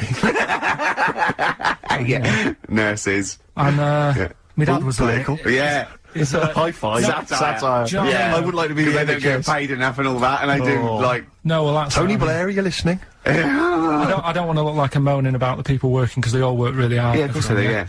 But it's just the hard depressing places. High five. Nice one, Go nice on. one. Yeah. Right, so I'm sat there, and my dad's getting fed up. And, Is that because you're visiting? just, he's quite an active bloke, and all of a sudden he's got to stay in bed, and, you know, it's like sit down, stop moving about, and all this. So, so he's sat there, and there's an old woman in the bed next door, right? And, she's in a bad way anyway. Yeah. Right? She must have been, I'd say she looked about 98, something like that. Okay, good. Right. Now, I don't know what was wrong with her, but she was always constantly moaning, and you could see that the nurses were trying their best to keep her happy, and she wasn't having any of it. And, you know, she was moaning because her hands had gone blue. Well, that is a worry, to be honest. Well, it's not, because she's 98. Is that what happens? But why doesn't the doctor, if I was a doctor, and I'm not one, but... No, Carl, don't be modest. Are you a doctor, yes or no? But if I think he's let it slip. Carl, are you a doctor? No, listen. Look me in the eye. Right. Yeah. So this woman had blue hands. Had she seen a spacecraft? Right. So... Go on. She had blue hands. Now... She's 98. If I was a doctor, I'd be No, she's not 98. You said earlier on she looked about 98. So you're making that up? It's just shifted from speculation to fact. Absolute fact now. Yeah. Right, she's 98. It is fact now. There's a 100-year-old woman. Go on, yeah. If I was a doctor, I'd be thinking... You're not, are you? Honestly, how did I con them? How did I get away with this? I'd be thinking... Right. She's 98. She hasn't got long left. Why not just let her be at home and be happy in her own space? Yeah. You know, and let her have a nice life, whatever's left. Because she may hurt herself. She may have falls. Some people have to go in there for their own protection. She might not have immediate more family. Than that, she may not have been dragged in against her will. No, she may have come to hospital because she was worried about her blue hands. Yeah. Yeah, but when I was talking to Ricky, he said, "Oh, what it would have been is probably a bit of." Did you say it's rheumatism or something? No, I said it might. I mean, a blueness can be through lack of circulation. Right. So just. And so, I'm definitely not a doctor. You've got blue hands, bad circulation. We're going to send you home. We'll give you a Rubik's cube. Play around with that with your hands. Get the blood. Rubik's cube. Get the blood pumping. Yeah. And don't worry. Don't say, "Oh, it's really bad." Just think she's 98. Let her have a nice rest of the life. Yeah. But instead, she was there, and the annoying thing was, and they do this with a lot of people in hospital. They pump you with drugs, try to sort it out. They don't, you know. There's probably a bit of guesswork going on. Maybe a little bit. Not as much as you, but go on. Right, and because of that, they sort of break wind a lot. So I'm sat there with my dad talking. Whoa, drugs do that, Steve. I'm sure if there's a doctor listening or a nurse, they will clarify that if they pump you with all sorts of stuff, it wants to come out. Right. So you're sat there having a serious chat. It's a quiet hospital. The woman next door with the blue hands suddenly starts seeping gas, right? I start laughing, because if there's one thing that makes you laugh, it's that. It's a 98-year-old woman with blue hands fine. So you try to hold it in because it's a really quiet hospital, and it'd be obvious that that I was laughing at, and I didn't want to be mean, but it was funny. And then it got me talking about my auntie, because my auntie Nora, she same thing, pumped her with loads of drugs. She used to a cabinet next to the bed is like boots. She's got loads of stuff, right, for all sorts of stuff. And I mean, she's not that old, but she's on loads of stuff, right? She's a bit coked up, is she? She called up my mum once. And, yeah, you told us this. Go on, tell it again. And she said, "Oh, how are you doing?" And that. She said, "All right." Bit worried though. My mum said, "Wow, what's up?" She said, "I've been breaking wind." So she goes, "Well, you know." She says, "No, but this one is going on and on and on." And she was like, she was like, what do you say? What's like passing wind, farting for 5 minutes. one thing, not like, you know, trumping and then nothing. Yeah. Continuous drone of a fart. Yeah. I don't think she had. How big was she? She must have been the size of a barn. No, she's not that big. She's, you know, she's good for her age. No, Quite but I mean, quite slim. No, It's but just- fighting for 5 minutes. Where's all the gas? Was she circular breathing? Was she sucking it in with her mouth? It was just, I don't know that much about it. But she called up my mum. About 2.5 minutes in. Could you hear it in the background? 2.5 minutes in! 2.5 minutes in, she called my mum up, and it went on for a further 2.5 minutes. Oh. And she just stayed on the phone, did you? Where On the was- phone, going, well- can you hear that? Well, Did she hold the phone next to her arse? Listen to that. She was off the I'm ground. trying to work a tune down. she was actually hovering. She was 4 foot off the ground when they found her, the ambulance men. The cat's dead. Don't light a match! Don't light that cigarette! Yeah, it's like that advert. The kids come home from school, switch on the lights. Yeah. There they see Granny hovering, turn the light on. Be careful if you have an elderly woman at home. Yeah. Drugs make you fart. So that's what I'm saying, you know, just let these people... What are you saying? No, wait a minute, what are you saying? I'm saying let people enjoy the life they've got left. No, you're not. You're saying don't put them in hospital, leave them at home to die. No, I'm not. Give them a Rubik's Cube and let them die. That's what you're saying. Yeah, I'll tell you something now, right? Steve, I'll tell you something. I didn't want to do it because it brings the show down. but she did die. Who, the blue-handed lady? Yeah. How do you know? Because I said to my dad, how's the, woman next door? That's She said, funny. oh, she went last night, they've got an old fella in there now. God. So, there you go. So, wouldn't it have been better to leave her at home, where her friends and family can call and speak to her, even nip that round if they want, you know, with a cat, I imagine. No, it's definitely a cat now. What was that cat's called, that you imagine? Probably, I'm seeing like a big ginger one, so I don't know, something like, I don't know, maybe ginger, or whatever. Maybe I had a budgie. But that's what I'm saying, just let him enjoy his life, because dying in hospital, I wouldn't like to do it. If I went to the doctors and they said, you haven't got long life left, I'd say, well, I'll stay at home. Yeah. And that's the point I'm getting at. Yeah. Right? If you can't do anything for them, let them enjoy their life. Right, one more chance. What's happened in the last couple of weeks? Just one more chance to... What have you seen in the last couple of weeks? Well, like I say, I don't really watch the news and that, so Right. I can't tell them about that. But in a way, I think they're better off not knowing. I think that's the only good thing about being out there, isn't it? Not knowing about the bad stuff going on. Yeah. So I can't help them there. They don't need to look at the weather, do they? No, not enough. No. But tell you about the Pope and that. Yeah, you've...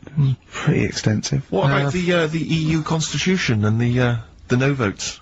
What do you make of that? What are your views?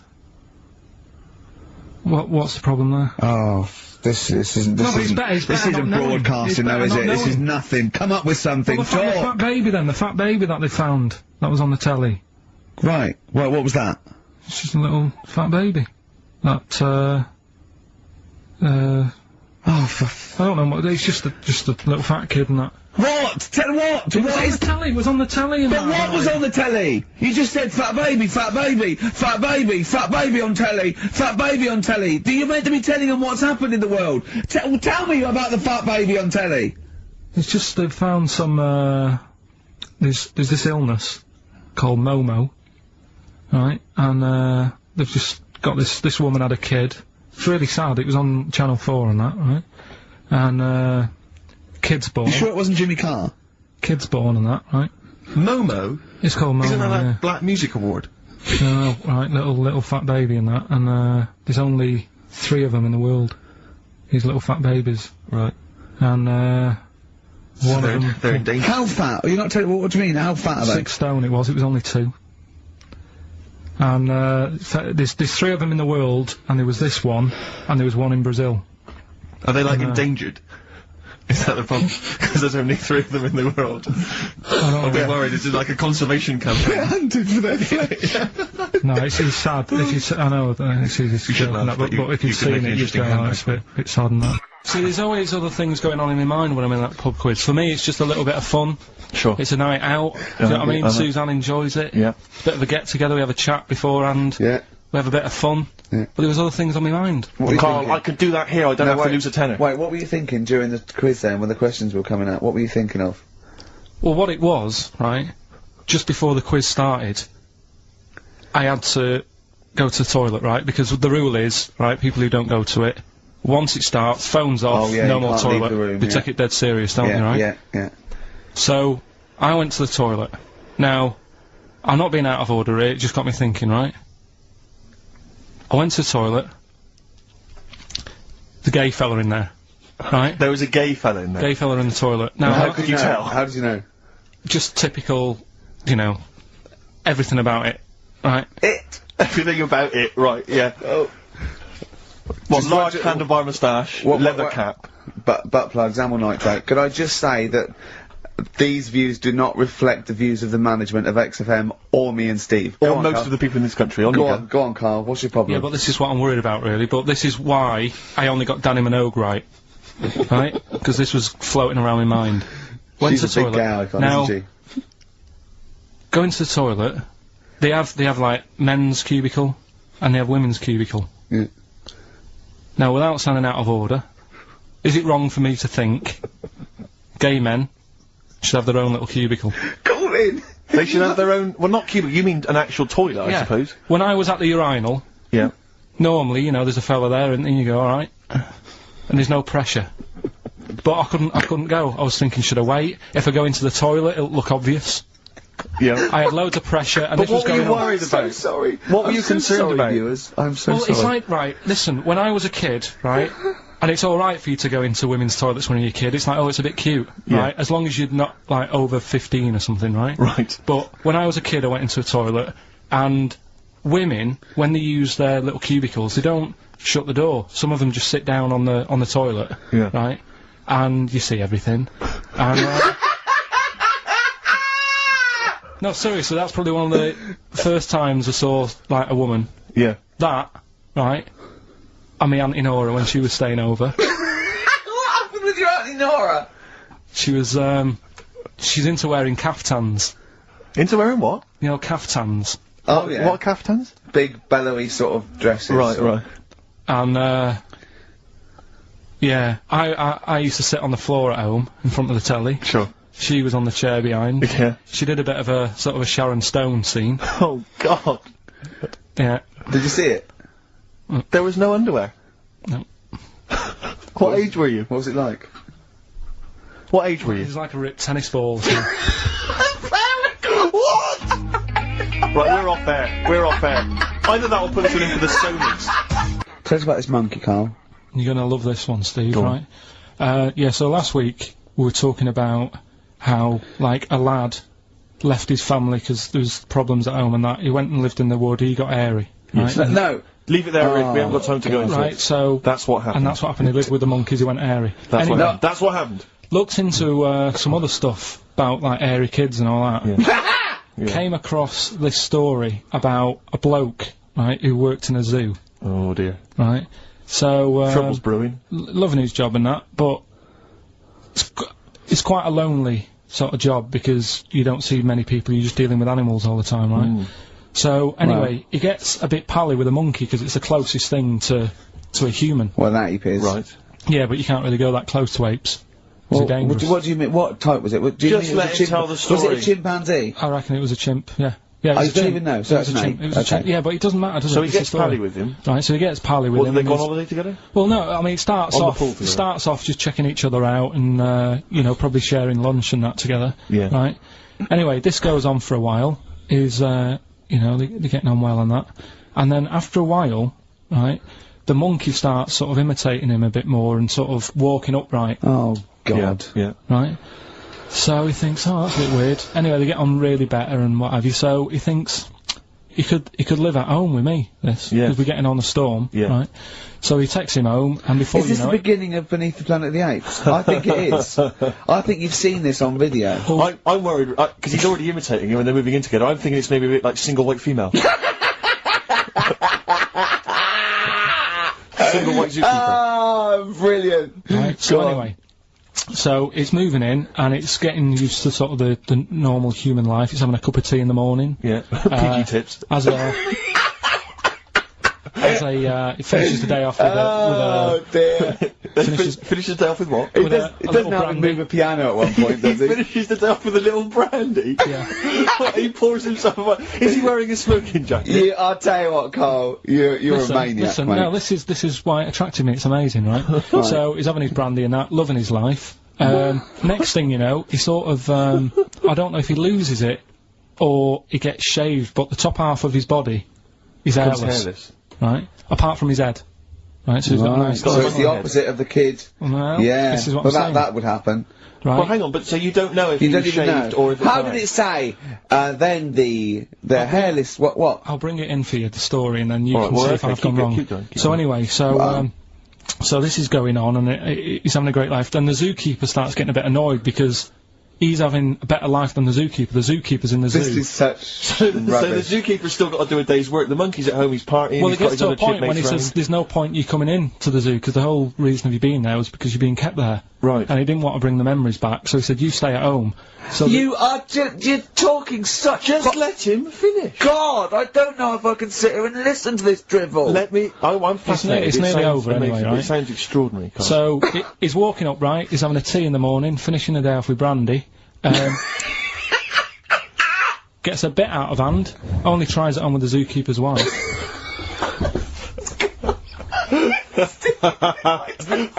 Make him go away, Steve. How does he do that? Well, because he's around humans a lot, he becomes a bit of a charmer. And, But what is it that he could do to seduce her? Pick fleas out of her? he didn't say. He's but- built. He was built. Yeah, it's well hung. So what about that? What do you mean, what about it, Karl? It's obviously not true. It's obviously not true. This wasn't on the internet. This was in a book. So it's not a quick joke and just put it on a website. This is in a book. I don't understand how. I love that he becomes a charmer. He's got better taste in brandy. Exactly. And he, What was it that he was doing that seduced her? I don't know. Maybe because he was at home more than the zookeeper was. But what would he be doing, I love Karl? the fact that- He's not going to be talking with her. They're not going to be playing Trivia Pursuit. Maybe she liked the silent type. He didn't go into that. He just said that's when the trouble started. Karl, play a record. Right. Is that what Suzanne did when she brought you in? When you were talking just now about like the gay stuff, Yeah. right? I don't know if you saw the thing the other week about the fella who's on that quiz show. Oh. Sort of Oh, right, okay. gay Who? fella, straight, sort of man, woman. thing. What are you talking about? Tell me what did you see? Tell me what you saw. It's This is like a kid come running in, and he's seeing something frightening. Could be an alien, could be a ghost, could be a paedophile, and you've got to get exactly what actually you saw out of him. Right, what did you actually see? It's just this fella who's a woman. Right. Right, okay, right, try and talk like a human being. Right. It's a quiz show that's coming on the telly, and it's this woman. Right, is it a fella who's a woman, or is it a woman? Bit of both. That's why I'm talking about it. But what do you mean? Is it a pre-op? Is it a transsexual, a transvestite? Is it a ladyboy? Is it an hermaphrodite? What is I'll tell it? you about it. Well, tell me. I'm telling you. It's a woman. Well, it's a man. Oh, No, forget it. listen. Play a record. No, listen. Come on. What? It is a man. He is a man. Well, Oh, Christ's sake! it's a TV program where they've got this man who's Transvestite or television? It is a transvestite, yeah. So- But the problem is, I'll tell you, just because you don't know about it, the program is... I don't know, I still don't know about it. I don't know anything about it still. I don't know. It's a woman, man, woman, TV program, look, TV. No, it's a man who is now sort of half a woman. And... A man who is now half a woman! No, well, this is what's weird about it. He's got the top half, but not the bottom half. What do you mean? sorted He's out. got breasts and a wig? But he's still got his boys downstairs. Why do you do that? His caps and the boys What are do you do still that there for? in his Y fronts. Why But that? upstairs, he's got a lovely pair of dumplings. Why do that? Well, he's halfway through. But why not get it all done in one go? Maybe he couldn't afford it. Well, wait until you've got all the money. That just looks a mess.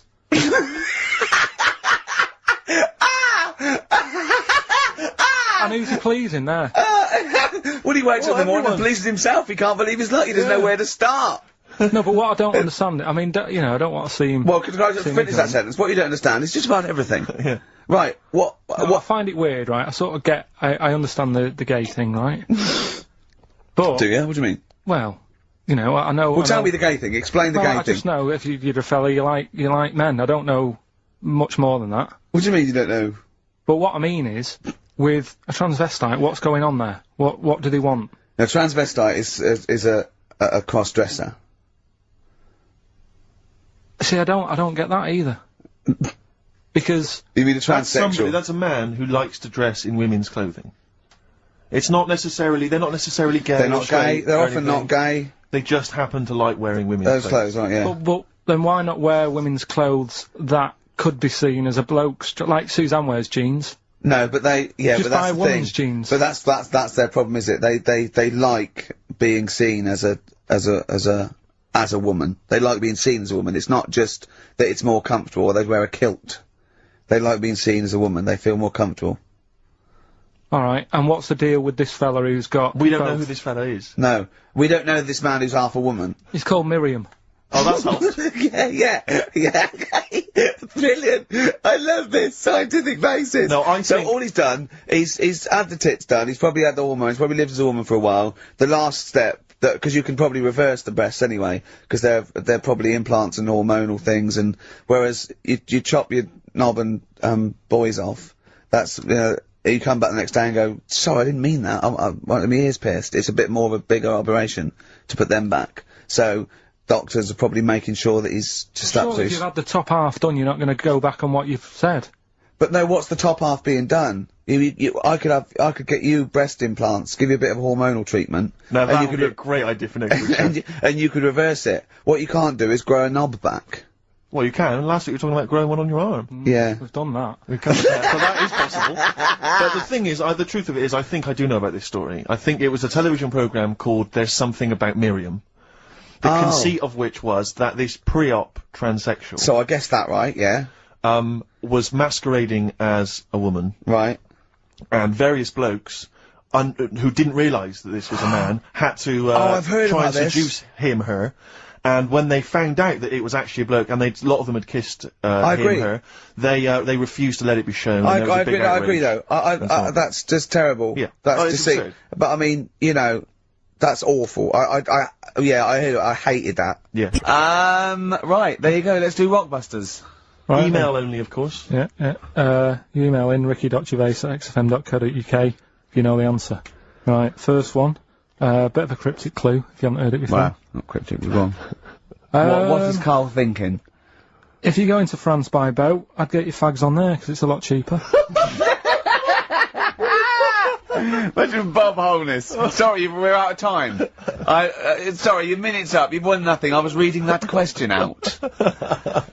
Sorry, right. so what's the... Right, let's do it again, and I want it to be exactly the same, word perfect. I bet you it will change all over the place. It'll be different. He's lost it. Go to France, buy yourself a boat Yeah. with fags are cheaper. Okay, fingers on the buzzers. You've only got 10 seconds to win the gold run. Okay, first up. Here, I'll tell you what, no, seriously, if you're thinking of going to France, well don't, because go on the ferry, get the fags there, because it's cheaper. Go on. Right, so that one again. If you want to buy some fags, you're going over to France on the boat, get them on there, because you'll save a few quid. BF. BF. Right? BF. Okay. Right, the second one. This little foreign cafe's growing its own steak. This little foreign cafe is growing its own steak. Yeah. This little foreign cafe's growing its own steak. Go on. D. Alright. Right? Okay. And the last one, Is that part of it? hang on. He's the best. The Jamaican fella might have screamed this on the Titanic. What? The Jamaican fella might have screamed this on the Titanic. Yeah. What's it start with? It's CD, that one.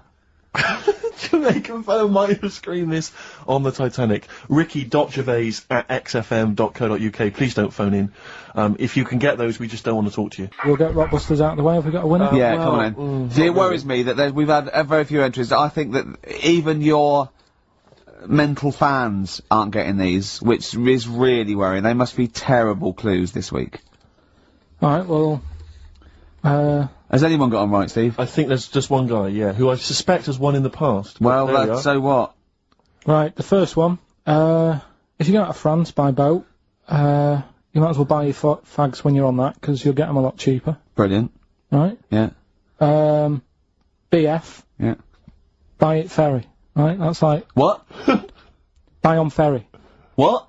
Buy on ferry. What's that? Is that a band? What? What is it? I don't know what it is. Brian Ferry. Brian Ferry? What's that got to do with buying on a ferry, though? Just because it's quite close to it. Buy on ferry. What? Buy on ferry. Sorry, what's your first language? The second one. That's rubbish. That doesn't count. No, Brian Ferry. Brian Ferry, buy on ferry. There's this little foreign cafe. It's growing its own steak. That's Delamitri. The third one. What? Sorry, what? What is that? What is that? Delamitri. Delhi is a little foreign cafe. Yeah. A meat tree and that. A meat tree? A meat tree? What were the initials for that? Just D for that. Just D for that? Yeah. So not DA? So he didn't even give him a chance to get the group. Oh, they got it. Well, no. No, they didn't. Right, it's the end. Go on, right. Go on. Deli meat tree. Deli meat tree. One word. D. Or any letter. They're growing their own meat. M's in it. Go on. Okay, so Bayern, I love Bayern Ferry.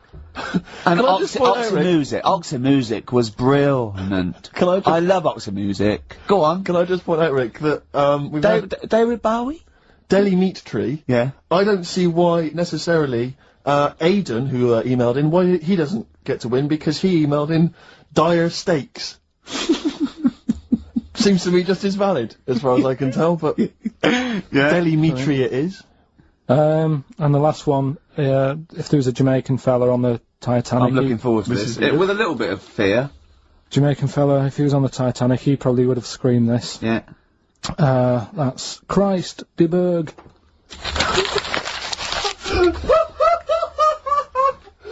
Oh! I don't know what to do. Stunning. So who's the winner? I'm not going to give it to anyone.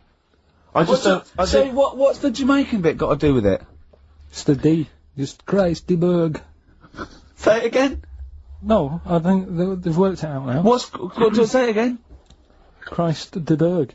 And who's that? What? Who's that? Who's what? Who's Christ de Burgh? Chris de Burgh. Who's the winner, Steve? Do you know what? I'm going to give it to Aidan. Because he just treated you with nothing but contempt. Steve Martin emailed in again. He got the first two, and then the last one he just emailed, I neither know nor care about this answer. I'm tempted to give him... Do you know what you've done there, don't you? Go on. You've put the nail in the coffin of Rockbusters. I warned you for 3 weeks, and you sort of bucked your ideas up for a little while.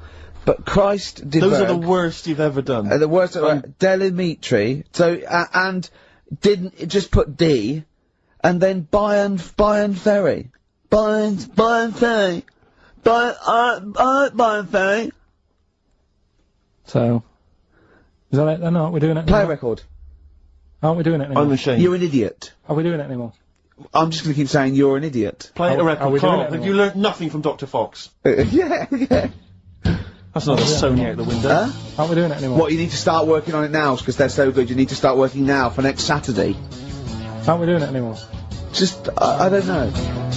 Aren't we doing it? What's weird about it? What's strange about an octopus with all the things that could... Why is it any weirder than a dog? Because it couldn't be further away from us. A dog has got human eyes. If a jellyfish had a pair of eyes like ours, I probably wouldn't worry about him that much. But like I said to you, it's that way that they haven't got eyes, they're floating about. I can handle some fish, they look like us, they've got eyes, you can make eye-to-eye contact with them. A jellyfish, what are you looking at? It's a snidey thing, like I've said to you. You can see a lot in eyes, do you know what I mean? You say, don't trust him, why? It's his eyes. Jellyfish haven't even got any and I don't trust them. Whereas if Adam, maybe there'd be the odd one that I'd go, oh, that one's alright. Okay, Carl, I'm just going to throw an animal at you. Tell me how weird it is, what bits annoy you, how you'd change it, okay? A crab. How would I change it? Yeah. Does it annoy you? Do you think it's weird? They are weird. But they're at that size where they can get away with it. Yeah, it suits them. Okay, good. Would it change anything? In a way, you know, what you're saying about things not working, he can't walk forwards. So why hasn't something happened? Why haven't they said, you know what, these arms are too clumsy. We need to have them so they can slot away easier, and we can pull them out when we need them, instead of clumping around with them. Because they do struggle. You see them struggling with their arms. Yet they're still here, they're still doing that, they're still designed that way. What's the weirdest animal? So you think the octopus is the weirdest animal on Earth? Yeah. In terms of design and everything, and if you lined everything up, say if I'd come from another planet, and everything was lined up in a row, and they said, right, we're going to give you a crash course in what's knocking about on this planet. Yeah. And you go, right, go on then. And you go, this is man, here's woman, here's a dog, here's a cat. Here's an octopus, here's a... I go, hang on a minute, what is this?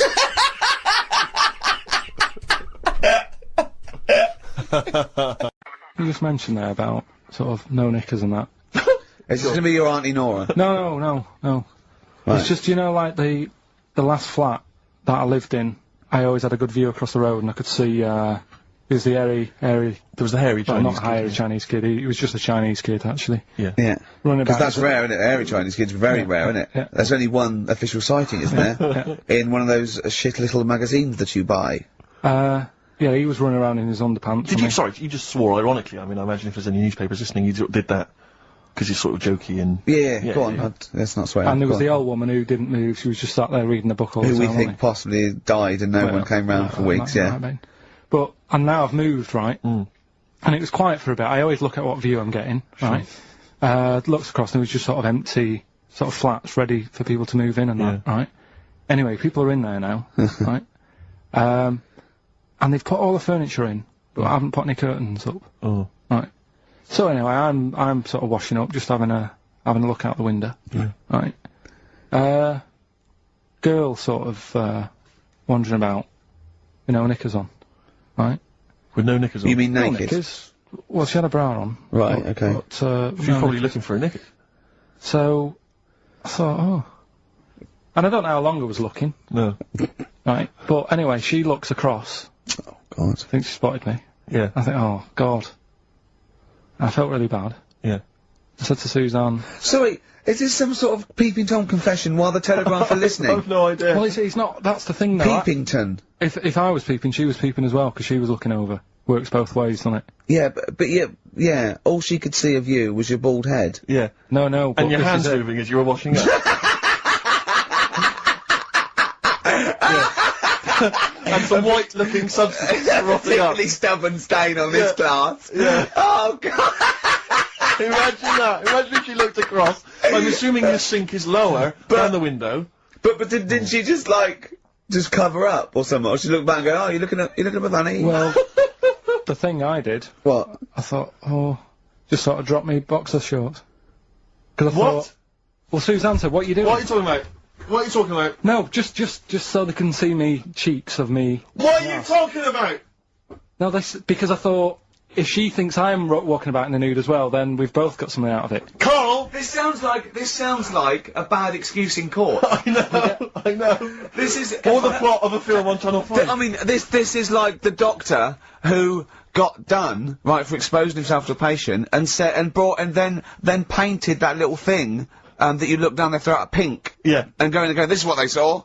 yeah. No, so sorry, you were looking at a woman dancing around naked, right? So, the only thing you could do was immediately drop your boxer shorts. So she looked across, saw you fully clothed, saw you took your boxer No, she wouldn't have done, because it's sort of just the top half and the sink's at a side angle, so I was sort of looking out. So she wouldn't genius. so she wouldn't have seen your trousers then anyway? No, she did. I moved in front of the window more. So you then made them... You actually climbed in front of the window.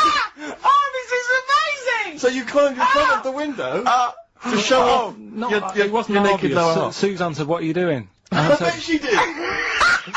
What are you looking at? I sent you in here to clean What up. are you doing? I'm just taking my trousers down, standing by the window. Why? Because there's a naked woman across the road. What do you think I'm doing, Suzanne? I'm exposing myself while looking at some free funny. leave it. What's up with you, Suzanne? leave it then, leave it. Christ. Are we doing Rockbusters or what? Yeah. Oh, she sent you in there to read up on Einstein.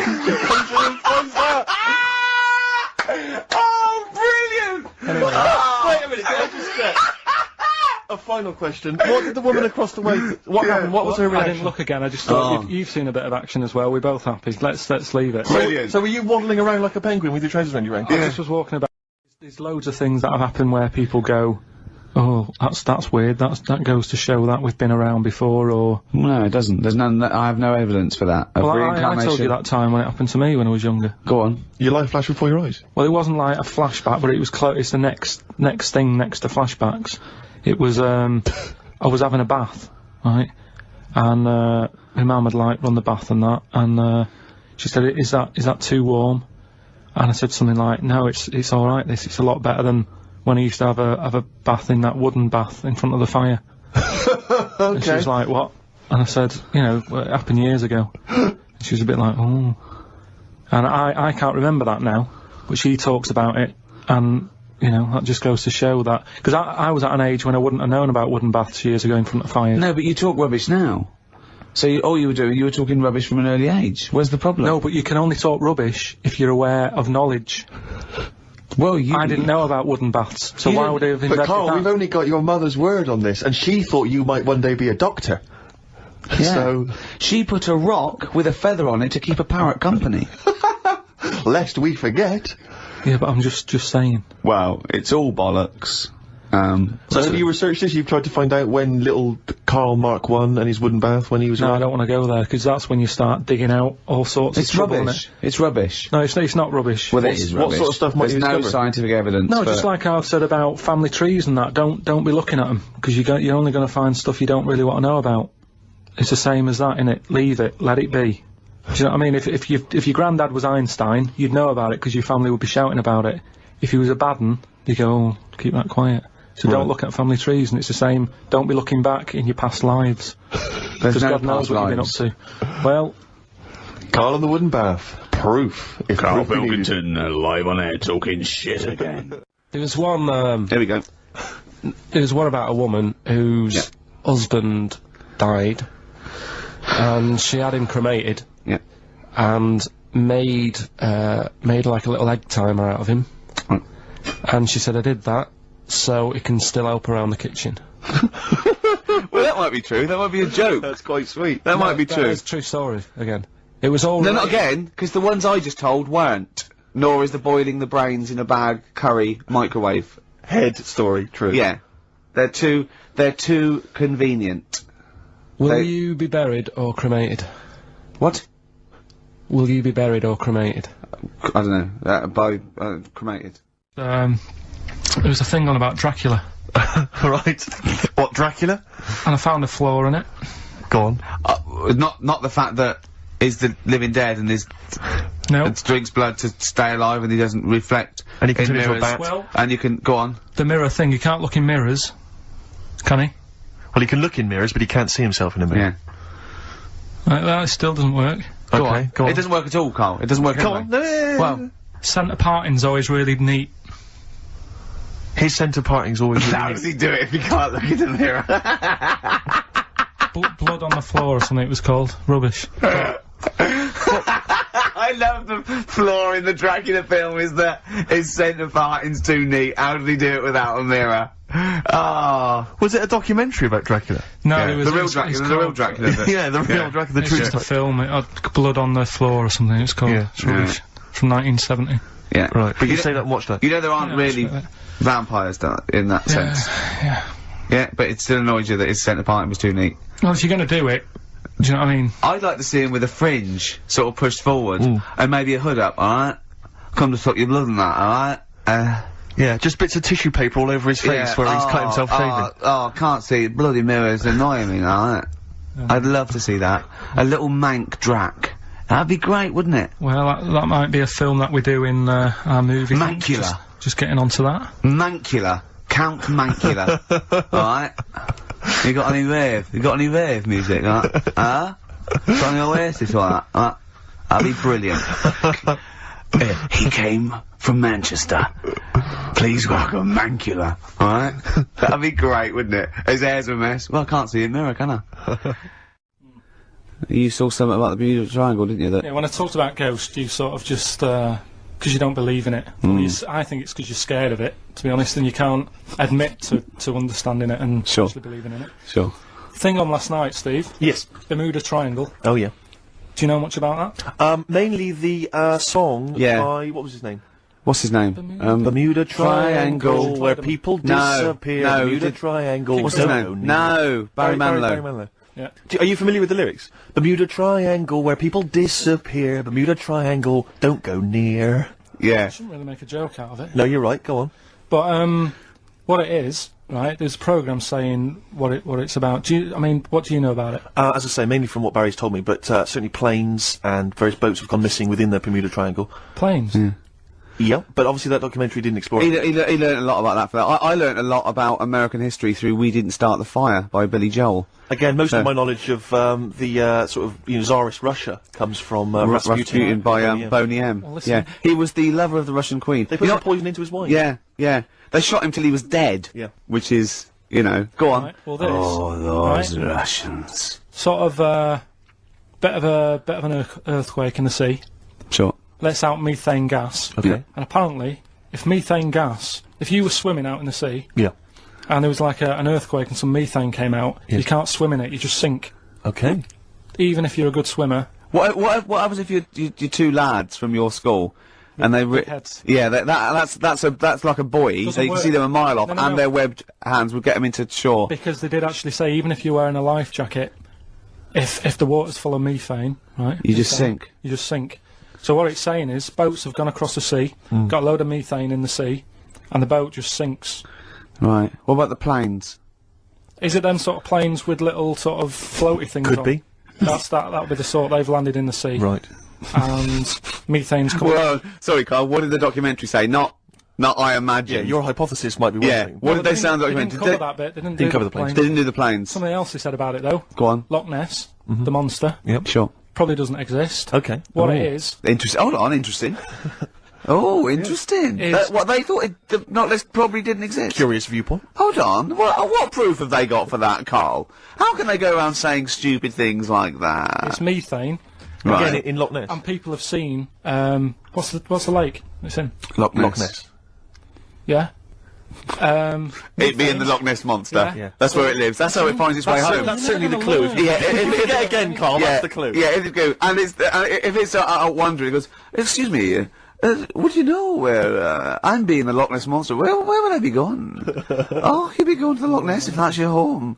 It's way over there, you So big anyway, monster, you. So the bubbles from the Sure. methane bubble up out of the water. Yeah. People think, oh god, it's a monster's head. But it's not, it's just water sort of shooting up because of the bubbles. Well, that's two of the great mysteries of the universe solved by Carl P on a Saturday afternoon. That is fantastic. So that makes me think a lot of things. So when mediums are sort of like going, oh, I've got something coming through. Do you think they are exhaling a lot of methane gas, and thus making them not think straight? Do you think everything's down to methane gas? Do you think that all the mysteries of the universe are down to methane gas, Carl? What did it say in the documentary you saw? About what? What was the budgie happy? We know that budgie was sad. Was it in a room? Because they used to take canaries down the mines, didn't they? They used to take canaries down the mines, they'd smell the methane, and then the budgie would be happy. I'm not going to teach you anymore.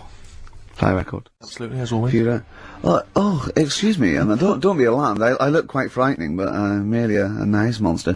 I seem to have lost my way home.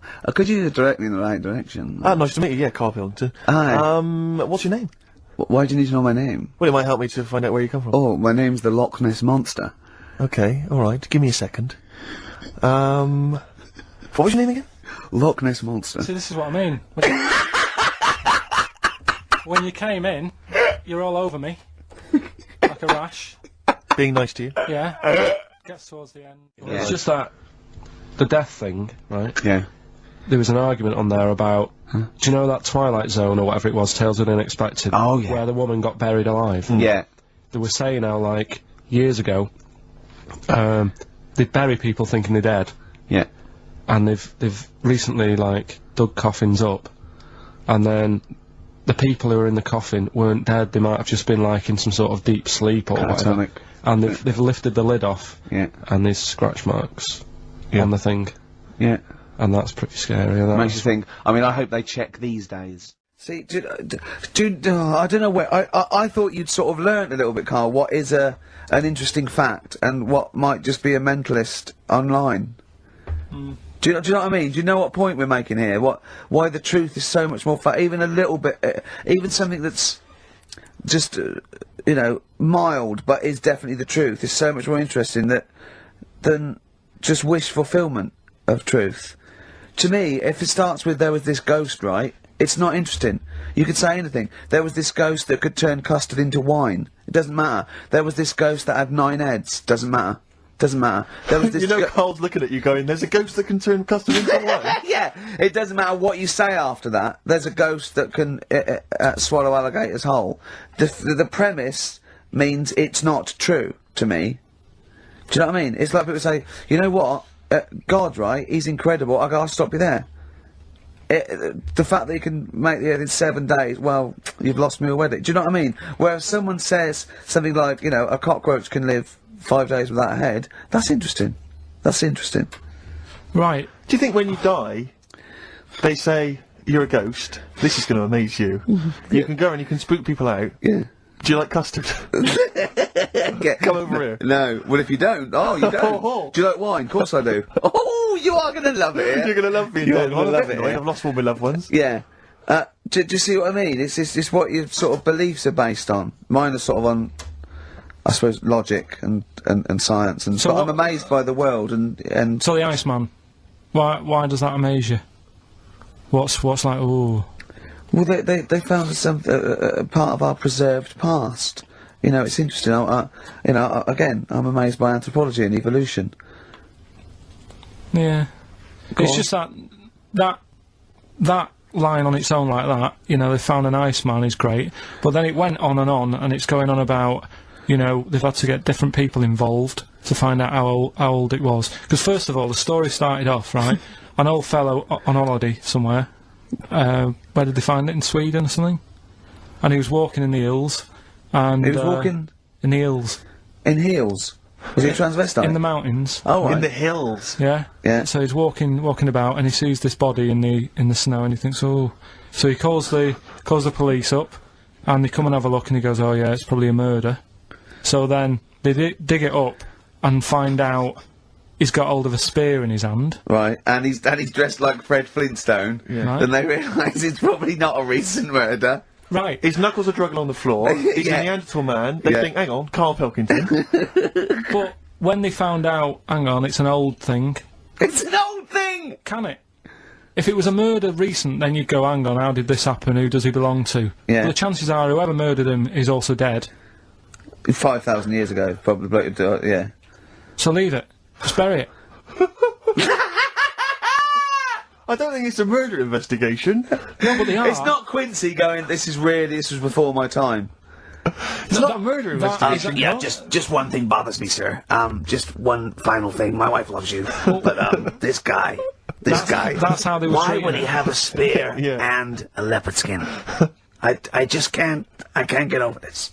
What are you talking about? That's what I'm saying. What are you saying? Right, shut up, everybody. What are you saying? You've got one chance now. You've got to ask me a question, and I will answer it the best way. But what are you saying? What is your question? Right, he probably spent a load of money. That's not a question. That's not a question. Well, let me tell you what I'm saying. Right, they're probably spending a load of money finding out stuff about this fella who died, and even if he wasn't murdered, he'd be dead by now anyway. So get over it. Right, 3,000 years ago he died. Right, so then they start messing about with it, saying, "Well, how did he die?" Well, it doesn't matter. It was ages ago. Then they start digging his belly open, seeing last meal that he ate. Yeah. Oh, he ate seeds and leaves. Well, no surprise, really. There's now else around. Again, spending more money. Someone's been paid money to sort that out. Then they bury him, and then said, hang on a minute, are you sure that he died by, like, a spear? Let's dig him up again. So they dig him up again, and find some splinter or something. I don't believe they buried him. They did. Well, in some sort of fancy coffin so everyone can see him. But for me, that is more wasteful than sorting out something that's, you know, like someone who's ill. Sort something out, you know. Sorry, it's not either or. They didn't put a doctor out of surgery. Exactly. It's not an old man in a bed in the corridor somewhere. Yeah, going, Ted, what are you doing? I'm just giving this bloke a stat clear. No, look, we found an old fella in a skit. Okay, okay, you take over. It's not either or, Karl. What are you talking about? It's scientific research. But don't you see why this is fascinating? It gives us an insight into how we lived 3,000, 5,000 years ago. That's an incredible historical document. What if it was your equivalent? What if he was like the Karl of the time, and there's people, you know, ghosts now through there going, oh God, I don't believe it. They've dug up Karl. They think we're all like that. Oh no, oh no, they're going into his brain now. They're looking at how his brain works. We're going to get such a bad rep. Oh, well, dear. each to their own. If you like it, I just thought it was a bit of a waste of money. A little bit of a waste. Yeah, okay. But there you go. Anyway, will we give out the answers to Rockbusters next? If we must. Yeah. It sometimes stuns me.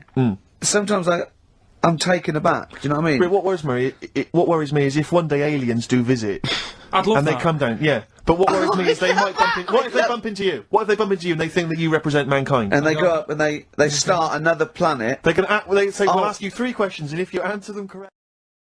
Do you know what he said to me the other day? This is unbelievable. This is one of the most stupid, incredible things I've ever heard. He was talking, and he suddenly stopped, and he was thinking about it, and he went, oh, I went, what? He went, you'd never see a black ghost. Extraordinary. True, though, isn't it? I've never seen a ghost, full stop. There are no ghosts. There aren't ghosts. No, I mean when you just see them in, like, magazines and that. Play a record! There's a shadow somewhere. It's already good, isn't it? I'm loving it already. No, right. There's a shadow. I think it was in America. Yeah. And it's on a quiet road. I'm guessing somewhere like Boston. That's what I imagine. Okay. Right? No. Somewhere like Boston. And people at night used to see this shadow moving about. And they'd go, what's that? Right? And it got known, the town, the little local town got known for this shadow, but it didn't cause any problems. What are you talking about? Well, it was like, you've lost me. What are you talking about? No, do you know, like, some places get famous, like, Scotland's got the Loch Ness Monster and that, but it doesn't cause any, but it doesn't cause any problems. It doesn't exist, go on. Right, so there's this shadow walking about on the road. And, what do you mean? No, what's he, again? Rubbish. Right, so it's walking Nonsense. about. Where did you read this? Where did you see this? It's walking about, this was on the internet, and I'm sure. Sorry! Sorry! Right. I thought it was shite. I didn't know it was on the internet. Right, so this shadow is moving about, and, independently of an object. Yeah, and the local mayor and that is like, yeah, it's a bit weird, but it's not harming anyone. The mayor involved! Was he elected to that post? Hey, mayor, we got a problem down here. Seems like a shadow. Well, it's not causing any. No, it's just causing any problems. Yeah, go on. But that's the thing. It was left for years, and then it did start causing problems. I see. That's it. If you leave these shadows to go unchecked, Rick, they go crazy. Yeah. You let them run amok in the city. Yeah. You've got to stand What down did it do? on What did it Roman do? shadows. What did the shadow do?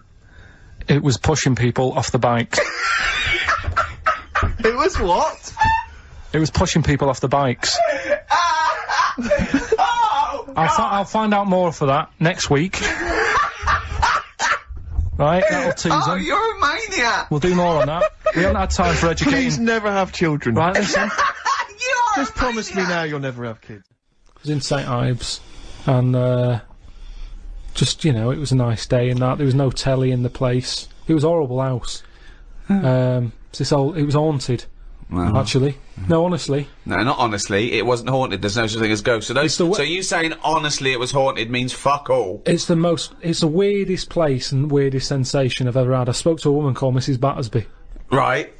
Who sat on my bed keeping me up all night. My mum came up, she said, you look shattered. I said, yeah, I haven't had a kiss all night. She said, why? I said, I've been talking to Mrs Battersby. She said, who's that? I said, no, some old woman. Now, I can't remember it now, but that's what I did then. And then, Sorry, so Mrs Battersby didn't exist, is that what you're saying? She was the ghost? Yeah. Wasn't the landlady? No, there's no landlady. It's a big house, about 12 bedrooms in it. Right. Dead cheap to stay there, because it was a wreck. My mum and dad went out Were you one ill? night. Did you have flu at the No, time? I had nothing like that. I just... So you were sitting up, but you were awake, and you were having a conversation with Mrs Battersby. What did she look like? I can't remember. I can't even remember having the chat now. Right, But so- at the time, I was like, oh, she just doesn't shut up. Chatting all night. So you don't remember this happening? Or you do remember it happening? No, I remember that, like, if I see my mum now and I mention St Ives, she'll go, oh yeah, Mrs Battersby. She remembers coming in, because she was older than me, wasn't she? So, to Who? her, my mum. Was she? Yeah. How old was Mrs Battersby? She was older than both She of you. was old, because I'm calling her Mrs Battersby. If she was my age, I'd probably say, oh, it's Susan or whatever. Right, sure, You Miss call Bat- older Miss people Battersby. by the surname, don't you? Yeah. Anyway, so she kept me How up old all were you? night. Dunno, I'm thinking of pictures at the wedding. Why do you have to go through other things to just have a memory? How old do you reckon you were? I don't understand why you haven't got direct access to your memories. How old do you reckon you were? Your mum was older though, yeah? You must have a vague idea of when this I'm event thinking was. about it now, I'm thinking. I'm Okay. picturing the picture of myself at this wedding. Okay. And how old are you? What are you doing? How tall were I'd say you? I look about... How were you? I'd say I look about 7 or 8, looking at the picture. Right, okay. Right, okay. So Mrs. Battersby is chatting away to you. You don't remember what she said, but you do remember having the conversation. No, he doesn't remember it I at all. don't remember the chat now. Well, then why are you telling us? You must remember it, because you're telling us about it. Because it's a memory. My mum's reminded me of it. Yeah, but all it says is, this is so far removed. This is hearsay that your mum said you spoke to a ghost once, and you don't even remember the ghost. Mrs. Battersby. No, Yeah, you no, but remember you the don't name, remember because her. your mum reminded you of it. In a court of law, if there was a ghost court, they go hearsay, thrown out of court. Right. You don't have a memory of Mrs. Battersby. No, look, I know that when I was a kid, I ate a beetle. I ate a beetle because I thought it was licorice. Now, I can't remember that now. You can't remember that, but you know it happened because your mother told you it happened. Exactly. Right. But the fundamental thing is that we can believe you ate a beetle, well, because that is something that could happen in real life. But what we're questioning is that you spoke to a ghost. What sort of beetle was it? Just one of them standard beetles, just a little black shiny one. Thing is, right, a couple of years ago, we were in the Ivy, and the food came, and there's a big blob of wasabi, right? It was like called an Oriental hors d'oeuvre, right? And I looked over at Karl, and he started going, drinking water. I said, what was that? He said, I heard that. I said, that was a blob of wasabi. He said, I thought it was one mushy pea. That's a classy restaurant, they're serving one mushy pea. Well, they do that, don't they? Wow. Small portions. It's all trendy, isn't it? Yeah, I love the fact that it's exactly the same thing, but they've swapped beetle for wasabi and licorice for pea. You see things, you see something. It's a good job you remember that anecdote, though, because he doesn't. Exactly, yeah. In years to come, we'll be going, I ate some wasabi once. Did you? Yeah. Well, according to Ricky, I did, yeah. I was in the Ivy. I thought it were mushy pea. So hang on, I just want to go back to Mrs. Battersby, because you confidently said it was haunted, it was a haunted place, but you've got no evidence for it, because even you claim you had this encounter, you don't even remember it. But you don't remember everything in life, But you do you? supposedly had a conversation with a ghost. I know, but I didn't know. When I was younger, I But you didn't think remember that the was a specifics ghost. of an ant walking around? Yeah, so you thought, so I see. If you'd have had the memory, it would just be a nice old lady on the end of your bed all night. Right. And then... Then, when I mentioned it, my mum was saying, what do you mean, Mrs. Battersby? Who's Mrs. Battersby? Right. When you're a kid, you're not terrified, are you? No. Nothing scares I mean, you. I'm beginning to think, who the fuck is Mrs. Battersby, I must admit. But So, yeah, that was, but it was a weird place. I mean, there was no telly. All they had for sort of company was a calculator. Carl, you are the strangest little man that's ever lived. Company. No. There goes Karl with his friend. What's his friend? Oh, it's a little... It's a Sanyo 4197G. I love that. That's amazing. Oh, calculator, do that boobs thing again. My mum and dad used to go out. I stayed in there. Just shots of him with his calculator on the beach. It's sunlit. Maybe beautiful and the 4 air. plus 16, what will it be? My only friend. What was that one you told me and it was completely wrong? About the... It was, oh yeah, right, it's years ago. Oh yeah. Some in olden days. Oh sure. When Some, ghosts roamed the earth. Once upon a time, you mean? Yeah. Some doctor or something who was into, like, the way bodies work. They got their head cut off. Who did? The doctor? Yeah, he was doing a bit of an experiment. And he cut his own head off? Yeah. Okay. And it was about, he said, when my head's in the basket, I'm gonna blink my eyes. Right. Okay, sorry, hang on, let him finish. And, so the doctor has chopped his own head off, and he's told everyone, I'm gonna blink my eyes to prove that he's in the basket, and he goes like, right, I'm gonna blink my eyes about, as many times as I can. So quick, count them. And they count, and he got to like 15 before he died. Now this is how Karl told me that. Till Nick Frost explained that, Karl told me, he said, right, well a bloke, right, he had his head cut off, and when his head was in the basket, he went, count how many times I can blink. And I went, well that's rubbish. He went, no, and Nick went, well no, he actually said when my head's in the basket. He went, and Karl went, all right. I said, Karl, do you know the subtle difference? Do you see the subtle difference? I have to say though, guys, I still don't really understand what went on there. You've both lost me. The story is that a bloke who'd been found doing, You mean that Karl just explained it and that was a clear version? Because I still don't know what you're talking about, Karl. Well, this bloke had his head cut off for experiments against God. He was a doctor in the, in olden times. Yeah. And when they cut his head off... Why did they cut his head off? Because it was... he was crimes against... Exactly, he was executed, yeah. And he said to his assistant, when my head's in the basket, I'm going to blink, count how many times I blink and write it down as an experiment, right? Karl told it to me, like, his head was cut off and he went in the basket, and when his head was in the basket, he looked up and said, count how many times I blink. Yeah. I love that. I love the difference in that story. Yeah. Both rubbish, but, you know, one's possible and one isn't. You believe anything that you're told, except when we tell you the truth. Right, here's one. Christ. Ghosts and that we got talking about. Sure. And Nick said, right, he said, you'll like this one. He said, my auntie, was having loads of problems. Why are you whispering? It's not illegal to talk about ghosts on the radio. No, but it's hearing this. So, the auntie's in the house and that, and, furniture's moving about all the time. Oh, God. And they were like, no, Steve, you told me this one. This is such rubbish, mate. No, come on, let's listen. I'm gonna leave it to you. I'm gonna sit back and enjoy it. I'm just gonna watch your face, Steve. Right. Sorry, so I missed the beginning there, Karl. There's an auntie in the house. Basically, Nick's auntie. Right. In the house, things moving around all the time, and it was just annoying every time she tidied up. It was like, it's just annoying. Making a mess. It was one part annoying to two parts scary. Yeah. So... stuff was moving around all the time, and they said, right, rather than we need an housekeeper. Rather than having the house a mess, until we sort this out. Stop it! I've got the vicar coming round. Stop moving stuff around. Oh, yeah, go on. They said that shouldn't be in the pants drawer. Let's put all the furniture in one room, right? So just have one room that's a mess, and have all the others empty. Because I love the poltergeist can't really, it can move wardrobes around, but it can't open the door to put it in another room. Yeah. Poltergeist going, oh, I'm just making this room messy. I wish someone would open the door so I could, go on. Yeah, but, so all this stuff's in this room. So they moved all their furniture into one room? They put, like, the drawers in there and everything, and it was really uncomfortable, because they were all, like, on top of each other. They sat in the room with all the stuff? Yeah, they had to, because that's where the three-piece suite was. Okay. Oh God! Right. All right. Oh God! So they sat there like all crumpled up and that, but nothing can move because it's so tight. I think things were trying to move. Yeah, but everything was so tight. It's they just foxed that poltergeist. So anyway, one night they sat there like sort of a bit awkward watching the telly and that, and they hear some banging.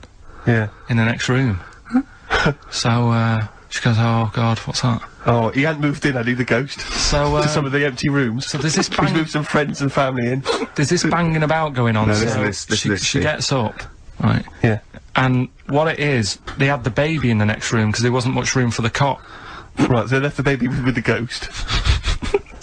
So they go into the room where the baby is, and the banging. Yeah.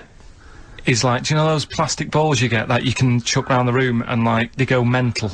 Right. The ones that you chuck once and they keep bouncing for ages. Yeah. That was bouncing around the room. Why? What, the baby had thrown it? Hitting all the walls, and the baby was there, stood in the cot, sort of laughing. Right. And looking at the ball, and wherever it looked, the ball went. Yeah. And then she said, stop doing that.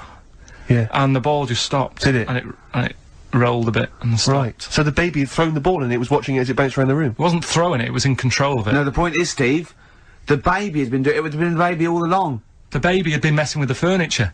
It was so a baby it's a that had super the power. Yeah, it's a baby that had the power. Special baby. It's a baby that had the power. It's a baby that had the power. What, the power of telekinesis. Right. They were then trying to convince me that telekinesis was not like all the other stuff that I didn't believe in, but that was a science. Right. Telekinesis was possible. Yes. Yeah, it's not like ghosts and demons and all that sort of. Telekinesis is different. Yeah. That's a science. But Nick's auntie saw it, and I love the fact that you're telling me that someone else's auntie saw it. So I should be satisfied with that. Yeah. I should be satisfied with that. I mean, no. So does she still live in one room with all her possessions? No, I think the baby grew out of it. Apparently, it grew. The baby grew out of it. So it doesn't use its telekinesis powers anymore. Well, no, it's like in Carrie, innit? She was upset for a bit, and then she got over it. Okay, I'm just gonna say one thing, Karl. That was a film. Do you want to play a record or? Just tell you a story that Karl told me a couple of weeks ago. Is this another ghost story? Another spooky story? Yeah. I called him out. I was, what are you doing? He said, I've just been reading ghost stories again. He went, he said, you don't believe in them, but how do you explain this? Right, I went, go on. He said, I'll tell you as he told me it. He went, bloke, right, just sitting at home, doing, watching telly with his cat. And, the phone rings, and it's a bloke going, is that fire, in your oven okay now? 'Cause your wife called. And Karl went, well, 1, there was no fire in the oven. 2, he wasn't married. I went, right. Go on, he went, well. Then, right, there was a knock at the door and there was 2 sort of people in sort of white coats and they came and said, oh, we've come about that fire. Your wife called us. He went, 1, there isn't a fire in my oven, and 2, I'm not even married. Right? And he said, and they saw the cat, and they looked at the cat, it looks a bit weird at the cat came out, nothing. He said, and then he went back, sat down, phone rings, and they said, did they sort out the fire in the oven that your wife told us about? Oh. He went, 1, there is no fire in my oven, 2, I haven't got a wife. And Karl went, what do you think of that? I went, that's not it. He went, yeah, I went, that's the end of the story. What? He went, well, how'd you explain that? I went, explain what? I thought he was going to say, a year later he got married, but she died in an oven fire. Right? I thought it was going to be that. And I went, that's people winding him up. Yeah, or someone did report a fire in the oven, and their name was Johnson, and they looked up Johnson, they got the wrong thing, it was the gas board, and they sent it round to the wrong person, right? Do you know, he went, yeah. I said, I explained it to him, he went, yeah. Why did they look at the cat funny? Oh, man alive, Karl. This is really weird, right? I was in my house once, right, and the doorbell rang. Yeah. Right, I opened the door, there was no one there. Yeah. Right? And then I looked across the street, right, and there were some kids running away. Yeah. Now, how do you explain that? Yeah. There was another time, right, where, like, I opened the door and there was a bloke goes, you've ordered pizza. I went, I haven't ordered pizza. And I heard my mate upstairs giggling and putting the phone down. Yeah. How do you explain that? Karl, seriously, why did you tell me that story? What did you think it was weird about that? The fact that it was 3 different people. Is this all the information? Is that the entire story? It was 3 different people. Did you fall asleep and not read the end? A fire that didn't happen, about a wife that didn't exist, and a cat that didn't look happy.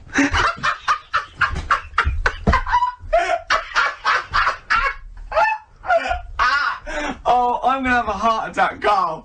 What? I mean, why did they look at the cat funny? Because cats don't like spirits, do they? What? The other blokes were ghosts? Yeah. Yeah, that's it. So these are kind of beetle about type ghosts. These are ghosts who walk the earth as the undead, just winding people up slightly. That's lovely. That is lovely. Seriously, and a cat that did not look happy. But seriously, why would ghosts wander around just like winding people up? Oh. Maybe something did happen there years ago.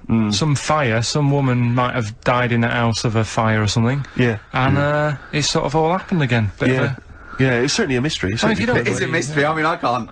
What's this book you were reading? You were reading a book, which is interesting enough. It was the 14 Times. Oh, Karl. Yeah. Well, I don't know what to say. Yeah. Do you believe in? I think lycanthropy. Is it not called? What's that? Sorry. Lycanthropy. What's lycanthropy? Isn't that werewolfism? Really? Isn't it? Do you believe in that, Karl? They've found stuff, haven't they? They've found kids walking about who are all hairy. Because they've sort of grew up with wolves and that. Yeah. So no, you see, 2 things there. You cannot take on acquired characteristics genetically. So if you grew up with wolves, it wouldn't suddenly make you hairy.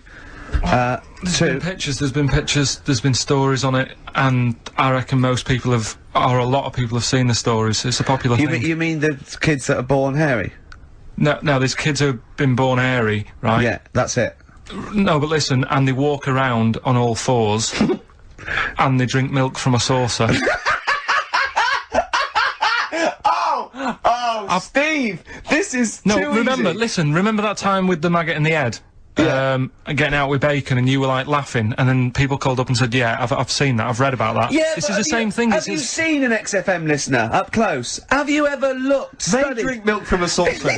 Yeah, they've got to be kept on leads. People who listen to this show. There's no point me telling you about stuff. There is. It's comedy gold. When you were at school, did you keep arguing with the teacher saying you're talking rubbish there? Teachers didn't teach us about werewolf boys and ghosts. They taught us maths. God, right, tell the story about the manhole cover. Right, in the same magazine, as the one with the cat and the fire and that. Don't tell me that story again, it gives me the shit. Yeah, a cat that's got a weird expression on its face is against God. Anyway, this isn't a scary story, this was just, like physics. Physics. Yeah. It was going on about the, nuclear bomb and how powerful it is. And, they put a manhole cover on top of one. Okay. Blew it up. Yeah. Never saw the manhole cover again.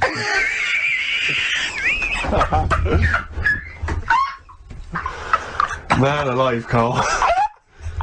Unexplained. What's going on there? Something weird is happening there. Oh. If anyone has ever seen that manhole cover, please get in touch. We'd love to know where it is. Oh, that's fantastic. What sort of experiment is that? I imagine all these scientists on multi-billion-pound research boats, they're going, we test everything. What would you do to manhole cover? Don't know. That's like letting a couple of students yeah, exactly, yeah. Do you reckon it can send a traffic cone into orbit? Go on then, put it on there. I love that. Imagine that. What value is that? I might tell you what we could do. We could put the manhole cover on it and aim it, and then blow the bomb up, and the manhole cover would have someone's eye out. Fire it. See if you can fire manhole covers off the nuclear bomb. Whatever. Try bangers to a bomb. See if it's louder. Oh God. Right, there's this fellow, I think it happened in America, and he saw a bright light in the sky. And, God, if you're bored. And he stood there. This is a true story, is it? Yeah. He stood there. Yes, of course it isn't, Steve. And he saw this bright light, and it came closer and closer, and it was a UFO, right? Yep. And he looked at it, and it disappeared, right? And he gets back in his car. He looks in the mirror. And he looks in the mirror. Yep. He's only got a beard. He has. Right? What? And it turned out, he got home and said to his wife or his girlfriend, it's a bit weird. So I just got out of the car to look at a bright light, and I got back in the car and I grew a beard, and she said, never mind your beard, where have you been for 3 days? And what had happened is... He passed out because he was pissed. No. The UFO had taken him for 3 days. Yeah. But he'd only thought that he'd only looked at it and it went away. Yeah. But what had happened is, he took him, and he grew a beard because he hasn't had a shave. Right, okay. I mean, was Will Smith or Tommy Lee Jones anything to do with this at all? Did you see this on a video, maybe, and thought it was an educational film? No, it's from a book that some kind person sent in to me. Here. Can I just ask again, just again, I'm just throwing this right back at you. Do you think there's any other possible answer here? Right? A man is absent for 3 days from home. He's the grown a length beard. of time that it could take to grow a beard, lest we forget. What if he hadn't actually seen a bright light in the sky? What if he was lying? What if he was lying? He'd got knocked unconscious, he'd had a car crash. Just lying. No, just lying. Or he was just lying. Yeah, he'd been on a bender, getting pissed for 3 days and that with was his his mates. excuse to his wife. And they went, Dennis, what are you gonna tell your wife? Well, wait a minute. Wait a minute. She's not going to believe I was out with you, lads. Just say you're only away for a minute. No, she didn't know I wasn't away from it because of the beard. Oh yeah, look, it looks like you've been out for 3 days. Well, we have. That's exactly right. Okay, we've got to cover that then. Alien abduction. Great one. Okay, let's try that. Do you see? That's a little scenario there that could have been played. So, when you say educating Ricky, what have I learnt from this? Never listen to you again. That's all I've learnt so far. Never listen to you. Yeah, we'll add a little bit more in here, right? Well, no, what do you mean add a little bit more? We'll add a bit more to this, what I'm educating you about. Go on. Right? There's only a law in America that says if you touch a UFO, you're gonna get done. Now, why would they make a rule? I don't know that... Do you know, like, all their rules have a code? Carl, I genuinely do not know what you're talking about. Right. Do you know, like, how here they might have... Do you know what... I have no idea. Right. Okay. Do you know, like, over here... I'm listening to Capital on these headphones. I got Foxy on from yesterday. Right, let's bin that. No. Do you know, like, you don't believe in, like, scary stuff? Just like... You know, ghosts. No, I believe in scary stuff. I don't believe in things that are totally logical. Yeah, ghosts. Vampires? No. Anything made up by man. Well, there was something in the paper the other day about a vampire. How they found one. They dug something up. It was in the paper? And, it's true then. It's definitely true. But we'll leave that, because you're just going to do that, so it doesn't matter. No, come on, go on, quickly tell us about you. No, it's just that they found a body in a coffin with a bit of wood through its heart and a knife in its mouth. But if you don't believe it, It was a then what's the vampire point? pirate. It was a vampire pirate. But that's definitely proof of a vampire then, and of course, and not some grotesque murder.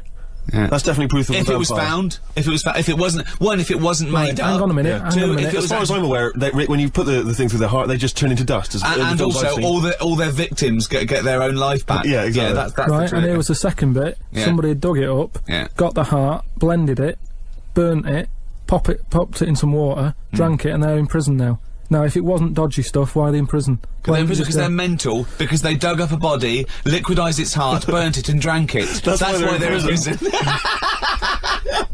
There's your answer. Right. But anyway, that isn't what I'm talking about, right? But I met Derek Akora the other week. Oh, yeah. Right. Now, who's he? Which one's he? He's is he a medium? He can contact the dead, is that right? He just chats to him and that, passes messages on. Nice of him. So I said, oh, tell us something a bit weird and that. So he said, what do you want to know? I said, just something weird. So he goes, alright then. He said, here's one for you, right? And he said, there's this pub out in the country. And he said, there's this mug. Do you know those old mugs that they have? Where they used to like leave their own cup knocking like about, didn't they? Oh, yeah. The tankard thing. Yeah. So there was one of them mugs in there, right? And everybody... Tankard, let's use tankard if we've established that's the word. Tankard, yeah. Because you're the only mug in this story. Right. You believe in it all. High five. Great. So this tankard's knocking about, right? And everyone who's running the pub keeps going, oh, I wish they'd stop leaving this tankard about, right? And they pick it up. It must be a pain. Having a tiny, small tankard in a pub. That must be a real grind. So every they sort of picked it up and went, we'll have to wash that, and they popped it on a different sideboard. Next thing you know, that person who's touched it died, right? Sure. So they must have been getting through bar staff. So they kept getting new staff and that, and they were like, oh, what's the connection here? Right? What's the connection here? Oh, God. So anyway, call Australia, we've run out. So they sort of, someone notices and they go, you know, it's a bit weird, it's that cup, right? So they get tankard. So it's that tankard and that. So they get a vicar in. Of course they do. And they go, look, there's a lot of weird stuff going on here. This tankard, every time someone touches it, they die. So he said, leave it with me. He gets his special water out and what have you. He comes round, does a little prayer, sprinkles it. He goes, right, not a problem, don't worry about it. He picks it up, chucks it in the bin. Guess what? What? Dies in a crash on the way home. Because he picked it up. Well, but Karl, you're telling me this like it's fact, and I'm meant to go, that's amazing. Cora, he told me. Karl, I have no opinion of that story, other than I'm pretty sure there was absolutely no connection between touching the tankard and him dying. That's all I'm sure It's of. not just him though, is it? I'm not going to even contest the chain of events. All I'm saying is there is no connection. There is no connection possible because I believe in logic and the laws of the universe. So when you're telling me miracles and strange things outside coincidence, you may as well be telling me about the Tooth Fairy and the Easter Bunny, because they're equal to me. That it's ludicrous. It's absolutely ludicrous. So what would it take though for you to go, oh, I'm actually a believer now? But what you're saying is I can't answer that question because I'd have to base my beliefs on some of your premises, which I can't do. It's like you saying, but what if you found out that 2 and 2 equaled 5? I can't. It's a necessary truth that it doesn't. I'd have to go back and fundamentally disagree with what I think twoism is, two-ness and fiveness. And you've never been in a situation though where you've gone, this room feels a bit weird. Could be something, do you know what I mean? Could be something knocking about, or. But that's a different question. I could go into a really rough-looking pub and think, this isn't good, because it's based on induction then. Because I mean, like, you know, if you've been to Cornwall on holiday and stayed somewhere and you've gone, do you know what? Sure, so much died in here. I'm sure so much died everywhere. Yeah, but what I mean, you never pick up a vibe of like I've got a mate, right, who is living in this big stately home, right? And what Why is he living there? He's paying £100 a month, right? And it's almost like he's being a security man. Oh, right. But he's not. He doesn't sit out the door with that on and everything. He just goes about his life, but he bases most of his work in this stately home. So what is it, like a housekeeper, like he's sort of house sitting? A little bit, yeah. I mean, it's it's bigger than Buckingham Palace, this place, right? So what is it, a billionaire that's gone away or something? I think it's some sort of, I think he said something about a viscount or something, right? He said he owns this place. He's living in America. This place he owns, but it's falling to bits. Wow. And he's worried that people are going to go in there and squat and what have you. So he said to me, mate, you know, there was an advert in the paper, he doesn't know him, advert in the paper saying, do you want to live in a big house? 100 quid or whatever.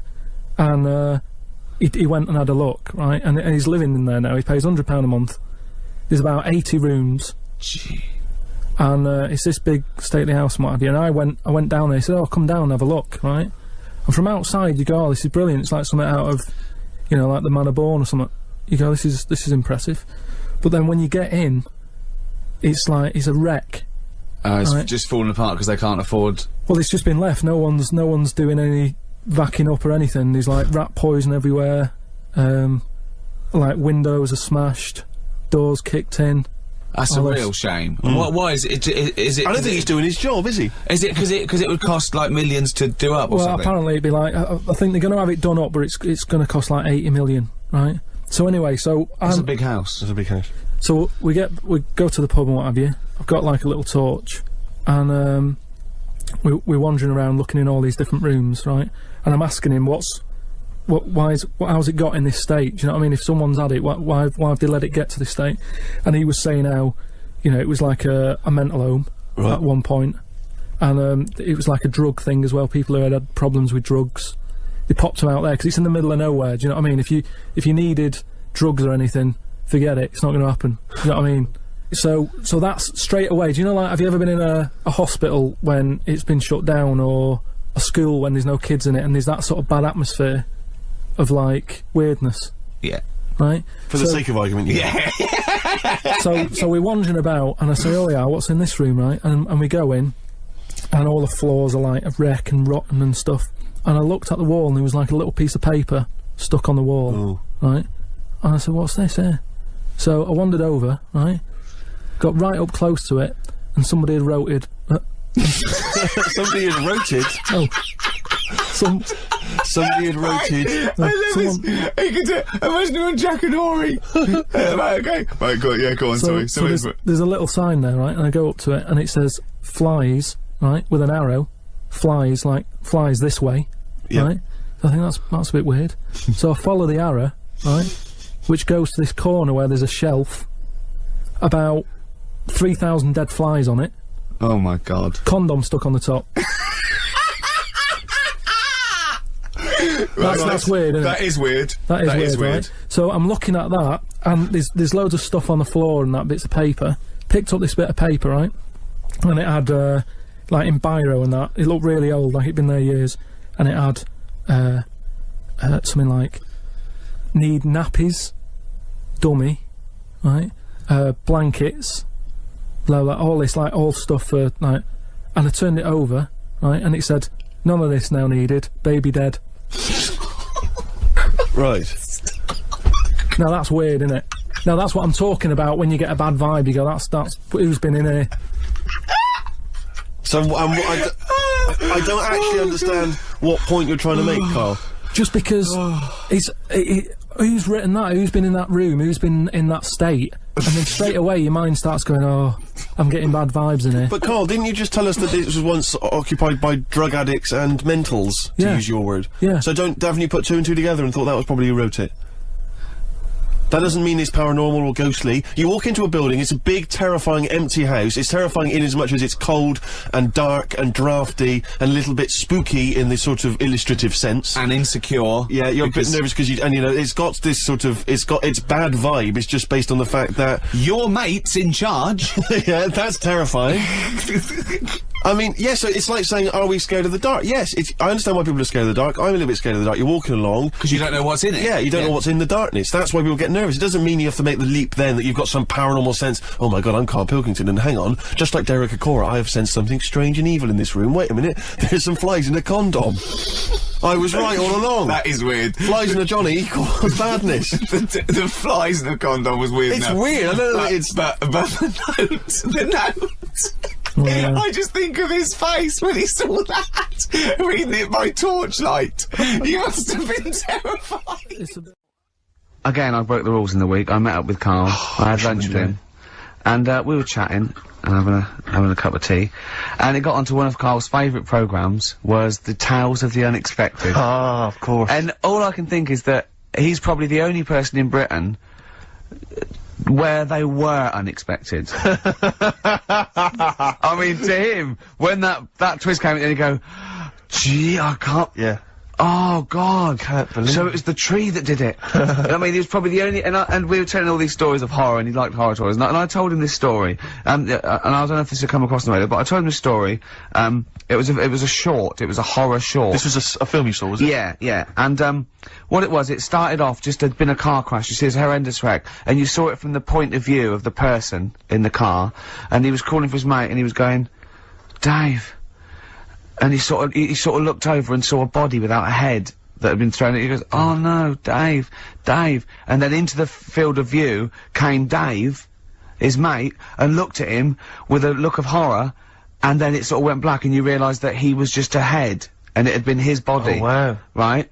Yeah. And I said, then it came up at the end, at the, executions in the French Revolution, people experience consciousness for, you know, and he went, oh, no, he said, it wouldn't be for that long.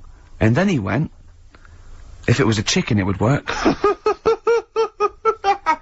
Imagine remaking that film, but it's two chickens in horrendous car crash. Their own fault for driving. It would work. No, he wasn't having that. Yeah. No, it was too long. I think he said, how long was this film? I went, oh no, 5 minutes. He went, no.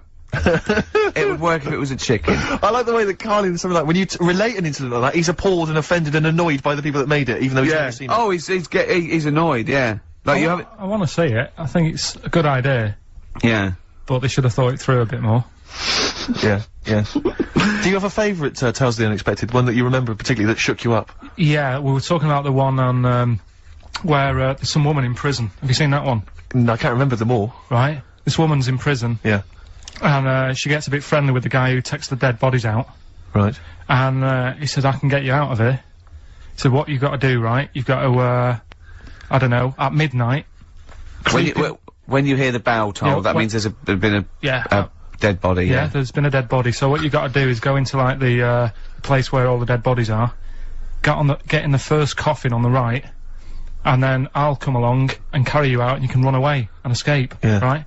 So she goes, yeah, all right then. So she hears the bell go. I'll bury you, right, and then I'll come back later and dig you up. Right. Yeah, but that's the point. It doesn't matter. It does matter. Trust me, Karl. It really matters. Okay. Listen, I don't know if I'm going to ruin this for people at home. Yeah. Can I just skip to the end? I would imagine that she gets buried and he doesn't come back, and she has to get buried alive. Better than that. Okay. Yeah, she does it. She gets into the coffin. Yeah, shh. Go on. Right. So she gets in the coffin, and she's lying there for ages. She's buried. She can feel a bit of movement going on, so she's obviously, you know, being carried somewhere, so she's thinking, this is it, I'm getting out. And she's lying there for ages and thinking, why ain't someone coming and lifting the lid off this? Do you know what I mean? Letting me get out. So she's really bored. She gets a lighter out, right?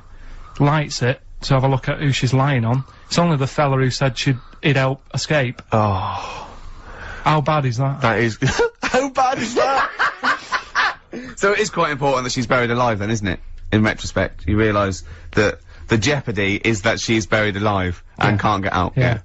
Yeah. It makes it so much worse, doesn't it, than just like lying in the morgue and going, actually, I'm getting out of here. Yeah. This isn't gonna work. Look at Karl's face, having told that, he's so pleased. His face is lit up, he's beaming like a child. Have you seen any? Is that your favourite horror thing ever? That's a good one. And let's see if anyone knows what the finger is. When that bloke was under the ground, wiggling his finger. We were talking about one with some fella who's stuck in the ground or something. This is a motif I noticed in your particular favourite ones. Yeah. Right. People stuck in the ground. Go on. Right. So it's a fella, is it? Yeah, a fella stuck. Now, I seem to remember it just being his foot, to be honest, being stuck in a hole. No, he was under the ground and he got a little thing out of the pavement and he put his finger up and wiggled it to try and attract attention. Then you see a woman come along and her stiletto heel just knocks his finger off. You see, I'm wondering whether it's the same one as I saw. Yeah, it could be two like that, couldn't there? They were running out of ideas by the last series. It's a big theme in Hollywood. Or, what was that one you told me about with the porn? That was a good one. Oh, this was fantastic, right? Right. There was this, Sorry, can I just check now? We're just remembering classic episodes of the Tales No, this is important. Well, I saw one, right? I saw one, on Tales of the Unexpected, right? And it was, these two gents, what they used to do, they look down the obituaries, and they'd blackmail, the wife or the son of a dead eminent person, like might be a priest or a doctor, something like that, and they'd go and they'd say, he bought some, erotic, stuff from us, before he died, and he owes, 100 guineas and all this sort of stuff, and they'd pay up because it'd be so embarrassing, they just didn't want them, so they'd just pay him, right?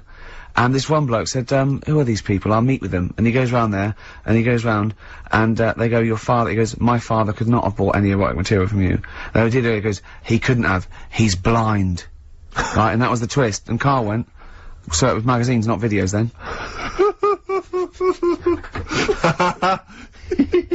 Yeah. Now think about it, Steve. Is that so stupid?